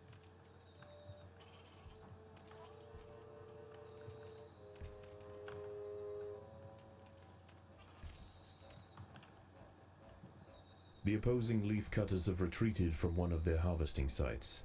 They may have been easily startled this time, but they'll soon be back, and in greater numbers.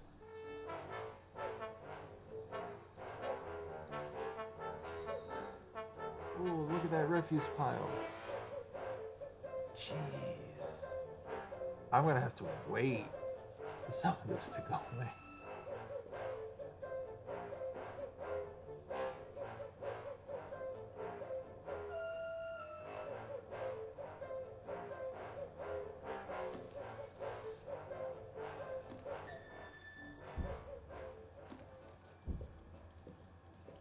An ant has fallen prey to a wandering harvestman. Its long, slender legs keep its vulnerable body elevated high above the leaf litter, and when threatened, it can release strong-smelling odors to deter other predators. A stern response will be needed to drive this striding nuisance away. Striding nuisance. Strider. I could play Strider. I have one of the newer A Striders. Paracanthus varius bush cricket has spotted the ants. Its thorax and appendages are adorned with sharp protruding spikes, offering 360 degrees of protection and turning its substantial forelegs into a pair of deadly flails. This spiny devil will not easily be deterred.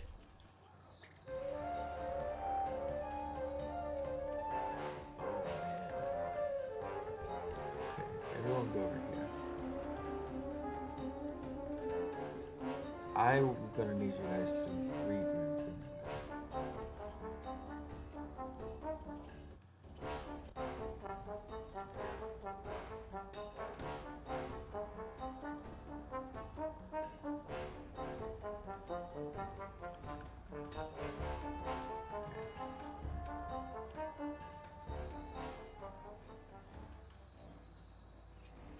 Overwhelmed by the defensive leafcutter forces, the harvestman decides to make a swift exit.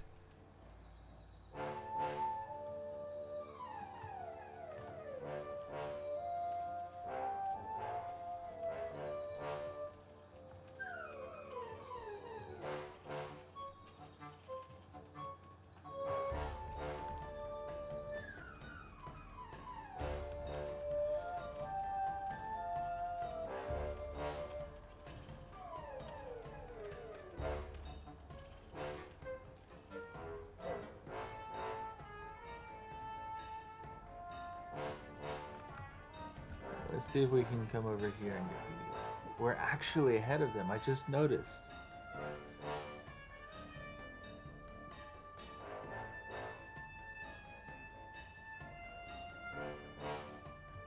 So maybe we have a chance? I don't know. With all of these enemies that don't provide us with food.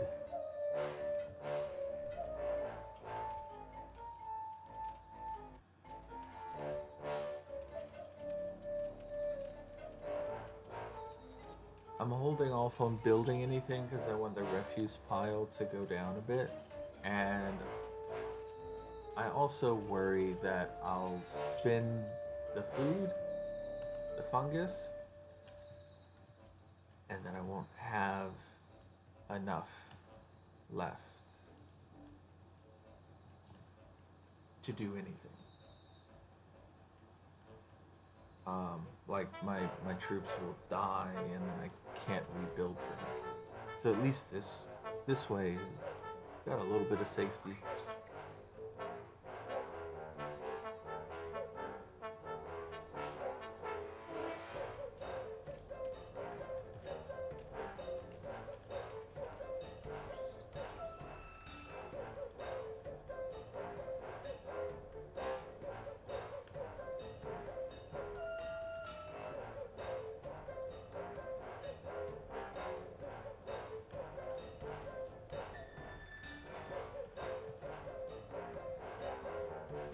Looks like we're gonna have a bunch of leaves coming back, which would be nice.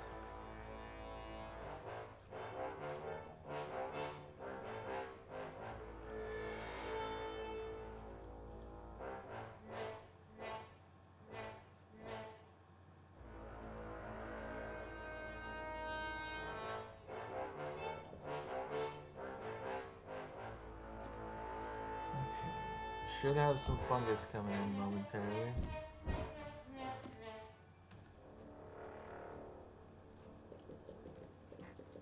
Finally need to upgrade the leaf area. Need to.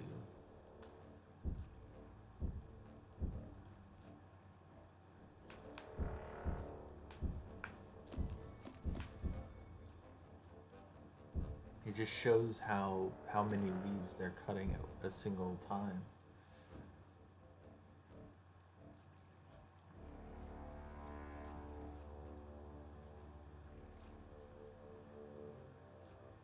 We're doing so much better, dramatically better with the placement of these. Just this by itself, but then this and this are also here, just really speeding up the fungal growth.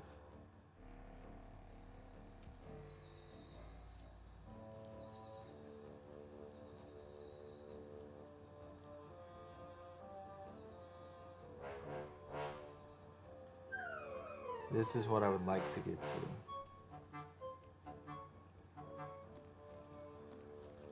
These leaves are contested. The leaf cutters will generally not attack unless provoked, but tonight there is too much at stake. Only a strong show of force will deter the opposing colony.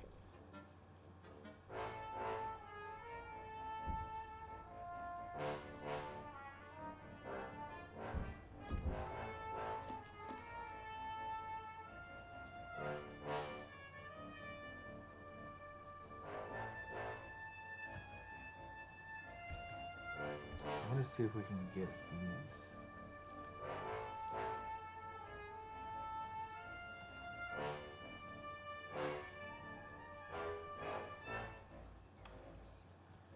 As the sun rises over the treetops above, the diurnal jungle invertebrates emerge once again to replace their nighttime counterparts. The ants will remain steadfast in their efforts. All must be risked for the harvest.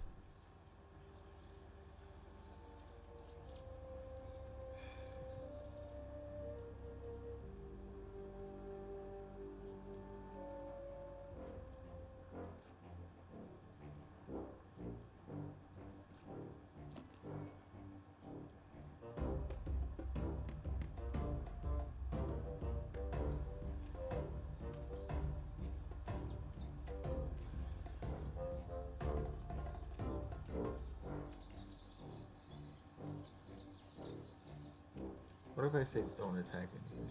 You guys just keep going.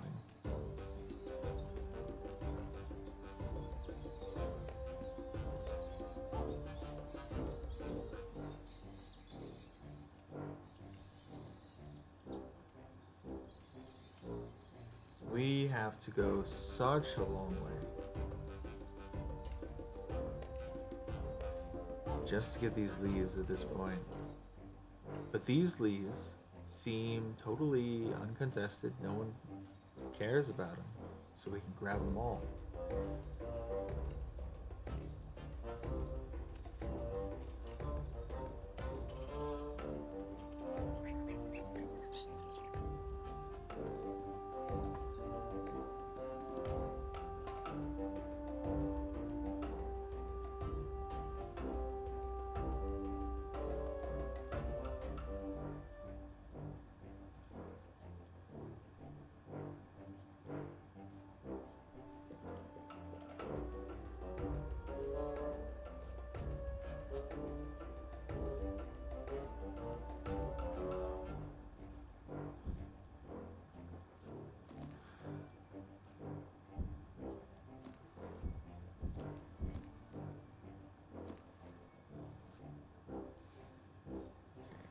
put them in group 1.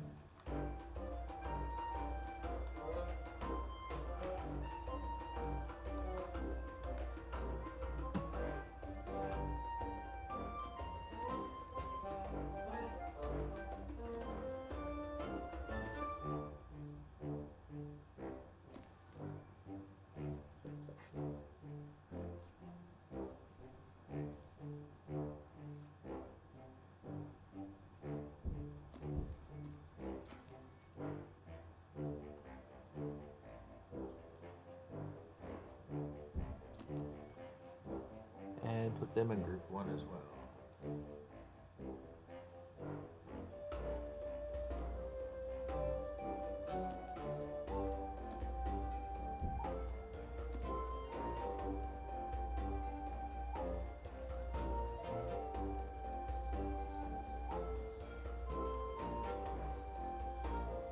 Ooh, it's gonna be close.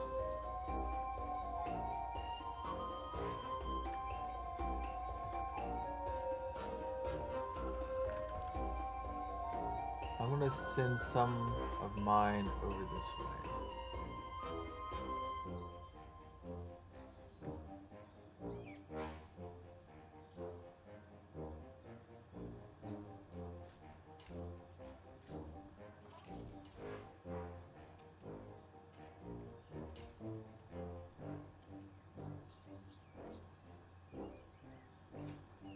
I do have all this up here that I could go for.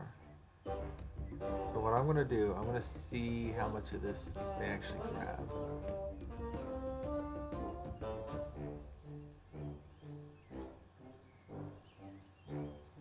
If they can get everything in just a few goes, I can send them up.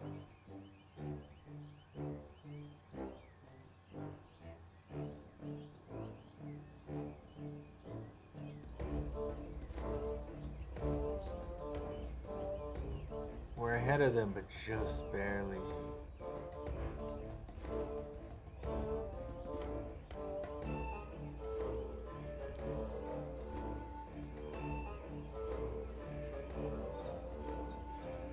They're finally coming over to this one, huh?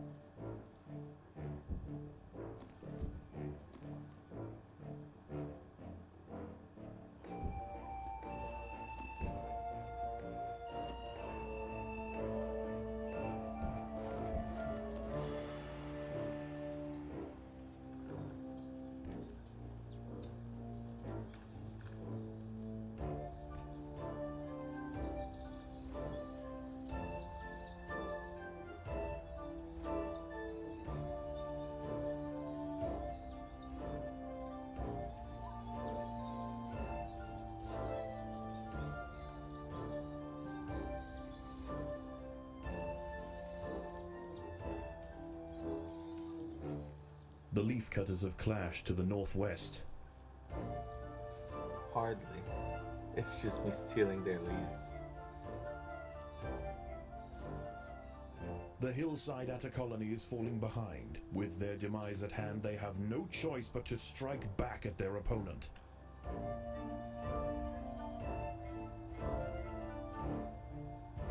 Oh, so they're gonna attack me or something?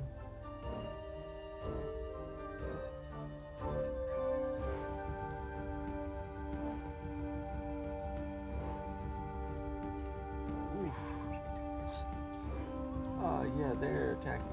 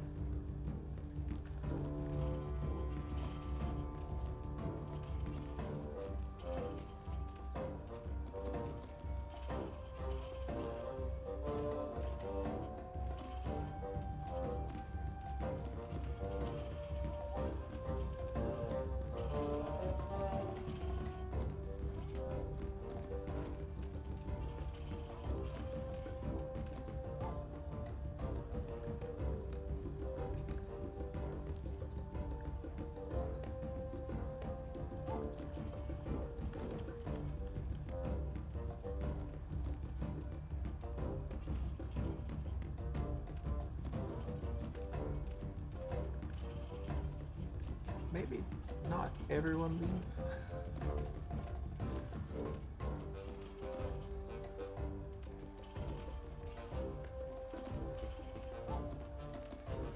There you go. I forgot to tell them to attack.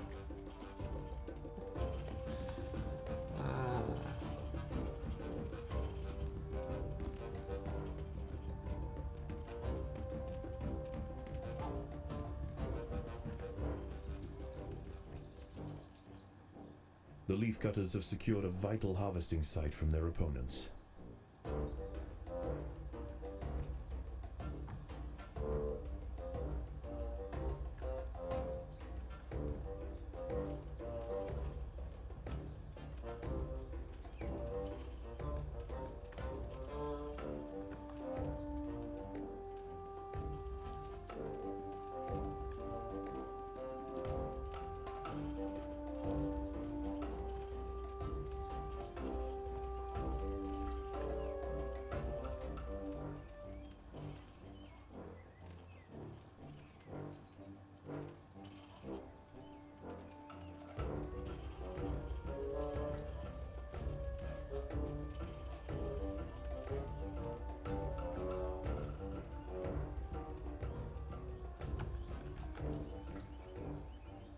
Another squad of Leafcutter mages are inbound. The hillside adders must gain control.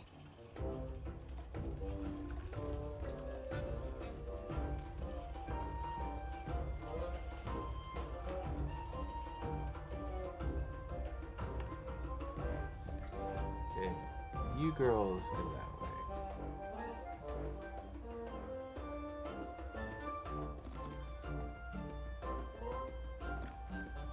Dusk approaches. As the twilight fades, the daytime creatures withdraw to their hidden refuges to wait out the darkness. The ants can afford no such luxury. The cogs of the leafcutter machine will grind on throughout the night.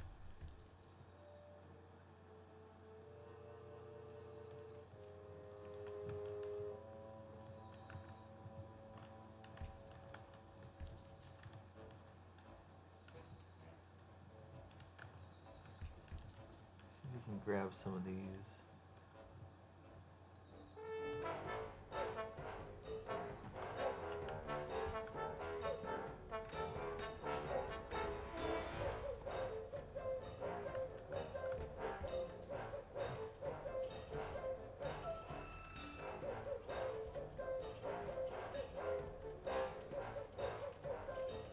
.500 away from victory. Don't attack anything, Group 3. Just run with your leaves. It's so lame.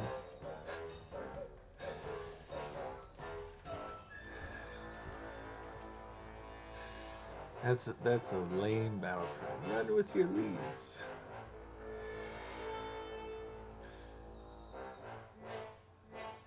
I'm so close to finally beating this. The leafcutters have clashed to the northwest.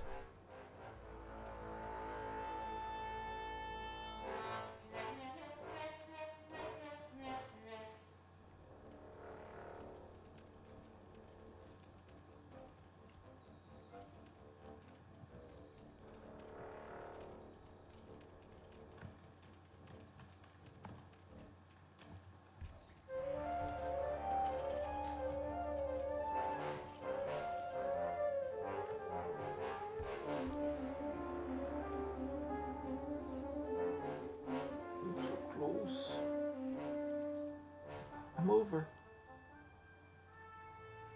The ants have subdued their rivals and achieved dominion over the clearing.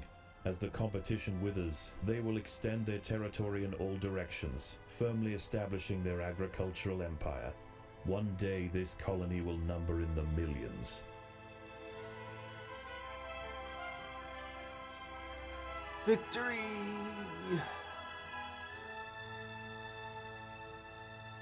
You know, I actually need the food.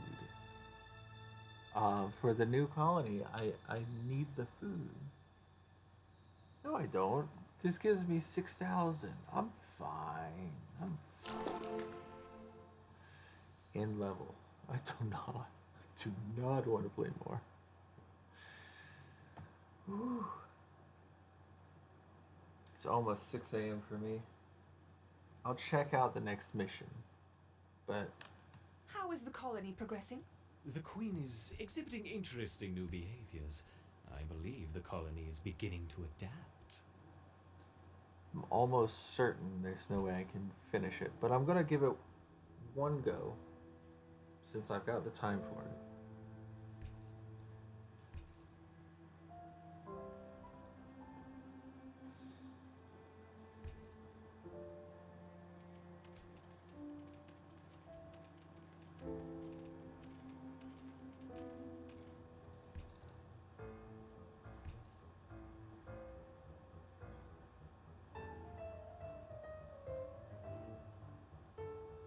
Come on, girls.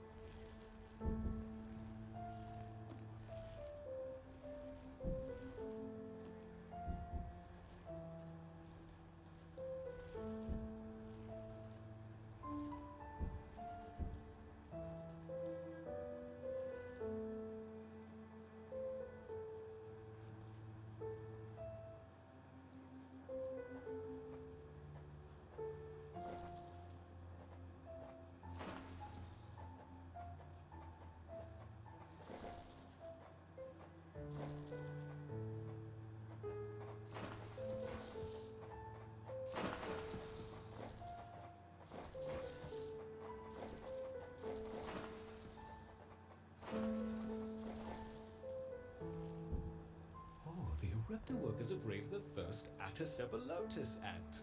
Very good. I look forward to seeing how they integrate into the Erector hierarchy.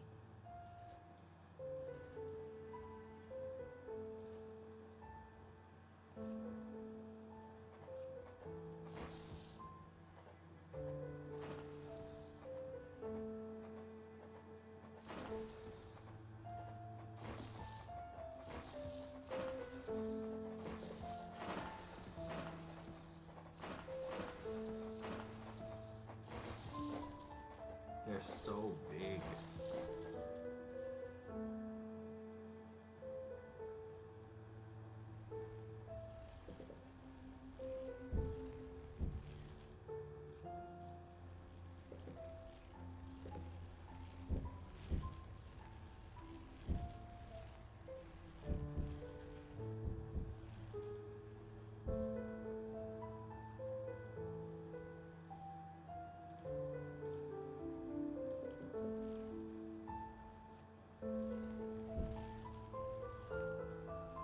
Let's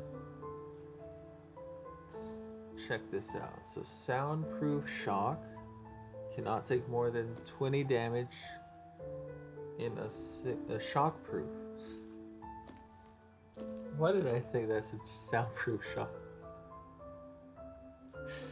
Shockproof cannot take more than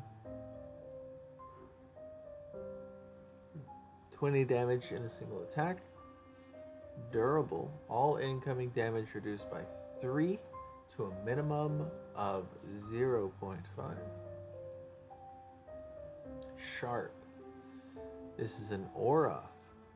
This and nearby creatures reflect 30% of damage back at the damaging creature.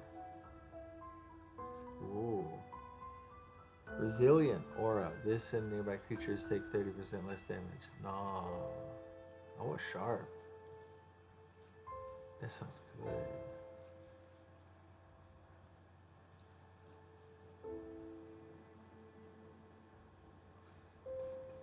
He's got the Diablo thorns.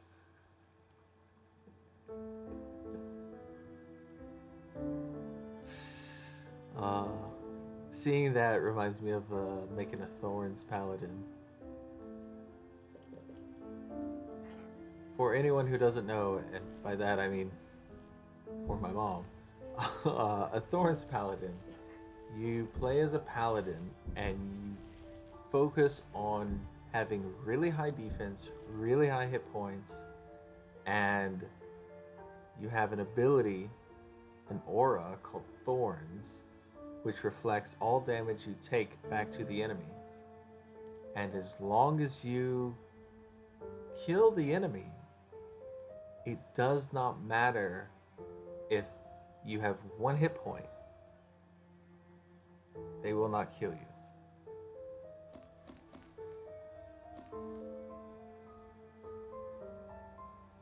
Yeah, you basically focus on strength and vitality. Cause you could do mana, but you avoid dexterity because you want to be hit as much as possible.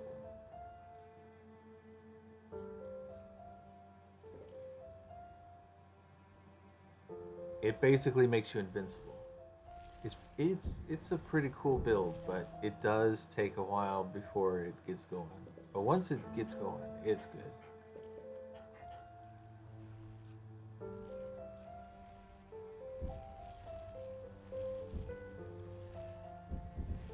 I just realized I could send those. It's like a bunch of thorn paladins going out. Just realized I could send them out.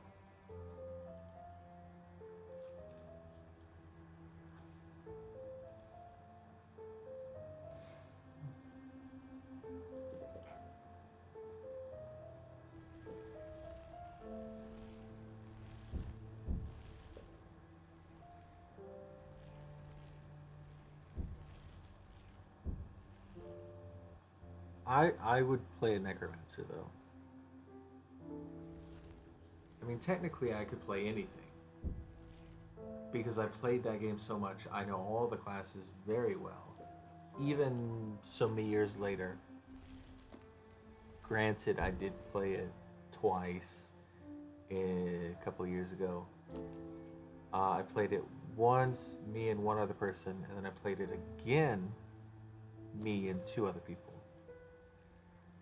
And when it was me and one other person, I played the Necromancer, of course. And I think they played an Amazon? And then the second time, I played a Sorceress. Someone else played a Barbarian. And I don't remember what the third one was. Maybe a Druid or an Assassin? I think it was one of the expansion characters. Expansion classes. Same thing, kind of.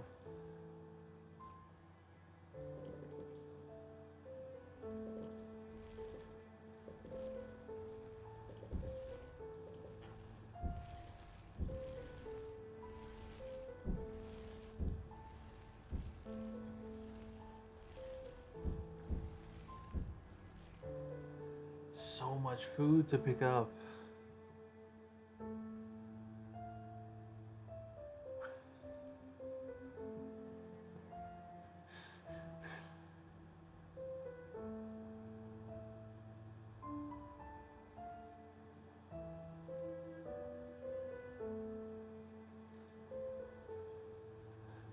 I've been thinking about having watch parties. I don't think I would do that on stream. But I have been thinking about doing stuff like watch parties with all the free time I have. But that would be like a once a week kind of thing, not an every day kind of thing.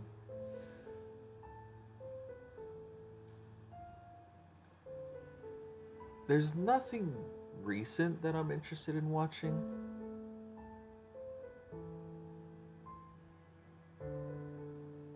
There's a lot of old stuff. There's old movies, old TV shows.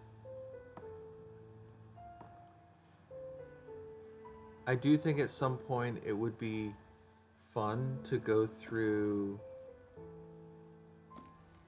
stuff that I don't really know anything about, but at least at the beginning I would want something I'm familiar with.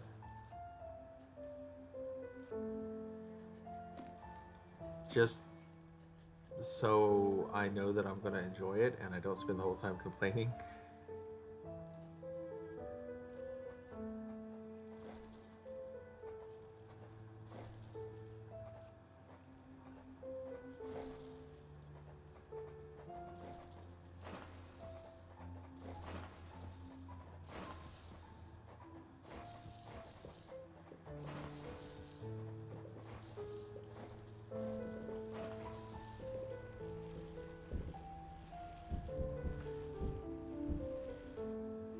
There we go. One chamber for each.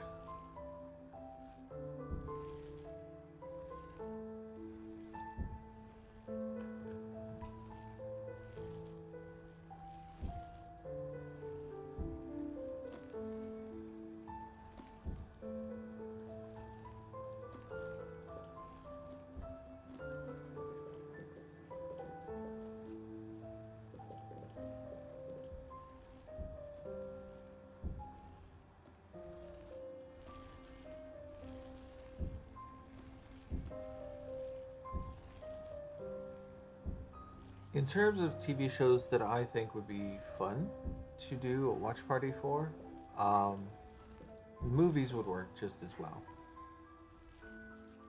But my thoughts are I'm interested in going through all of King of the Hill. Um, I don't know why. I've just been on this kind of like a kick.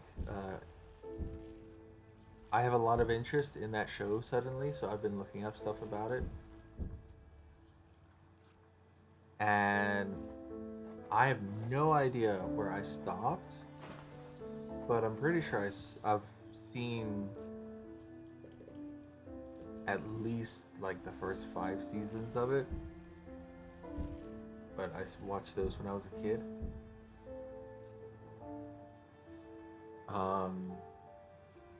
I do like Deep Space Nine. I think that could be a enjoyable watch. I know that the first season is rough, as with many of those kinds of shows. Um, but Deep Space Nine is actually the only Star Trek show that I have sat down and watched the entirety of. I tried to do that with Voyager, and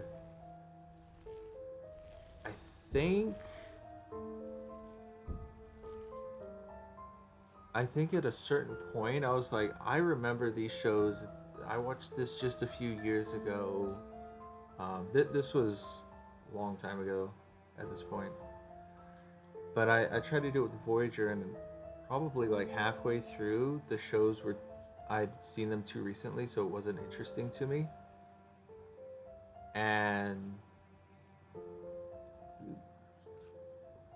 I would say that show had moments that were really good. It had a lot of good episodes, but it did have some episodes that made me go, "Why am I watching this?" Deep Space Nine, at the beginning, it definitely had those moments of like, "Why am I watching this? Why do I have interest in watching this?" And by the end of the series, I was like, man, I want to start from the beginning, knowing how everything's going to play out and see it again.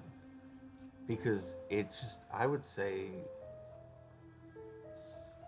some point in season 2 or 3, if I remember correctly, is when it really gripped me.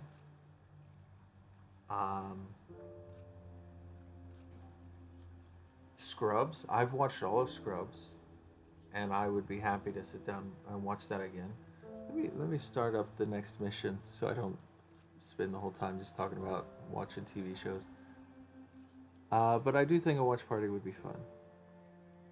That could even be something that I do with Patreon people. I set up a watch party and we watch stuff together. But it would be private.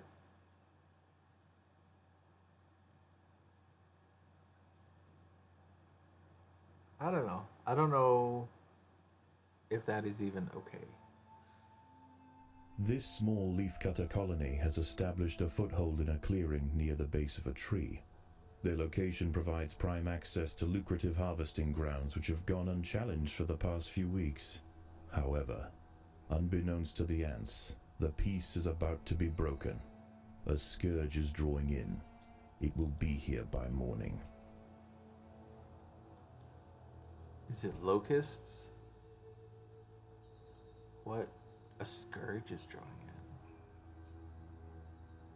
in. It's locusts, isn't it? What is this mission called? I forgot to check.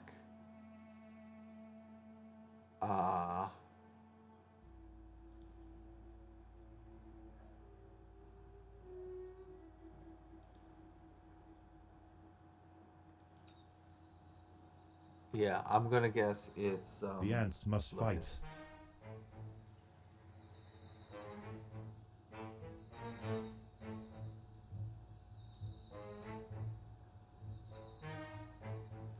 Oh, I can't collect any more leaves. Shoot. Where's my refuse chamber? I don't have a refuse chamber. That's weird.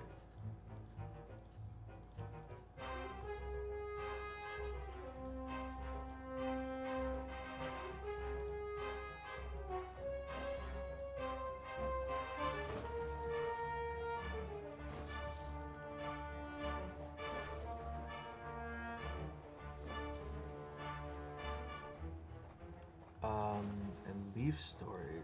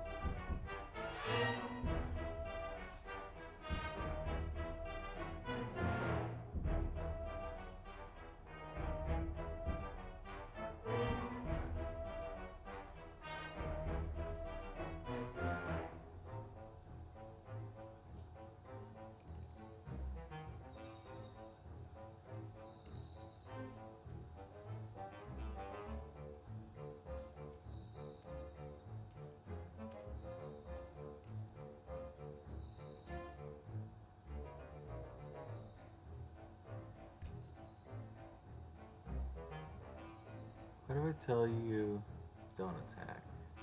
Can you guys just not attack anything from a little bit? Just collect leaves. That'd be nice.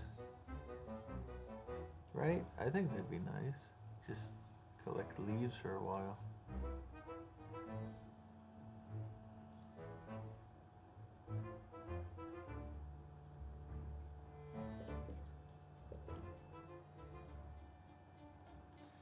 My plan for tomorrow is do this mission, do the Formicarium. I mean, I guess it's probably everything I can do. I am checking this one out now, so I'll have at least some time to think about how I'm gonna handle this one. For example, I needed to immediately build the refuse chamber and also the leaf chamber. The leaf, collect the leaves area.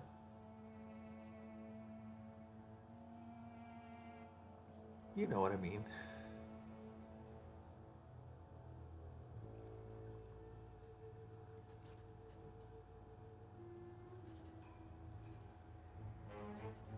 Several meters south of the nest, a legion of nomadic Essaton Berkeley army ants are preparing to march. Whoa, what?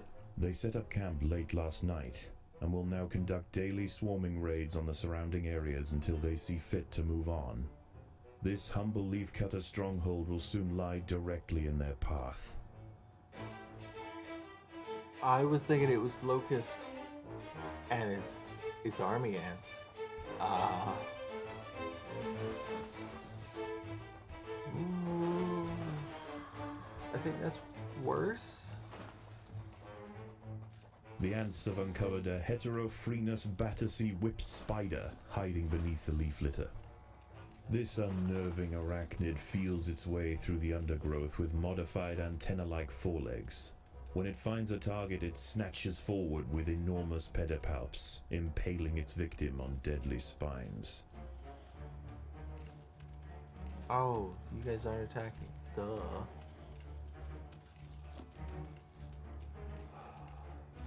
Jeez, here come the army ants.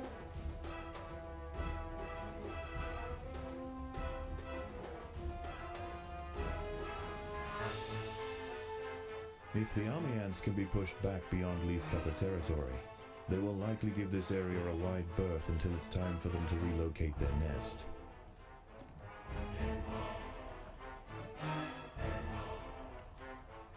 Okay, note to self, do not dig so deep next time.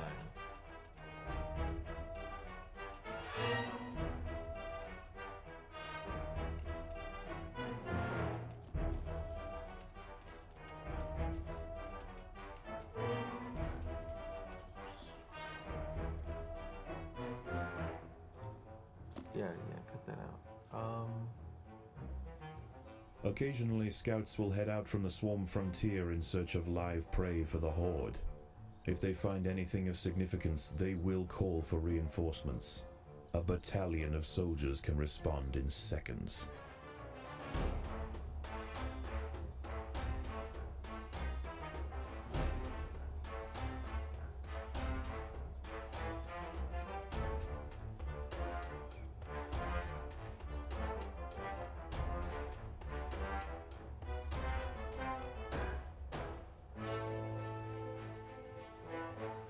The ants must fight.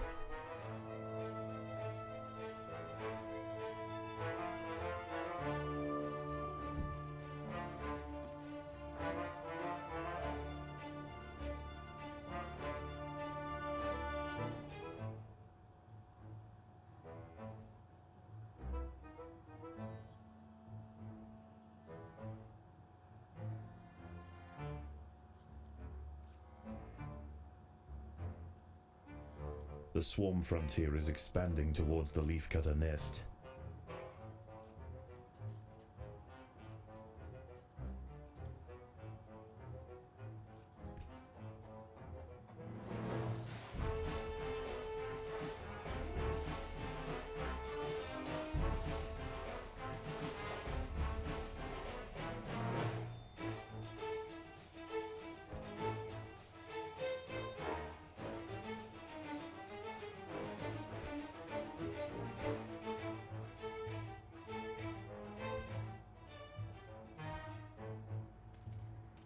There are intruders in the nest.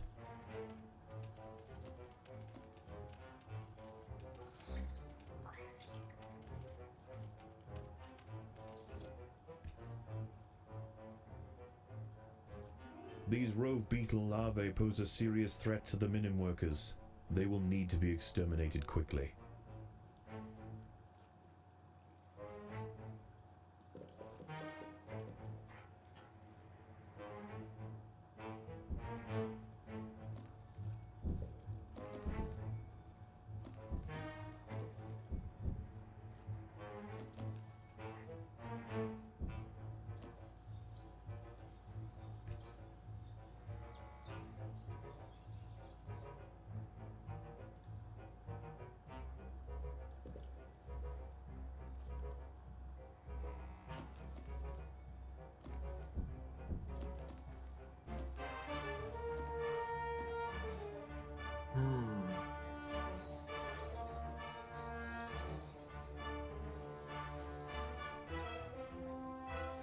I'm focused on just paying attention to everything that's going on, so I'm a little bit quiet for that reason.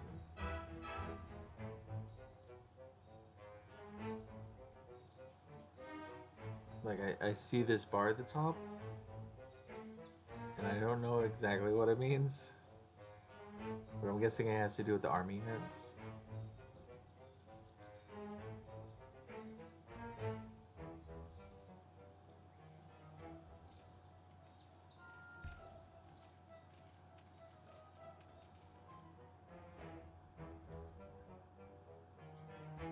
An army ant scouting party has spotted the leafcutters. They must not be allowed to report back to the swarm.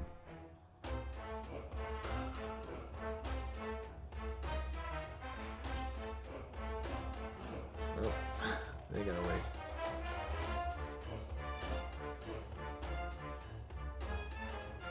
The Atta soldiers managed to prevent the army ant scouts from returning to the swarm. No, that's good. I think.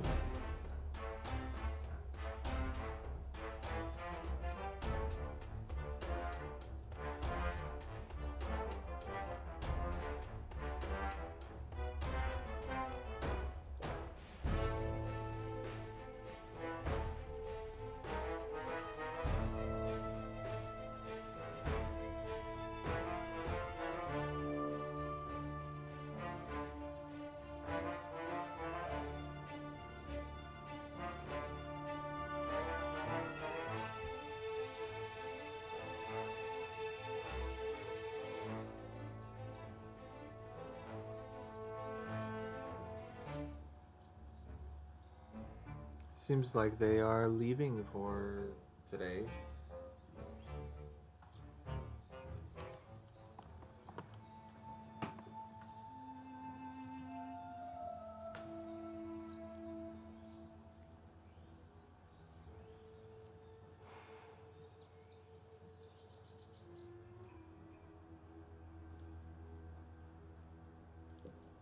I'll have some time to gather materials now.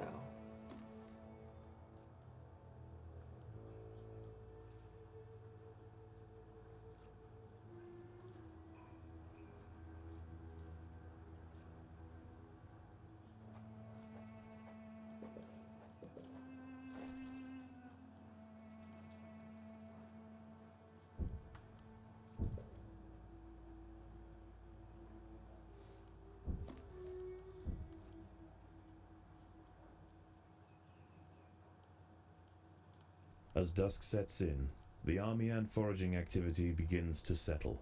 The Aceton forces are reconvening to join a giant bivouac formed of their own bodies where they will wait out the night. For the Attas, this is the perfect opportunity to stockpile leaves.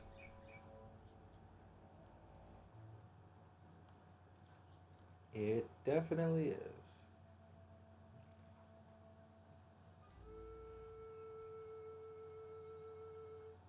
Seems like there's a crowd. The battle has under here. begun.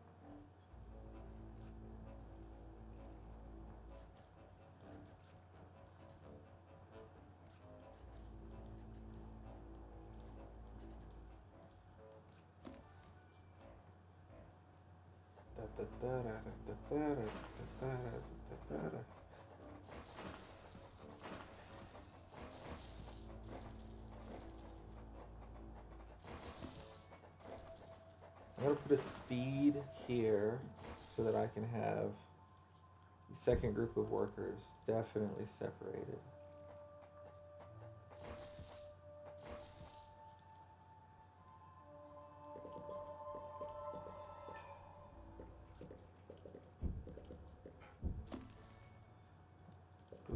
And boop.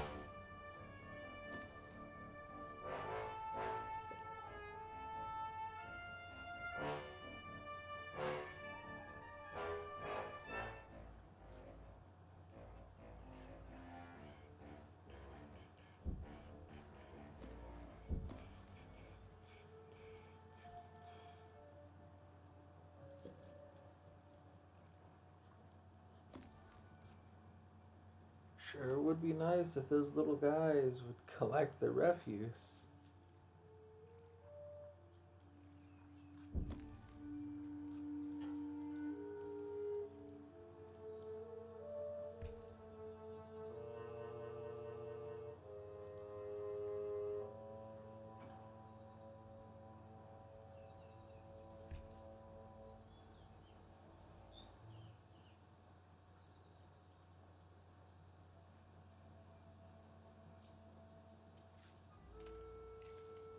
The battle has begun.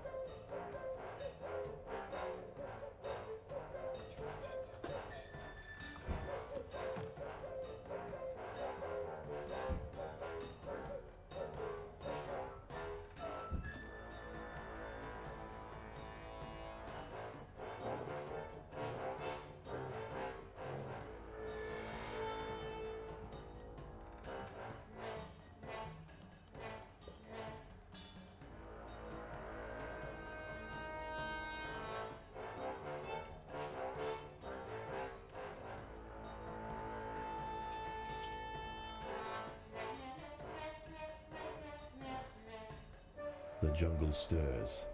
The sound of panicked arthropods running from danger can be heard throughout the leaf litter, and the ant birds are circling overhead.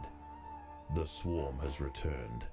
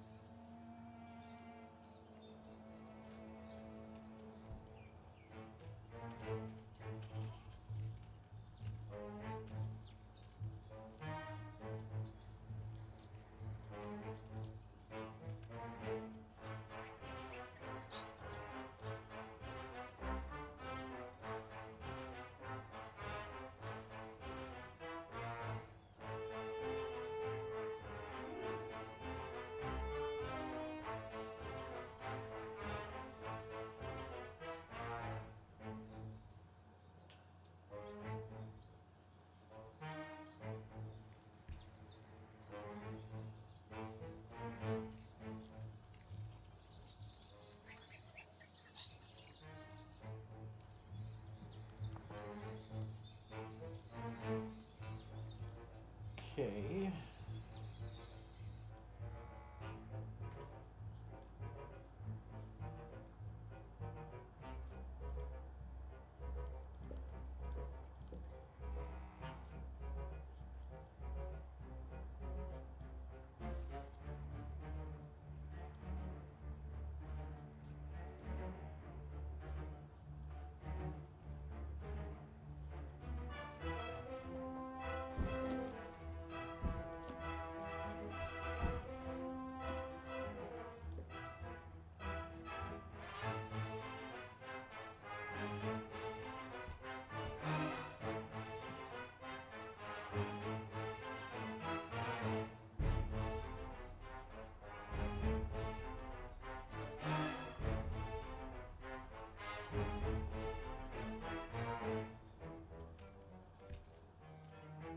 The leafcutters have been spotted by a troop of army ant scouts. If any escape, they will call for reinforcements.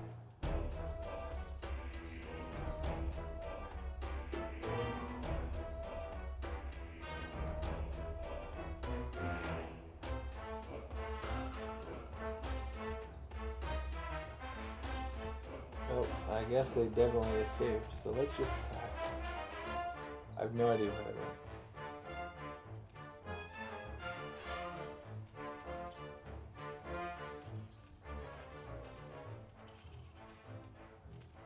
Army ant scouts have reported recent leafcutter movements back to the swarm. Enemy reinforcements are inbound.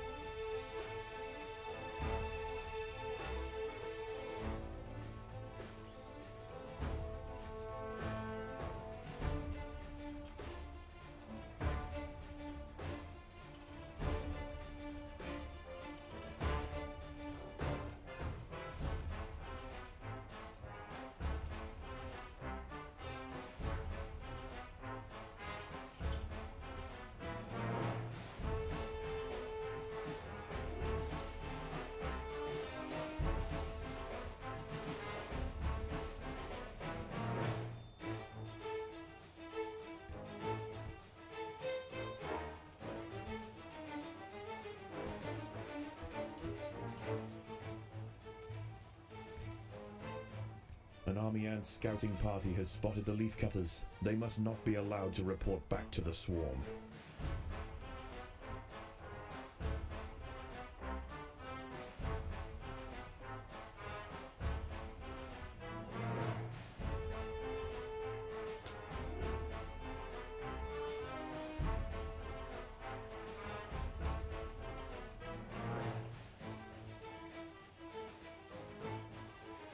The leafcutters allowed an enemy scout to escape. A battalion of soldiers is inbound.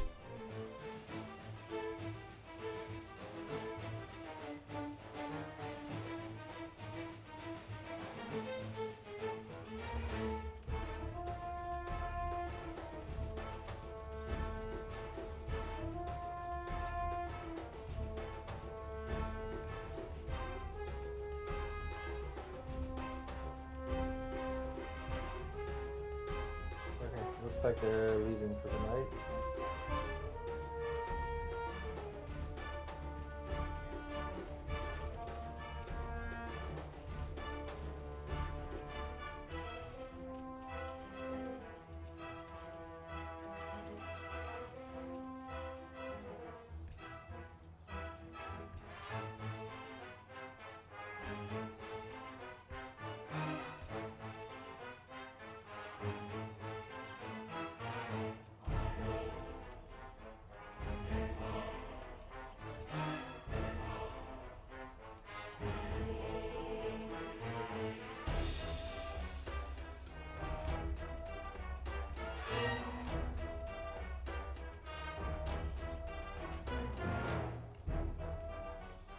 We have this praying mantis we need to take care of.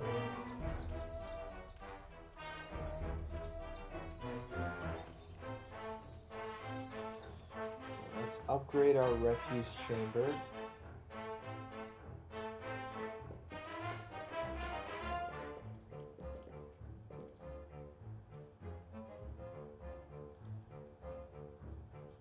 Add a speed boost.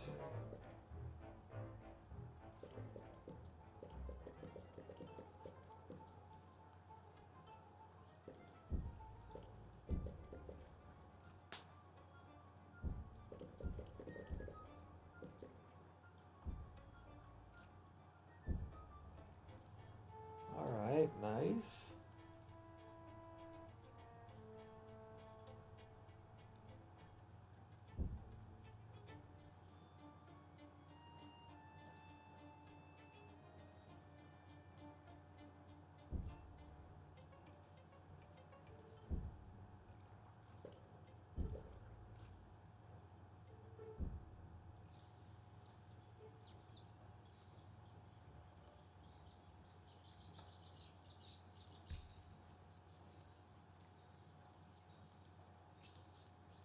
Somehow I turn leaves off. As daylight fades, the army ferries the last of the day's spoils back to the bivouac for the evening feast. They will return at first light.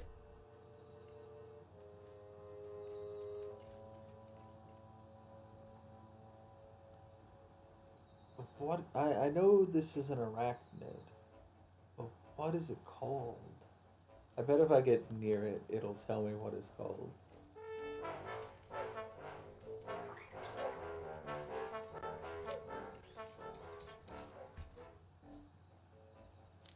A fully grown whip spider has detected the presence of the leafcutters.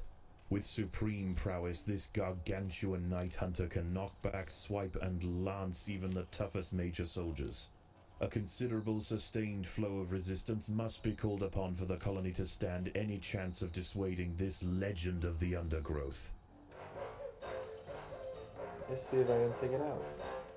I mean, it did just push a bunch of guys up here, which I thought was funny.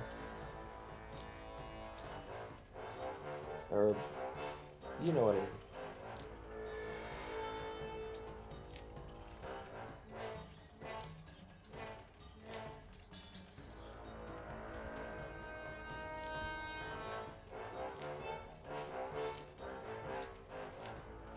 Come on, take him out.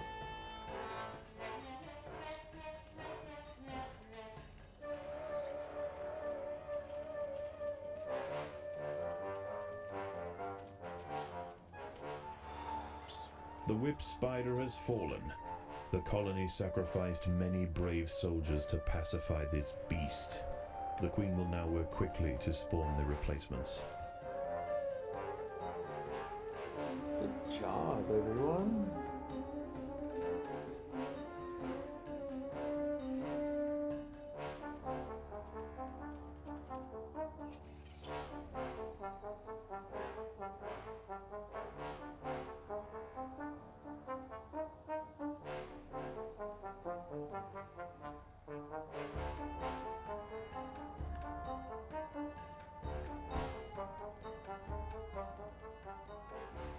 One of the foraging trails has drawn the attention of a whip spider. The ants must defend themselves. Another whip spider.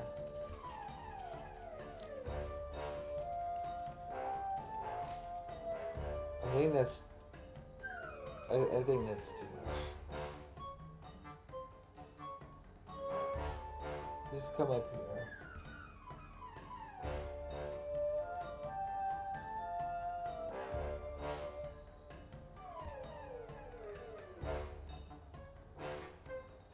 That's just getting ridiculous. One whip spider, sure, but two, especially in such close succession.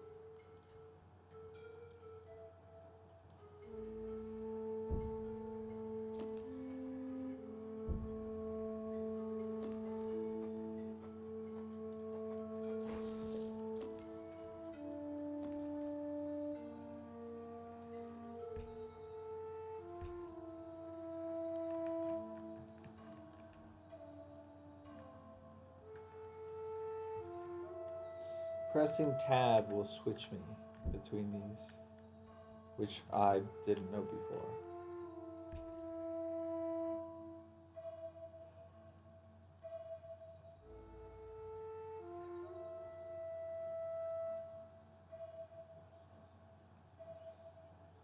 Free reign of the harvesting grounds is about to be cut short. The swarm has mobilized. How did I turn that off?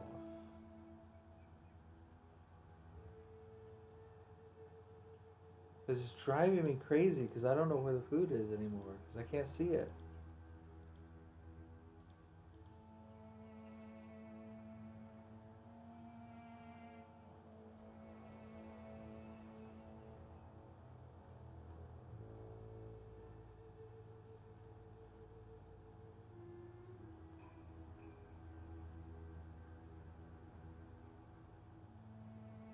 Toggle creature info C? Toggle tile info I?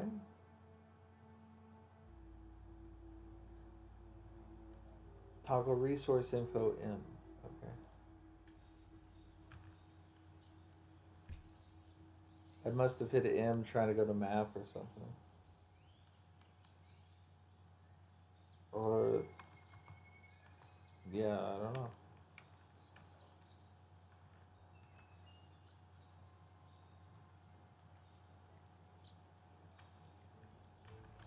The battle has begun.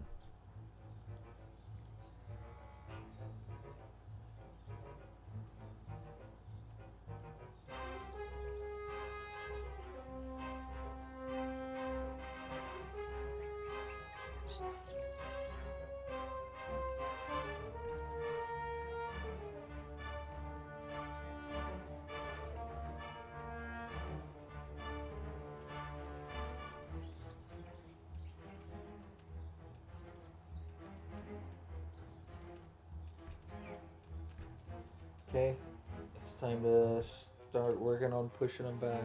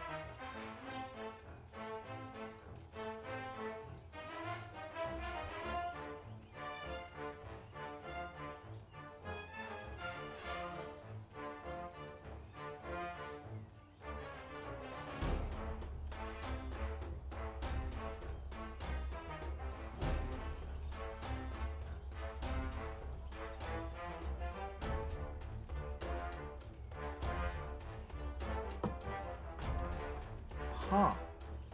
This is not as difficult as I was expecting.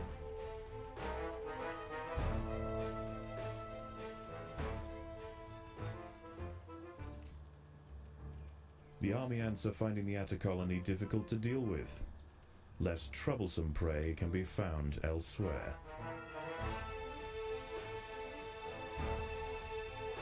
Don't worry about collecting food. Let's see if we can make it over here.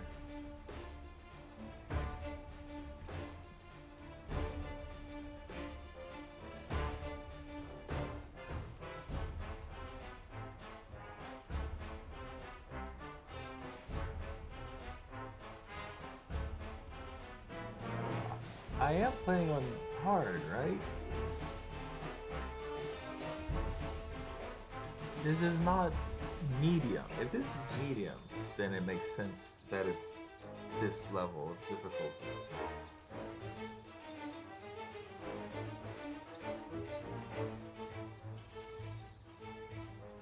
The leafcutters have been spotted by a troop of army ant scouts. If any escape, they will call for reinforcements.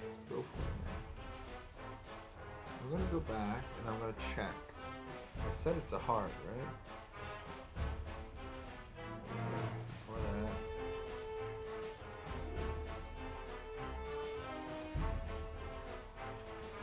Yeah, after this.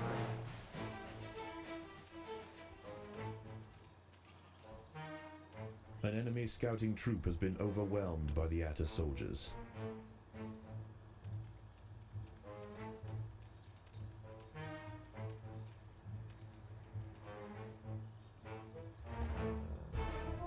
Yeah, it's after this.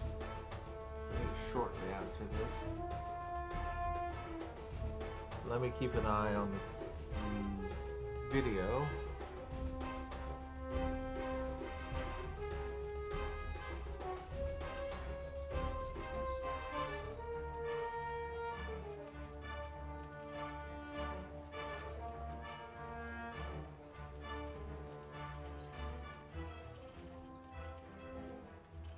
An army ant scouting party has spotted the leafcutters. They must not be allowed to report back to the swarm.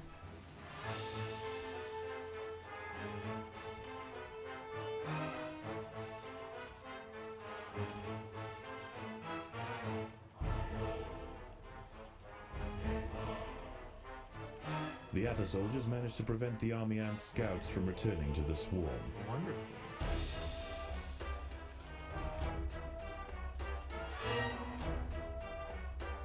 Is this mission too easy?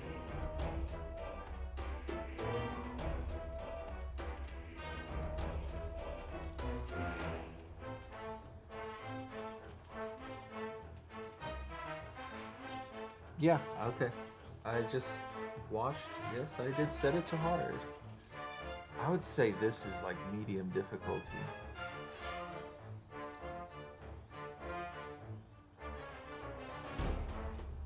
The other one felt way more difficult than this. This one does not feel difficult. I would guess it's just tuning. They probably either need to. They either need to lower the difficulty of this one or increase the difficulty of. No, they need to lower the difficulty of the previous one or increase the difficulty of this one.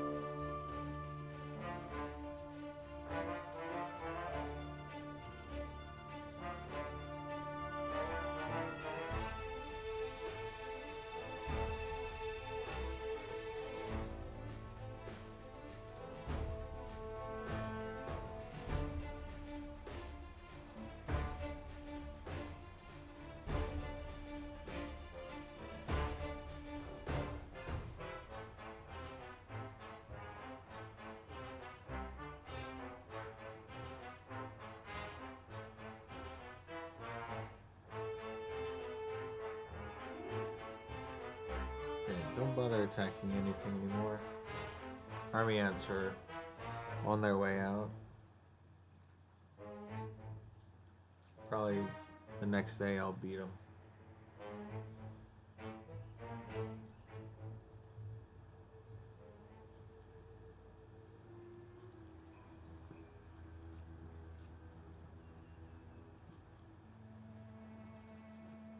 Just gonna harvest a bunch of leaves, I guess. The battle has begun.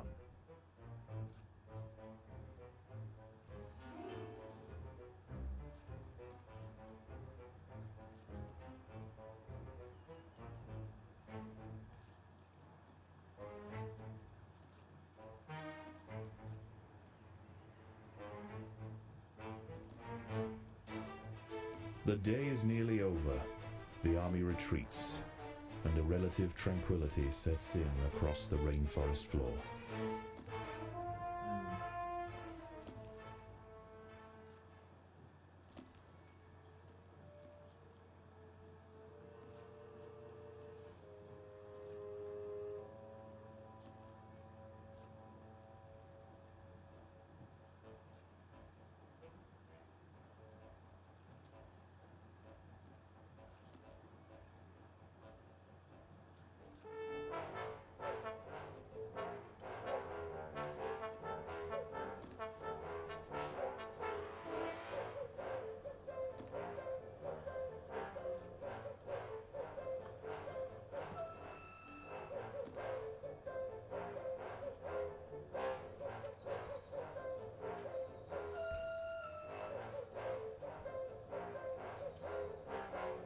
Oh, I told them don't attack.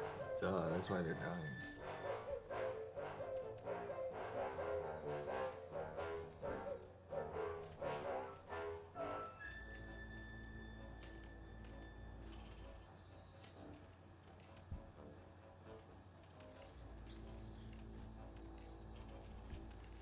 Okay, everyone come over here.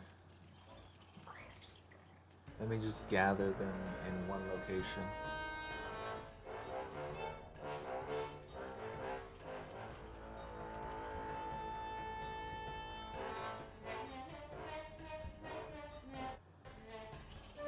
Okay, me saying that this is easy.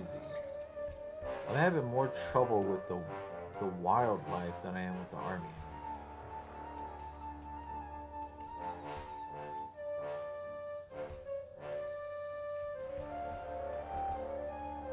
But I think it's because with the ants, I know I'm not getting food from them, but usually I'll get food from killing stuff, so I still have it in my head to go and kill stuff.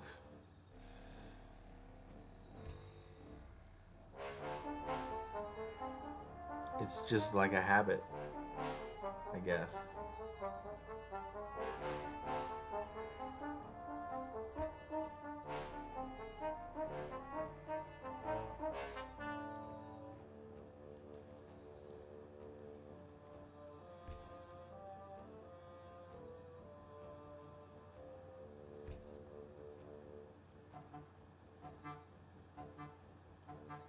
It's sort of like when I play Guild Wars. Whenever I play class, I always have to not even with Guild Wars, even with Final Fantasy, because I spent so much time playing Guild Wars, I have to adjust the keybinds or have my skill bar in a certain way because that muscle memory is so strong with me. So my heal skill is pretty much always going to be on a 6 because in Guild Wars the heal skill is on 6. But then I also will switch Q and E to be I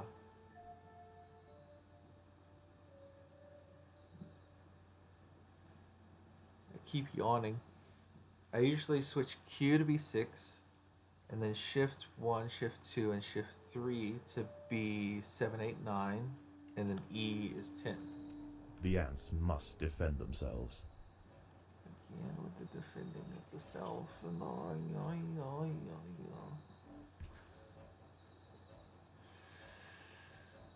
Oy vey.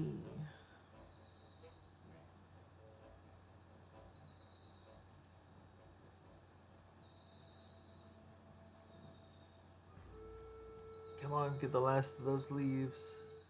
I'm just waiting on you girls. Collect those leaves. We're gonna crush the army ants.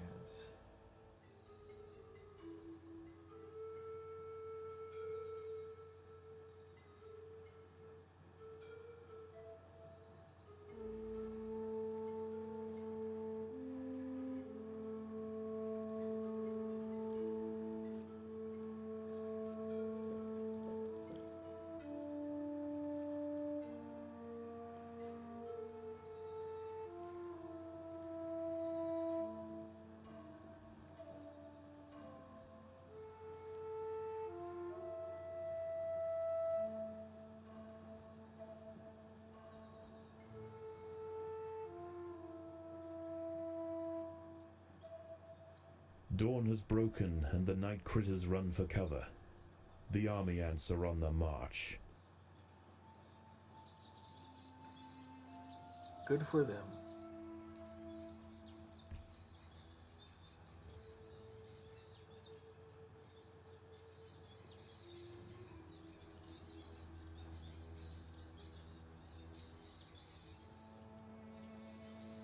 Yeah, definitely gonna have to end this after this. I just checked the stream and we're at 5 hours 40 minutes, which will probably be a few minutes less on YouTube because I cut out the beginning.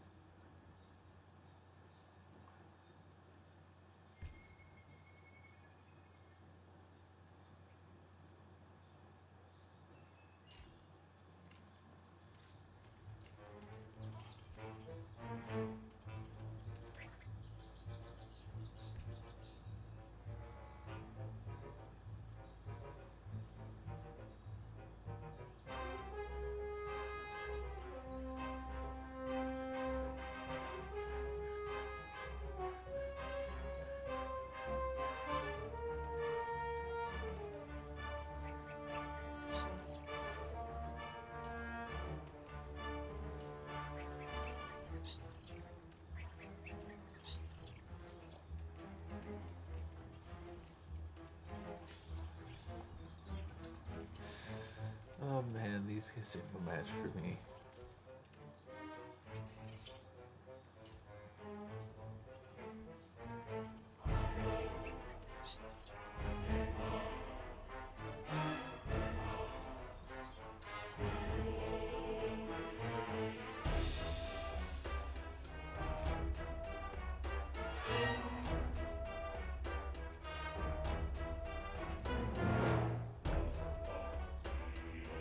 If you're wondering why I'm collecting leaves, it's mostly because I want to make sure I have enough food to do one final push. Which I feel like I have at this point.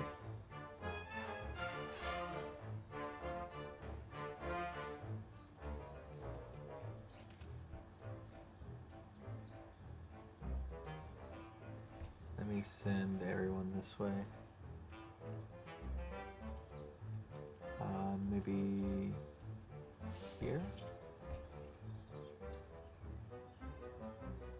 And don't bother collecting food anymore.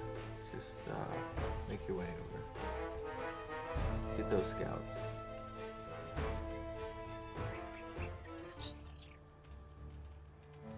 The leafcutters have been spotted by a troop of army and scouts. If any escape, they will call for reinforcements.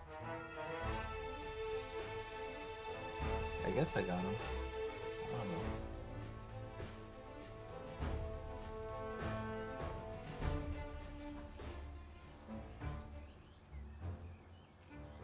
know. An enemy scouting troop has been overwhelmed by the Atta soldiers.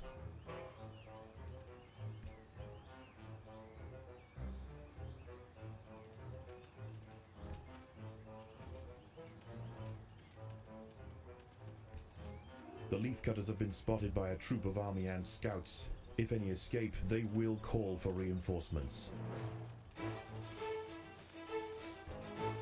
Just pull them all over. I'm full on food. So how about we upgrade some stuff? An enemy scouting party has alerted the swarm to the presence of the leafcutters.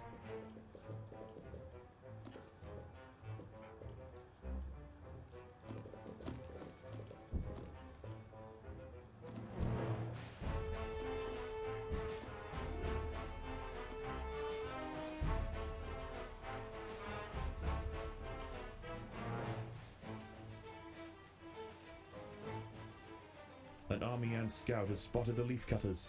It must not be allowed to report back to the swarm.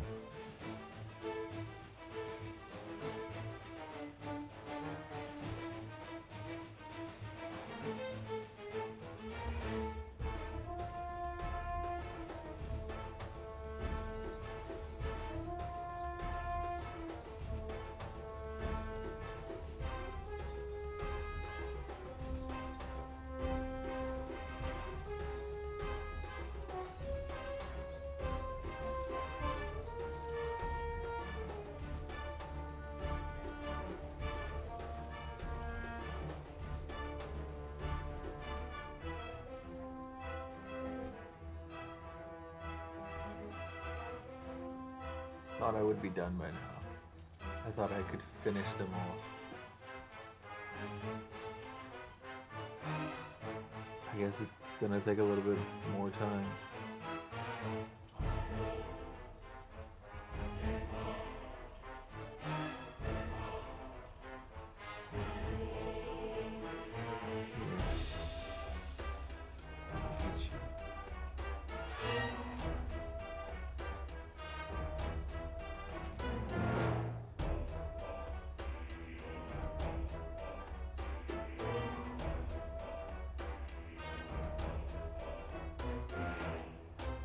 Yep, that's all of them.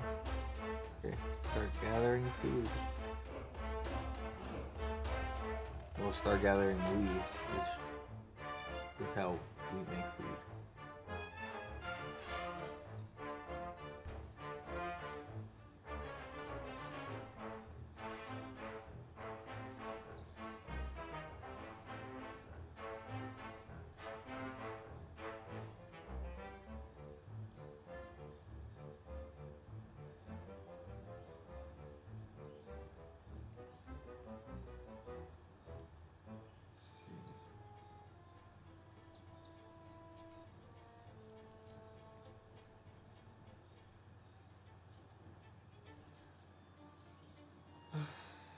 I'm gonna give this a few more minutes.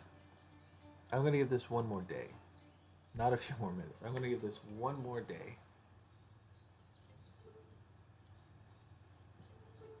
And hopefully I can actually get everything done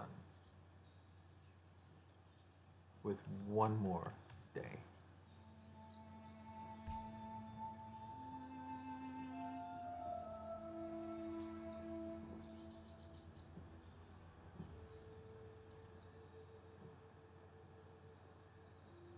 The army is returning to camp, and once again the nightly truce is founded. The army has not been here for hours.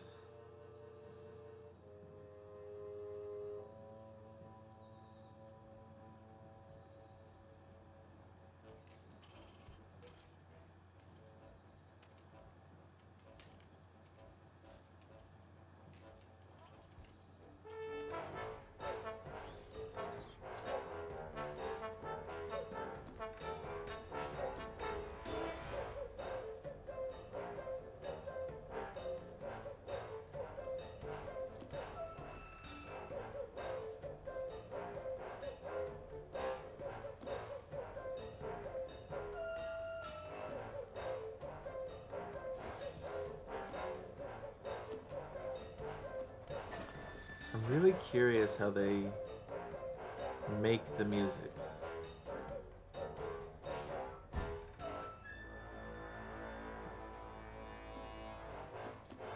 This here. Bum.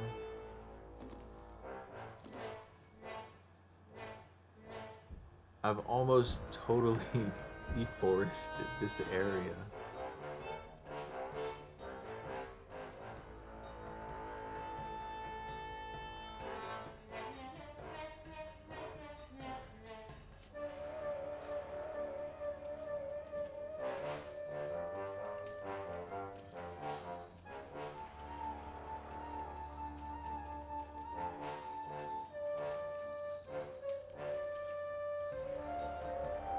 Really, am I gonna have issues with these nighttime bugs?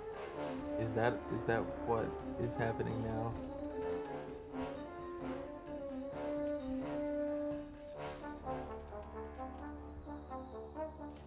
It's frustrating. It's frustrating because these bugs are more difficult than the army ants.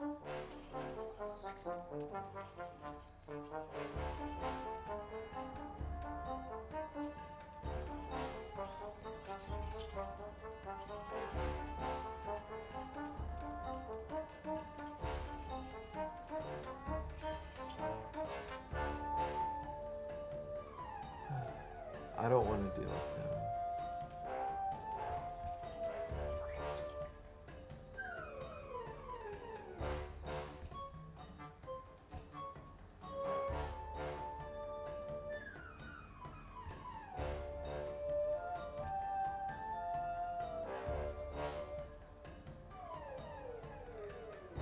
Okay, come down here, collect these leaves.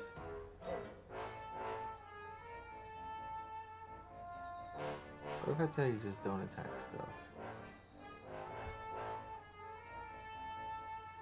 Does that work? Does that work better?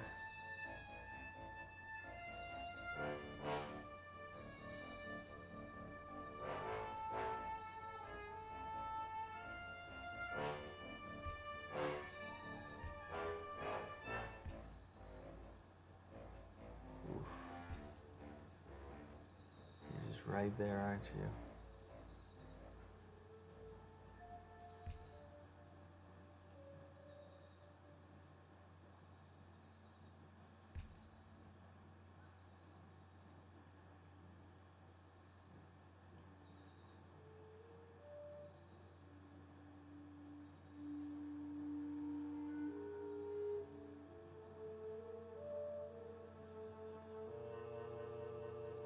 Too many bugs here.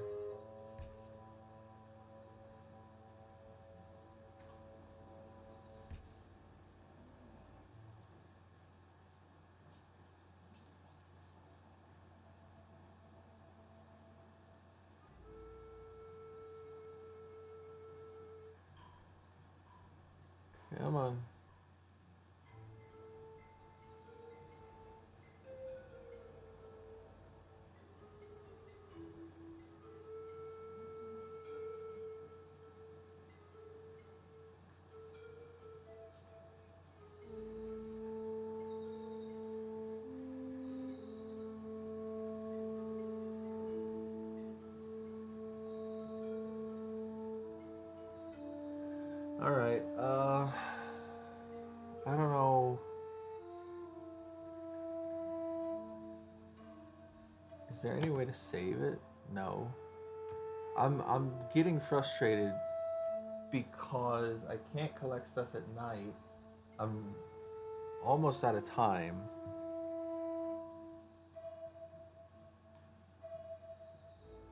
I might just have to end it and do this tomorrow because I can already hear a lot of noise outside.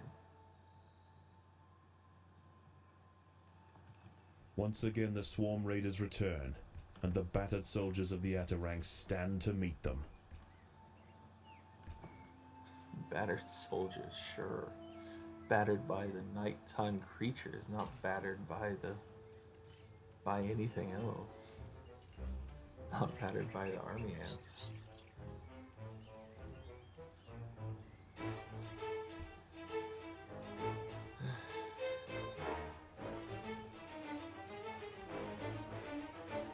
That's not cool. All the bugs up here disappeared, and then all of those bugs start rushing in.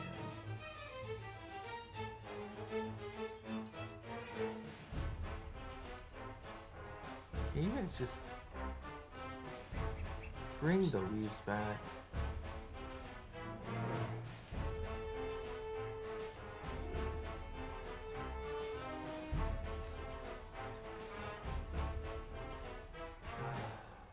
Yeah, I lost all my troops just now to this. I'm just